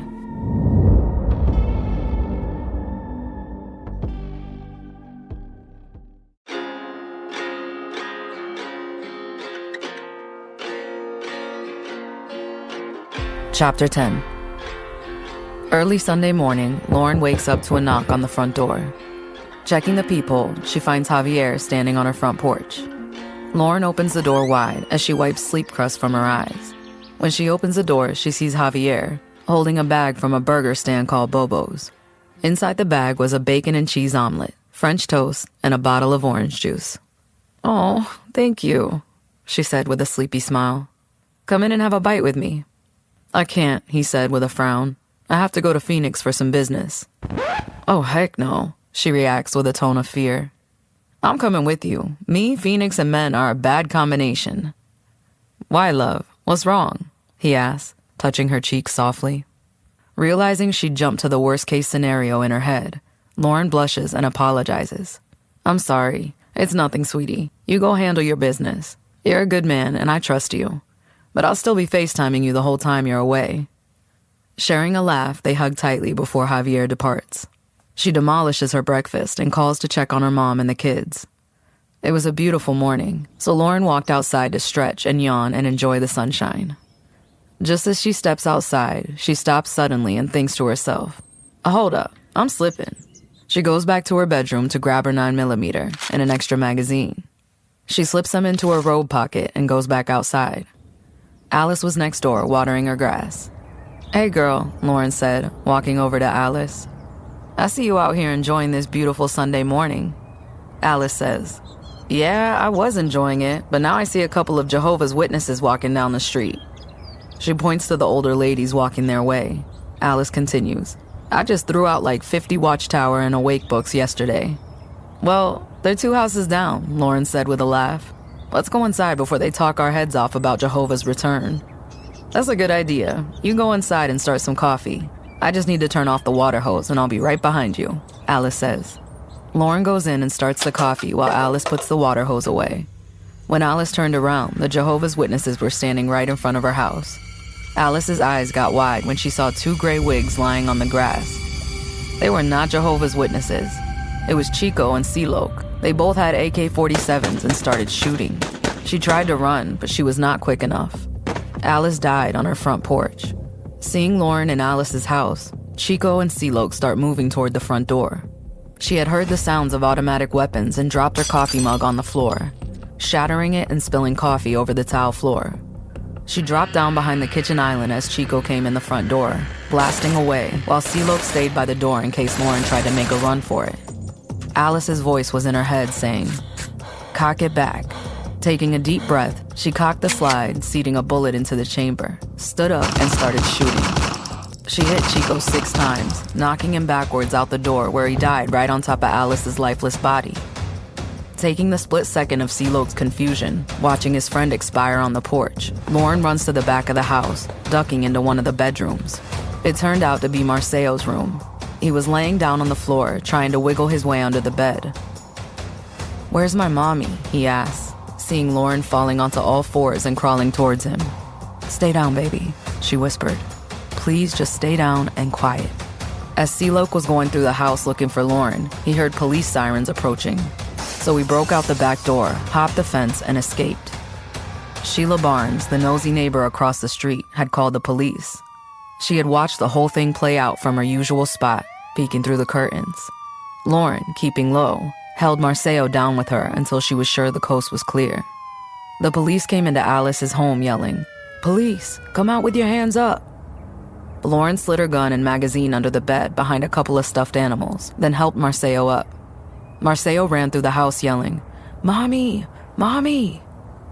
An officer stopped Marceo before he could make it to the front door, but Marceo had known his mother was dead when she didn't respond to his calls. Marceo broke down into tears, pulling his hair and thrashing wildly against the officer's embrace. Lauren wanted to comfort and calm him, but he was too dangerous to control. She called Michaela and told her to get to her parents' house ASAP. Michaela arrived as fast as she could to find her mom dead on the front porch of her childhood home. Ignoring the cops surrounding the house, Michaela went inside to get Marceo. She was the only one who could get close to him. She held Marceo tightly in her arms as he cried himself to exhaustion. "I guess this is your payback for what Dad did to your daughter, huh?" Michaela spat at Lauren. "Who is that dead man in front of the house? Was he looking for you? My mom didn't have any enemies. I better not find out that you are the reason behind this. Get out of my parents' house, now." A police officer stops Lauren as she leaves the house under the white-hot glare of Alice's daughter. They wanted to question her about what had happened. Invoking her right to have an attorney present, Lauren called her lawyer, Jason Williams. His advice, since he couldn't get there in person, was for Lauren to tell the bare minimum of what had happened. Don't embellish or go into details. Following his advice, she told the cops that she had been making coffee when she heard gunshots. She went to Alice's room and grabbed Don's gun from the bedside table. She then found Marceo and prepared to defend them both. Lauren told the officer that the gunman was coming at her and the boy, so she shut her eyes tightly and pulled the trigger in fear for their lives. Not only was her story valid, but footage was caught on security cameras and video that Sheila Barnes had recorded from her front window. Since the story was plausible and confirmed by security cam footage, Lauren was rewarded for her bravery and for saving Marceo's life. Lauren told the officers that she dropped Don's gun after shooting the gunman, and the other perpetrator picked it up before he escaped out the back. As Lauren began to head for her own home, she found the whole neighborhood outside, watching with open sadness as Alice's body was wrapped in a black body bag and placed on a stretcher. She glanced across the street to see Sheila Barnes in her front yard with a look of selfish glee as paramedics loaded Alice into the ambulance. Rage bubbled up inside Lauren, and she walked across the street, up onto Sheila's lawn, and slapped the grin off her face. In shock, Sheila fell to the ground, holding her stinging face. "That's for Alice, you nosy, miserable bum," she said before turning smartly on her heel and heading back to her own house. She grabbed a chair off her porch, put it in the middle of the lawn, and sat down. She crossed her arms and said to herself, "He killed Yo-Yo and probably TT too. He's attempted to kill my son, now just killed my friend. I'm sorry, Jesus, Joseph, and Jonathan, but he has got to die, and fast. After hearing about the incident on the news, Tammy and Sade pulled up. They both grabbed a chair and sat down next to Lauren, with Lauren in between them. They were looking at Chico's body, still lying where he had fallen at Alice's front door. You serve that ninja, Sade said in a hushed voice. That's how you lay a buster down, Tammy agreed in a similar tone. I thought I couldn't do it, Lauren said to her girls. But since I did it, I know I can definitely do it again. I just wish I could do it to the source. As they sat talking quietly, a black limo drove down the street toward them. It slowed down as it passed Alice's house. After a short pause, it continued to slowly roll forward. It stopped in front of Lauren's home, and the back passenger window slid down, revealing Juju, Sealoke, and Cameron.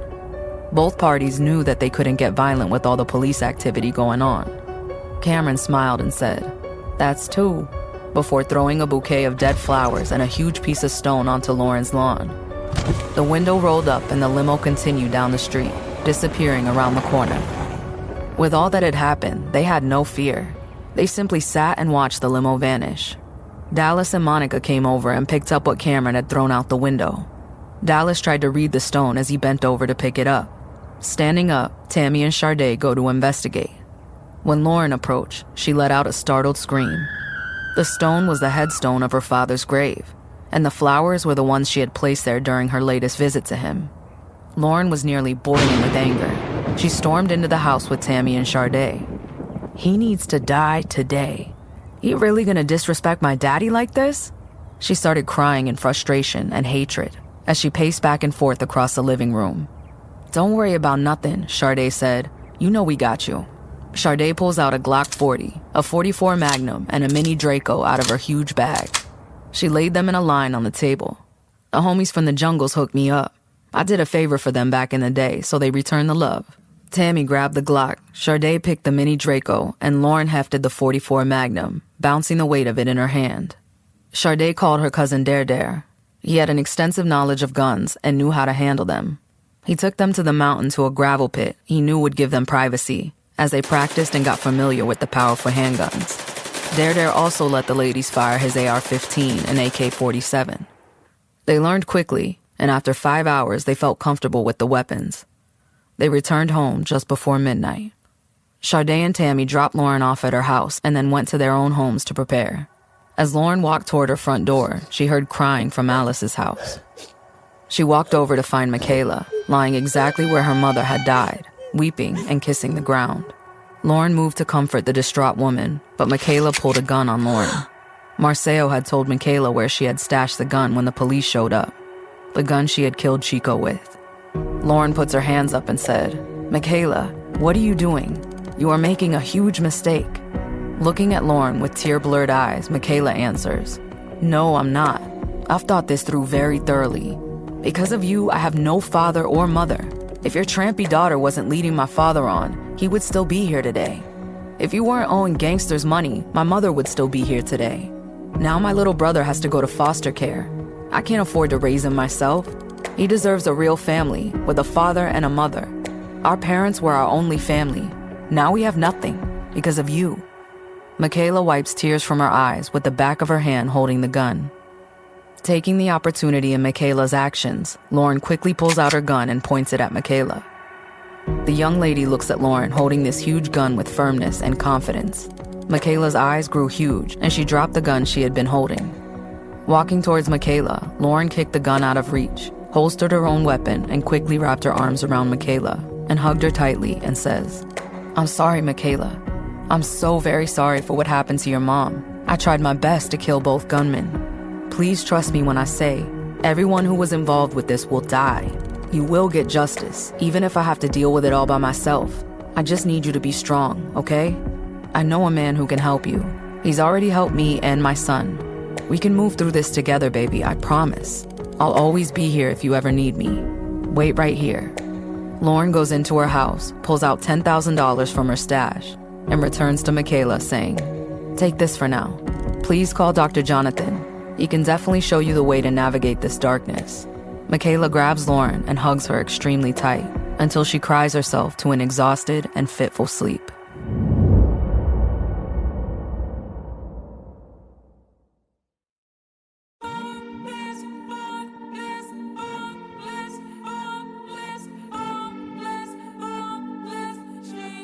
Chapter 11. Lauren stayed the night with Michaela and Marcelo.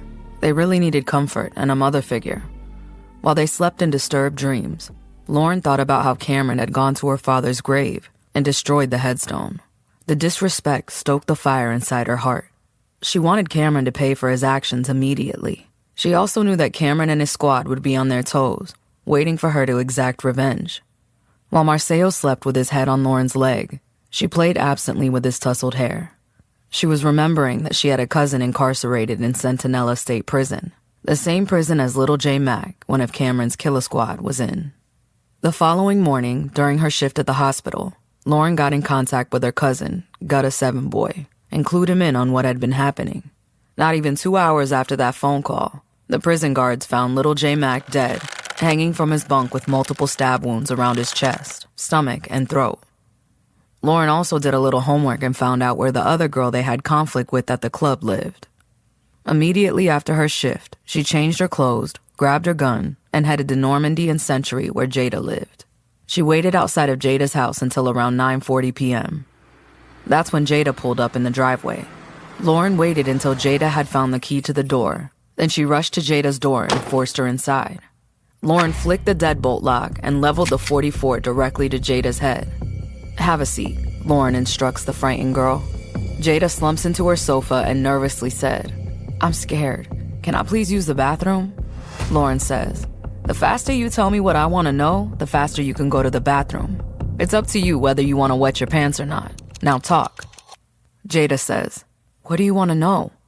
Lauren takes one step towards Jada and pistol whips her and says, "Don't play with me. Open your mouth."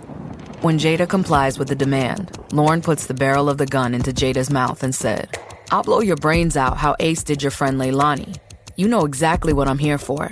You have 5 seconds before I pull this trigger." "Okay," she mumbles around the metal barrel in her mouth. Lauren slowly removes the gun but keeps it level at Jada's head. Okay. Cameron is trying to kill you.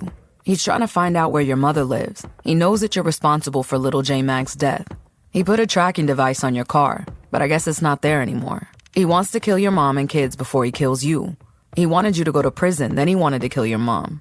The day of Leilani and Hakeem's deaths, they knew you were there all along. Cameron found out Hakeem and Leilani were messing around, so Cameron told Hakeem that Leilani was snitching to the feds about his business and told him that he would give him $75,000 to kill her. But what Ace didn't know was that Chico and C-Loc were already at Leilani's place. Cameron told Chico and C-Loc that if Ace don't kill Leilani, they need to eliminate him. He promised Chico and C-Loc $100,000 if they tied up that loose end, so they were down the street in a rental waiting to see what Ace was gonna do. They were talking with Cameron when Ace arrived, then saw you pulled up right when he did. They told Cameron you were there and had popped Ace. Cameron and another one of his boys were already at your friend's home and they killed her dog. He told Chico and C-Loc to follow your guys, so they did. From Leilani's to St. Francis Hospital to Irvine and the hotel. Cameron felt that it was the perfect opportunity to serve you up for murder while he hunted your mother and kids down. Yes, Chico and C-Loc killed that older couple. "So what else does he know about my mother?" Lauren asked, nervous but not about to show that weakness to Jada. "He knows her first and last name, and she lives somewhere in San Diego, but he's not sure exactly where. The tracking device never took you over there." With a hardcore stare, Lauren says, "So tell me about Cameron and his East Side Compton killer squad." Jada says, "Cameron is not from LA at all. He's from Rancho Cucamonga. His family married Juju from the East Side Compton killer squad. So Cameron had a past using Juju's street cred. When Cameron was 14, the police accidentally shot him in the back. Cameron was paralyzed for 2 years and somehow he was blessed to start walking again. That incident paid Cameron $1.5 million. He decided to use some of that to get in on Juju's business when he was 18. That business was selling drugs. Juju introduced Cameron to all the right people, and Cameron ended up turning that $1.5 million into $15 million within a year. After about 5 years in the drug game, Cameron decided he wanted clean money, so that's when he opened up his limousine and party bus businesses. That business is doing really well, but he still has his hand in the drug game. So how much is he worth? Lauren couldn't help her curiosity. "Let's put it like this," Jada said. "That house in Beverly Hills that you burned down is already finished and has new furniture. Did he ever take you on his yacht that's in San Pedro?" Lauren responds, "I didn't even know he had a yacht." Jada continues, Yes, he has 2 yachts and a fishing boat. I would say that Cameron has over $250 million in cash and property. He spends most of his money paying off the police, feds, and his lawyer. He is the best lawyer possible, and that service does not come cheap. Oh yeah, I know his lawyer. Lauren nods with a wry smile. Jada said, the most dangerous person on his team is Blackstone. He's the smartest, wisest, most clever, and dangerous serial killer that has ever been created. Cameron hasn't even sent Blackstone to get you. Blackstone gets quadruple what everyone else gets, because when he comes for you, you're guaranteed to die. Lauren says with a frightening tone. If he's that dangerous, why is he not dead or in jail? Jada continues. Weren't you listening? He's the wisest, smartest, most clever serial killer ever. Blackstone is not going to get caught. Blackstone has no tattoos or identifying scars. He doesn't drink or smoke. He goes to church, sings in the choir, feeds the homeless. He's physically strong and can fight better than Mike Tyson and Bruce Lee put together. Blackstone smiles all day and talks positively just to get close to you. He's killed so many people for Cameron, and I'm sure over 100 people on his own time. This Asian man named Pierce owed Cameron $400,000. Pierce had some cold killers on his squad, so Cameron told Blackstone that if he was going to kill Pierce, he would have to kill like 10 of his men just to get to him. Well, Blackstone did his homework. Blackstone found out that Pierce's 15th wedding anniversary was going to be held in Cerritos at this banquet hall. Blackstone went to the banquet hall 3 days prior, snuck in, and put 50 bottles of nitrogen inside of the building. He put a valve on the bottles and opened them all, leaving the master valve closed. On the day of the anniversary party, all the guests were there, including Pierce's bodyguards. Blackstone came into the banquet hall dressed up in a janitor's uniform, carrying a bag as if it had tools and cleaning supplies inside. What was really inside of his bag was an oxygen tank. He locked all the doors and went into the party. Blackstone noticed that everyone was dancing and focused on one another. So he danced his way over to the nitrogen valve, flipped it open, and applied his supplied air respirator oxygen mask. Blackstone started dancing as the people began falling, while people slowly started grabbing at their throats and falling to the ground. Others tried running to the door, only to find them locked. Within seconds, 51 people had died. Blackstone unlocked the doors and walked out like nothing happened. Lauren's eyes growing large, Lauren exclaims, "Are you serious?" Jada continues, "Dead serious. I was riding with Blackstone to go pick up Cameron from the airport once. This truck was driving crazy and almost hit us. Blackstone grabbed a fake tattoo pen and quickly drew 666 on his forehead. It looked just like a real tattoo. He then put on a dreadlocks wig. He made sure that the cars around him could see the 666 on his forehead and his long dreads. Blackstone caught up to the truck, snapped the airbag cover from the steering wheel, and pulled out a gun. He shoots and kills the truck driver and his girlfriend. He took off, put the gun back, erased the tattoo off his forehead, threw the pen out the window, and tucked the wig inside of the cushion headrest. The police were up on our bumper as we exited the freeway. I was extremely nervous, but he just put on a Yolanda Adams gospel CD, pulled his Bible from the glove department, and pulled over like nothing happened. The police came to the car with guns drawn. They heard the gospel music and saw the Bible. They could see he didn't have a 666 tattoo or dreadlocks, and while checking his ID, saw pictures of him feeding the homeless. They let him go, thinking they had the wrong car. Blackstone doesn't make a move without preparing. I'll share one more example of how clever Blackstone is. About a year ago, Cameron, Juju, Leilani, myself, and Blackstone were going to a club. We were all in Juju's Hummer. Juju drove through a red light, not seeing the cop a few cars back. We had like 6 loaded guns in the Hummer as the police approached to pull us over. I saw Blackstone looking at his GPS. He was looking for the streets in the neighborhood. He called the police, crying and saying that his brother had a gun to his wife's head and was about to kill her. He reported the incident 2 streets over, so about the time the cop walked up to Juju's truck and asked him for his license, the same cop had to leave them and go to a more important call. His favorite quote is, "Wise as a serpent, humble as a dove." His strategy is not to scare you, but to draw you closer. I've seen him beat up 5 guys with his bare hands at a football game. They were all rushed to the emergency room. I just shared a little bit with you. If I were you, I wouldn't trust anybody. A police officer, a plumber, a counselor, a maid, a barber, any of them can be Blackstone. That Jehovah's Witness costume was all Blackstone's plan, but Chico and CeeLo failed, in killing you at least. Hold up. Did you say counselor? Lauren asked, hoping against hope she was wrong. Lauren breathed hard and asked, what does Blackstone look like? Jada said, he's milk chocolate complexion, has a good grade of hair, handsome, muscular, built. Lauren screamed, what? Is he 6 feet tall? Jada looked at Lauren with her head cocked to one side and said, girl, no, he's like 5 feet 5 inches. He's a shorty. Lauren put her hand over her heart and said, thank God. I was about to say. Lauren lets the thought trail away. Lauren continues, well, I guess you can use the restroom, but you're going with your hands tied behind your back. Lauren grabbed some zip ties from her pants and put them on Jada. Lauren grabbed Jada's phone and said, don't do anything stupid when I leave. I'll give you your phone back in a few days. You have knives in the kitchen. I'm sure you'll find a way to break free. Jada said, if he finds out I told you anything, he will get me killed. Please don't say a word. I'm begging you. Seeing how scared Jada was, Lauren said, I won't say a word.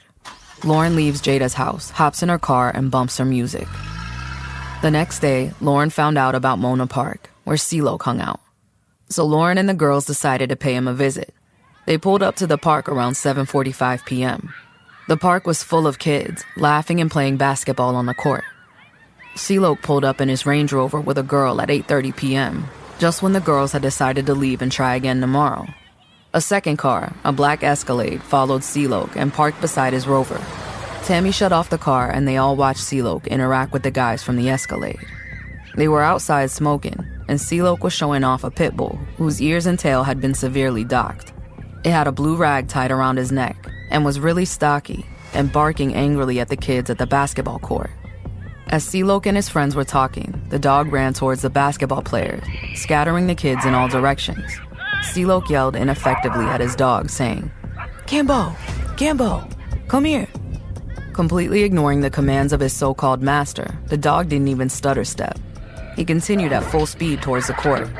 Kimbo grabbed one of the kid's legs and jumped on top of him. The kid fought for his life, trying to break free of the iron grip on his leg. Another kid slid him a knife. Grabbing it, the kid started stabbing Kimbo over and over. Kimbo finally breaks his hold, takes 2 steps back, and falls over. CeeLo ran over. He saw his dog bleeding out on the basketball court, and without a thought, he pulled out a gun and shot the kid 5 times in the torso, killing him instantly. The kid was only 15. CeeLo and his homeboys run back to their cars and take off. Sade had recorded everything on her phone. She had the whole incident on camera. CeeLo's truck, license plate, the dog attack, and CeeLo killing the kid. They went to one of Tammy's homeboys who could take the footage from Sade's phone and put it on a thumb drive without tracking where the footage had come from. He copied the video onto 50 thumb drives, mailing them to all the news stations in LA County. Soon enough, the whole city was looking for CeeLo, broadcasting his face and real name on the news statewide. Curtis Lawrence Brown Jr. was wanted for the murder of a child. Not even 24 hours passed by, and CeeLo was found dead in Barstow, California. Rumor had it that some Mexicans from F-13 found him at a hotel, and in what appeared to be a gunfight started by CeeLo and his buddies. The member of the F-13 were found innocent by self-defense. They were touted as heroes for getting the child killer off the streets and rewarded $50,000. Now that CeeLo and Chico are gone, Cameron finally sees it's time to let loose the beast, and it was time for these ladies to die. It was time for him to unleash the wrath of Blackstone.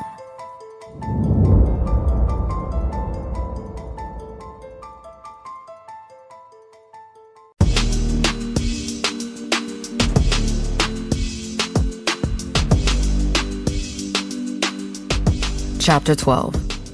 Thursday night found Lauren, Sade, and Tammy at Tammy's house. Lauren was texting Javier, Sade was doing Lauren's hair, and Tammy was in the kitchen looking for a snack. All of a sudden, all the power went out. They all grabbed their phones and turned on the flashlight function. Then they went straight to their guns. Tammy called 911 and asked the dispatcher, 911, what's your emergency? Is all the power out or is it just my home? The power is out over the whole block. Probably a transformer had blown, the dispatcher said.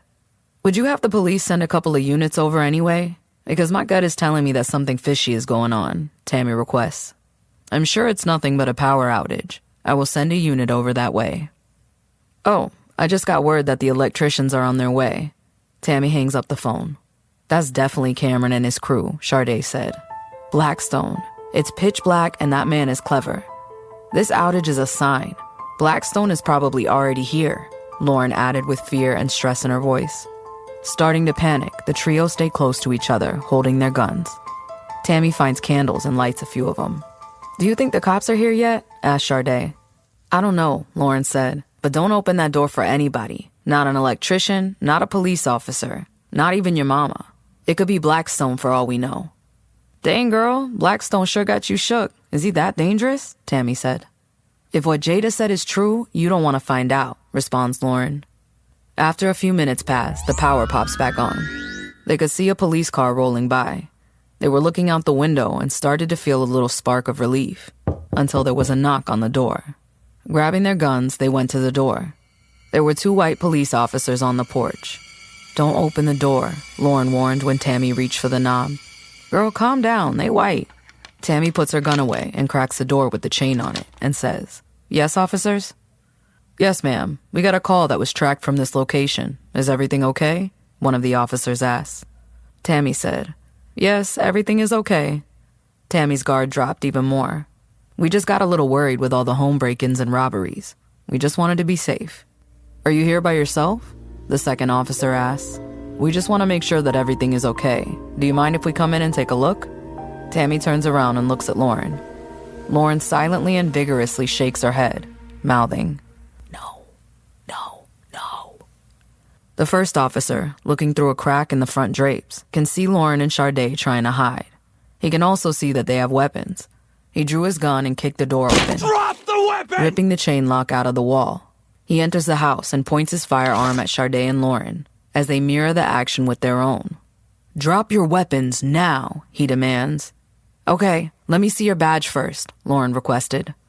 Lower your weapon now, he yells, more forcefully than before. Matching his intensity, Lauren shouts, Show me your badge. Call backup, he tells his partner, and the second officer steps outside to make a call. Backup is on the way, he said as he re-entered the house. Lauren went into high alert when she noticed the officer also brought an AK-47 with him.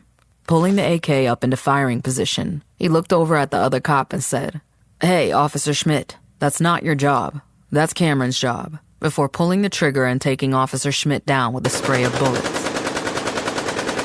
The noise was deafening. Lauren looked at the cop and said to herself, Blackstone. Jada lied to me. Even with the ringing in their ears from the close-range fire, they could hear Officer Schmidt gurgling on the floor. Cameron and Juju walk into the house. Cameron had the butt of a 12-gauge propped on his hip, while Juju gripped a .45. Cameron says, All this trouble for the little you owe me. Cameron looks at Juju, passes in the 12-gauge, and nods his head. Without a pause, Juju cocked the shotgun back and blew Tammy's brains out all over the walls.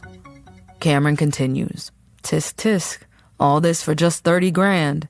Cameron shakes his head. You should have just paid me and I'd left you alone. But no, you let these hood rats lead you on. One is dead and in 30 seconds the other will be. In about 2 minutes, you're going to follow them into hell. But first, you and I have some unfinished business to take care of. If you know what I mean, he said with a wink. Lauren says, I knew this was a setup. I should have never trusted Jada. She said Blackstone was black. I should have known this man was Blackstone all along. Cameron laughs. Oh, is that what Jada told you? What else did she tell you? That you are just a coward and you're scared to pull the trigger yourself, Lauren says to Cameron. She said you just pay like a little punk and you have a lot of estrogen. Cameron smiles and says, Did she also tell you that she was dead? He laughed. Her phone was tapped and had a tracking device. How do you think I knew where you were? You have to get rid of all the evidence. Let the church bells ring. Sharday seemed to go down in slow motion. She was hit 13 times with the same AK that had killed Officer Schmidt. Thank you. Blackstone, right? Cameron laughs with the officer. Okay, little Lauren, playtime is over. There's nothing you can do, so just drop your weapon and do what Daddy tells you. I'll even glue your papa's headstone back together. The guys continued laughing. Instead of scaring Lauren, it made her angry. She had seen her friends die without a thought. It was too much for her. She raised her gun and shot the white Blackstone dead center of his forehead, killing him instantly. In the split second of confusion her actions caused in the guys, she turned and ran into Tammy's room. Regaining his wits, Juju shot at her retreating form and grazed the back of her arm. She dives into the room and locks the door behind her. Juju followed her down the hall, continuing to fire the high-powered rifle. Lauren sprinted across the room and jumped out the window as Juju kicked the door open. Juju followed her down the hall, continuing to fire the high-powered rifle, only to find that Lauren is no longer in the room. He ran back to where Cameron was standing and said, "Hurry, she's outside." They both head to the front door, only to be greeted by a hail of bullets from both Lauren and Javier. Cameron and Juju fell to the ground before they knew what was going on. Javier had headed to Tammy's when Lauren had stopped texting him. He knew something was wrong. While standing next to the corpse on the ground, Javier took his shirt off and wrapped it around Lauren's arm before calling 911. Javier rode with her in the ambulance. She found his presence to be comforting, like a soft, heavy blanket. There, in the ambulance, they shared their first kiss. Javier had found his soulmate in Lauren. He wanted to be in her life forever. He proposed right there, in the emergency vehicle, and without a second thought, she said, yes. A week later, while Lauren was still healing, they moved back to Carlsbad. Standing next to the U-Haul, Javier took Lauren's hand and said, "From the day I laid eyes on you, I knew you were the one for me. I knew at that moment I would hold you in my arms and my heart. The look in your eyes comforted me and made me feel at home. You were once a candle, but life out here turned you into a firecracker. I still see the beautiful candle. All you were missing was the flame to your candle. Now, we both can create fire, and baby, we are fire. I have to say I owe it all to Dr. Jonathan for making me the man I have become." He leans to kiss her softly. Javier continues, "It's couples night with him. Let's go and have one last session, thank him, and get some last words of wisdom before we begin our journey." Lauren touched his hand that was still on her cheek and smiled. Shedding a tear at the beauty of this soul standing in front of her, she said, "I moved to LA to find a more exciting life, to find me a better man, a strong, independent black gangsta. And here I am with a soft-spoken, loving, hard-working, caring, unselfish, fine Mexican man that I love. You are definitely the light to my candle, baby." Javier leans in to kiss her. 10 minutes later, they pack the last of their belongings into the truck. Lauren hops in the car with her gun. Javier said, "Baby, please get rid of that thing. Throw it away. We don't need to bring that into our new life." Looking at the firearm resting in her palm, she knew he was right. She got out of the car but saw some real Jehovah's Witnesses walking her way. So she hopped back in and said, "We will dump it before we get to Carlsbad. Let's hurry before the class begins." A few minutes later, Javier and Lauren pulled up to the couples class to find a packed house. Dr. Jonathan was an amazing man. It looked like he was responsible for many relationships and marriages. When Javier got out of the car, they saw some suspicious guys walking around the parking lot.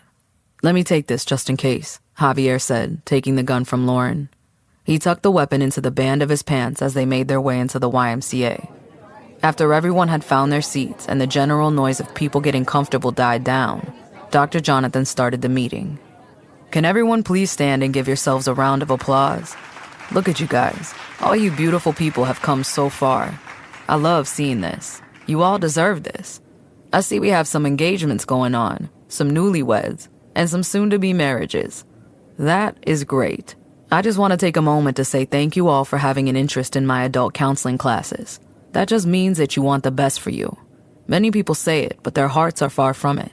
You guys' hearts are connected to your mouths, and you will forever speak life into existence. We are here today to encourage you to continue that bright path and show each other value, honor, respect, loyalty, and most of all, love. Love your spouse and your partner with all of your heart, because tomorrow is never promised. This is why the packets of information for Dr. Jonathan's life insurance policies are available in the lobby. Life insurance is not just about death, but insuring life. How do you think the white people are prospering in this world? I'm trying to give you all some knowledge, so thank you to everyone who signed up and began their life insurance investments with me. So once again, thank you. It's so amazing seeing people that look totally different together. There's a beautiful collection of colors here. Look, John is shorter than his wife. Everyone shares a good-natured laugh. Jonathan continues. Joseph is a pastor, and Shantae is an ex-gangster. Love has no sight. If we all were blind, would beauty still exist? The answer is yes, because it lives in our hearts, and through our mouths, we speak it into existence. We speak beauty into existence. A lot of us were once ashamed of something about ourselves. Some women don't like their hair texture or length, so they chemically straighten or put in long extensions. Some don't like the color of their skin, so they bleach it or cake their faces with makeup. Some don't like the color of their eyes, so they wear contacts. Some don't like their bodies, so they get injections, take steroids, have plastic surgery, or take supplements and constantly work out. Some change body parts, but what they really should be changing is their love for themselves. Ladies and gentlemen, we are not all perfect, and no, not even me, believe it or not. I have insecurities that I wrestle with. A murmur of disbelief rippled through those gathered. They thought Dr. Jonathan was the closest thing to perfection that they had ever encountered. Yes, I have insecurities with my height, he confessed. I don't know why. You are what, 6 feet? Many men would die to be your height. I think you're just fine, Shantae said. Dr. Jonathan smiles and says, Who said I'm 6 feet? He lifted his pants to reveal specially made stilt shoes. He stepped down out of the lifts and said, I'm only 5'5". Lauren started to shake as the realization set in and whispered to herself, Blackstone. Dr. Jonathan Blackstone grabbed an air respirator, put it on his face, and flipped a valve that activated the nitrogen cylinders around the room. The odorless, colorless gas started to fill the room. Lauren realized now that the two sketchy individuals in the lot were there to help Blackstone. After everyone had entered and settled, they had gone around the building and locked or chained up all the exits. Blackstone laughed as he watched them all become lightheaded and sagging into their chairs. Javier held his breath, pulled out the gun, and shot Blackstone 5 times in the torso. The once benevolent Dr. Jonathan, now showing his Mr. Hyde persona, dropped to the floor. Continuing to hold his breath, Javier takes the mask from Blackstone and hands it to Lauren. He patted down the killer's pockets to find a set of keys. He tossed the keyring to her, and she rushed to the door. Seconds felt like hours as she tried key after key to unlock the door. She turned to call for Javier, but her eyes fell on his silent, unmoving form. Joining the sea of bodies covering the floor, she ran to his body, frantically hoping she could pull him to safety, but she knew it was too late. With only seconds left of her air supply, she ran out the door to find police and EMTs pulling into the parking lot. She didn't want to believe what she saw, but she knew it was true. Someone was running out the back door. Blackstone. He had been wearing body armor and an additional air-supplied breathing bag. Blackstone got away. Officers tried to calm her when she started crying inconsolably. She lost almost everything. It was at that very moment in time that she lost all ability to trust anyone. It made Lauren careless. It made her heartless. The end.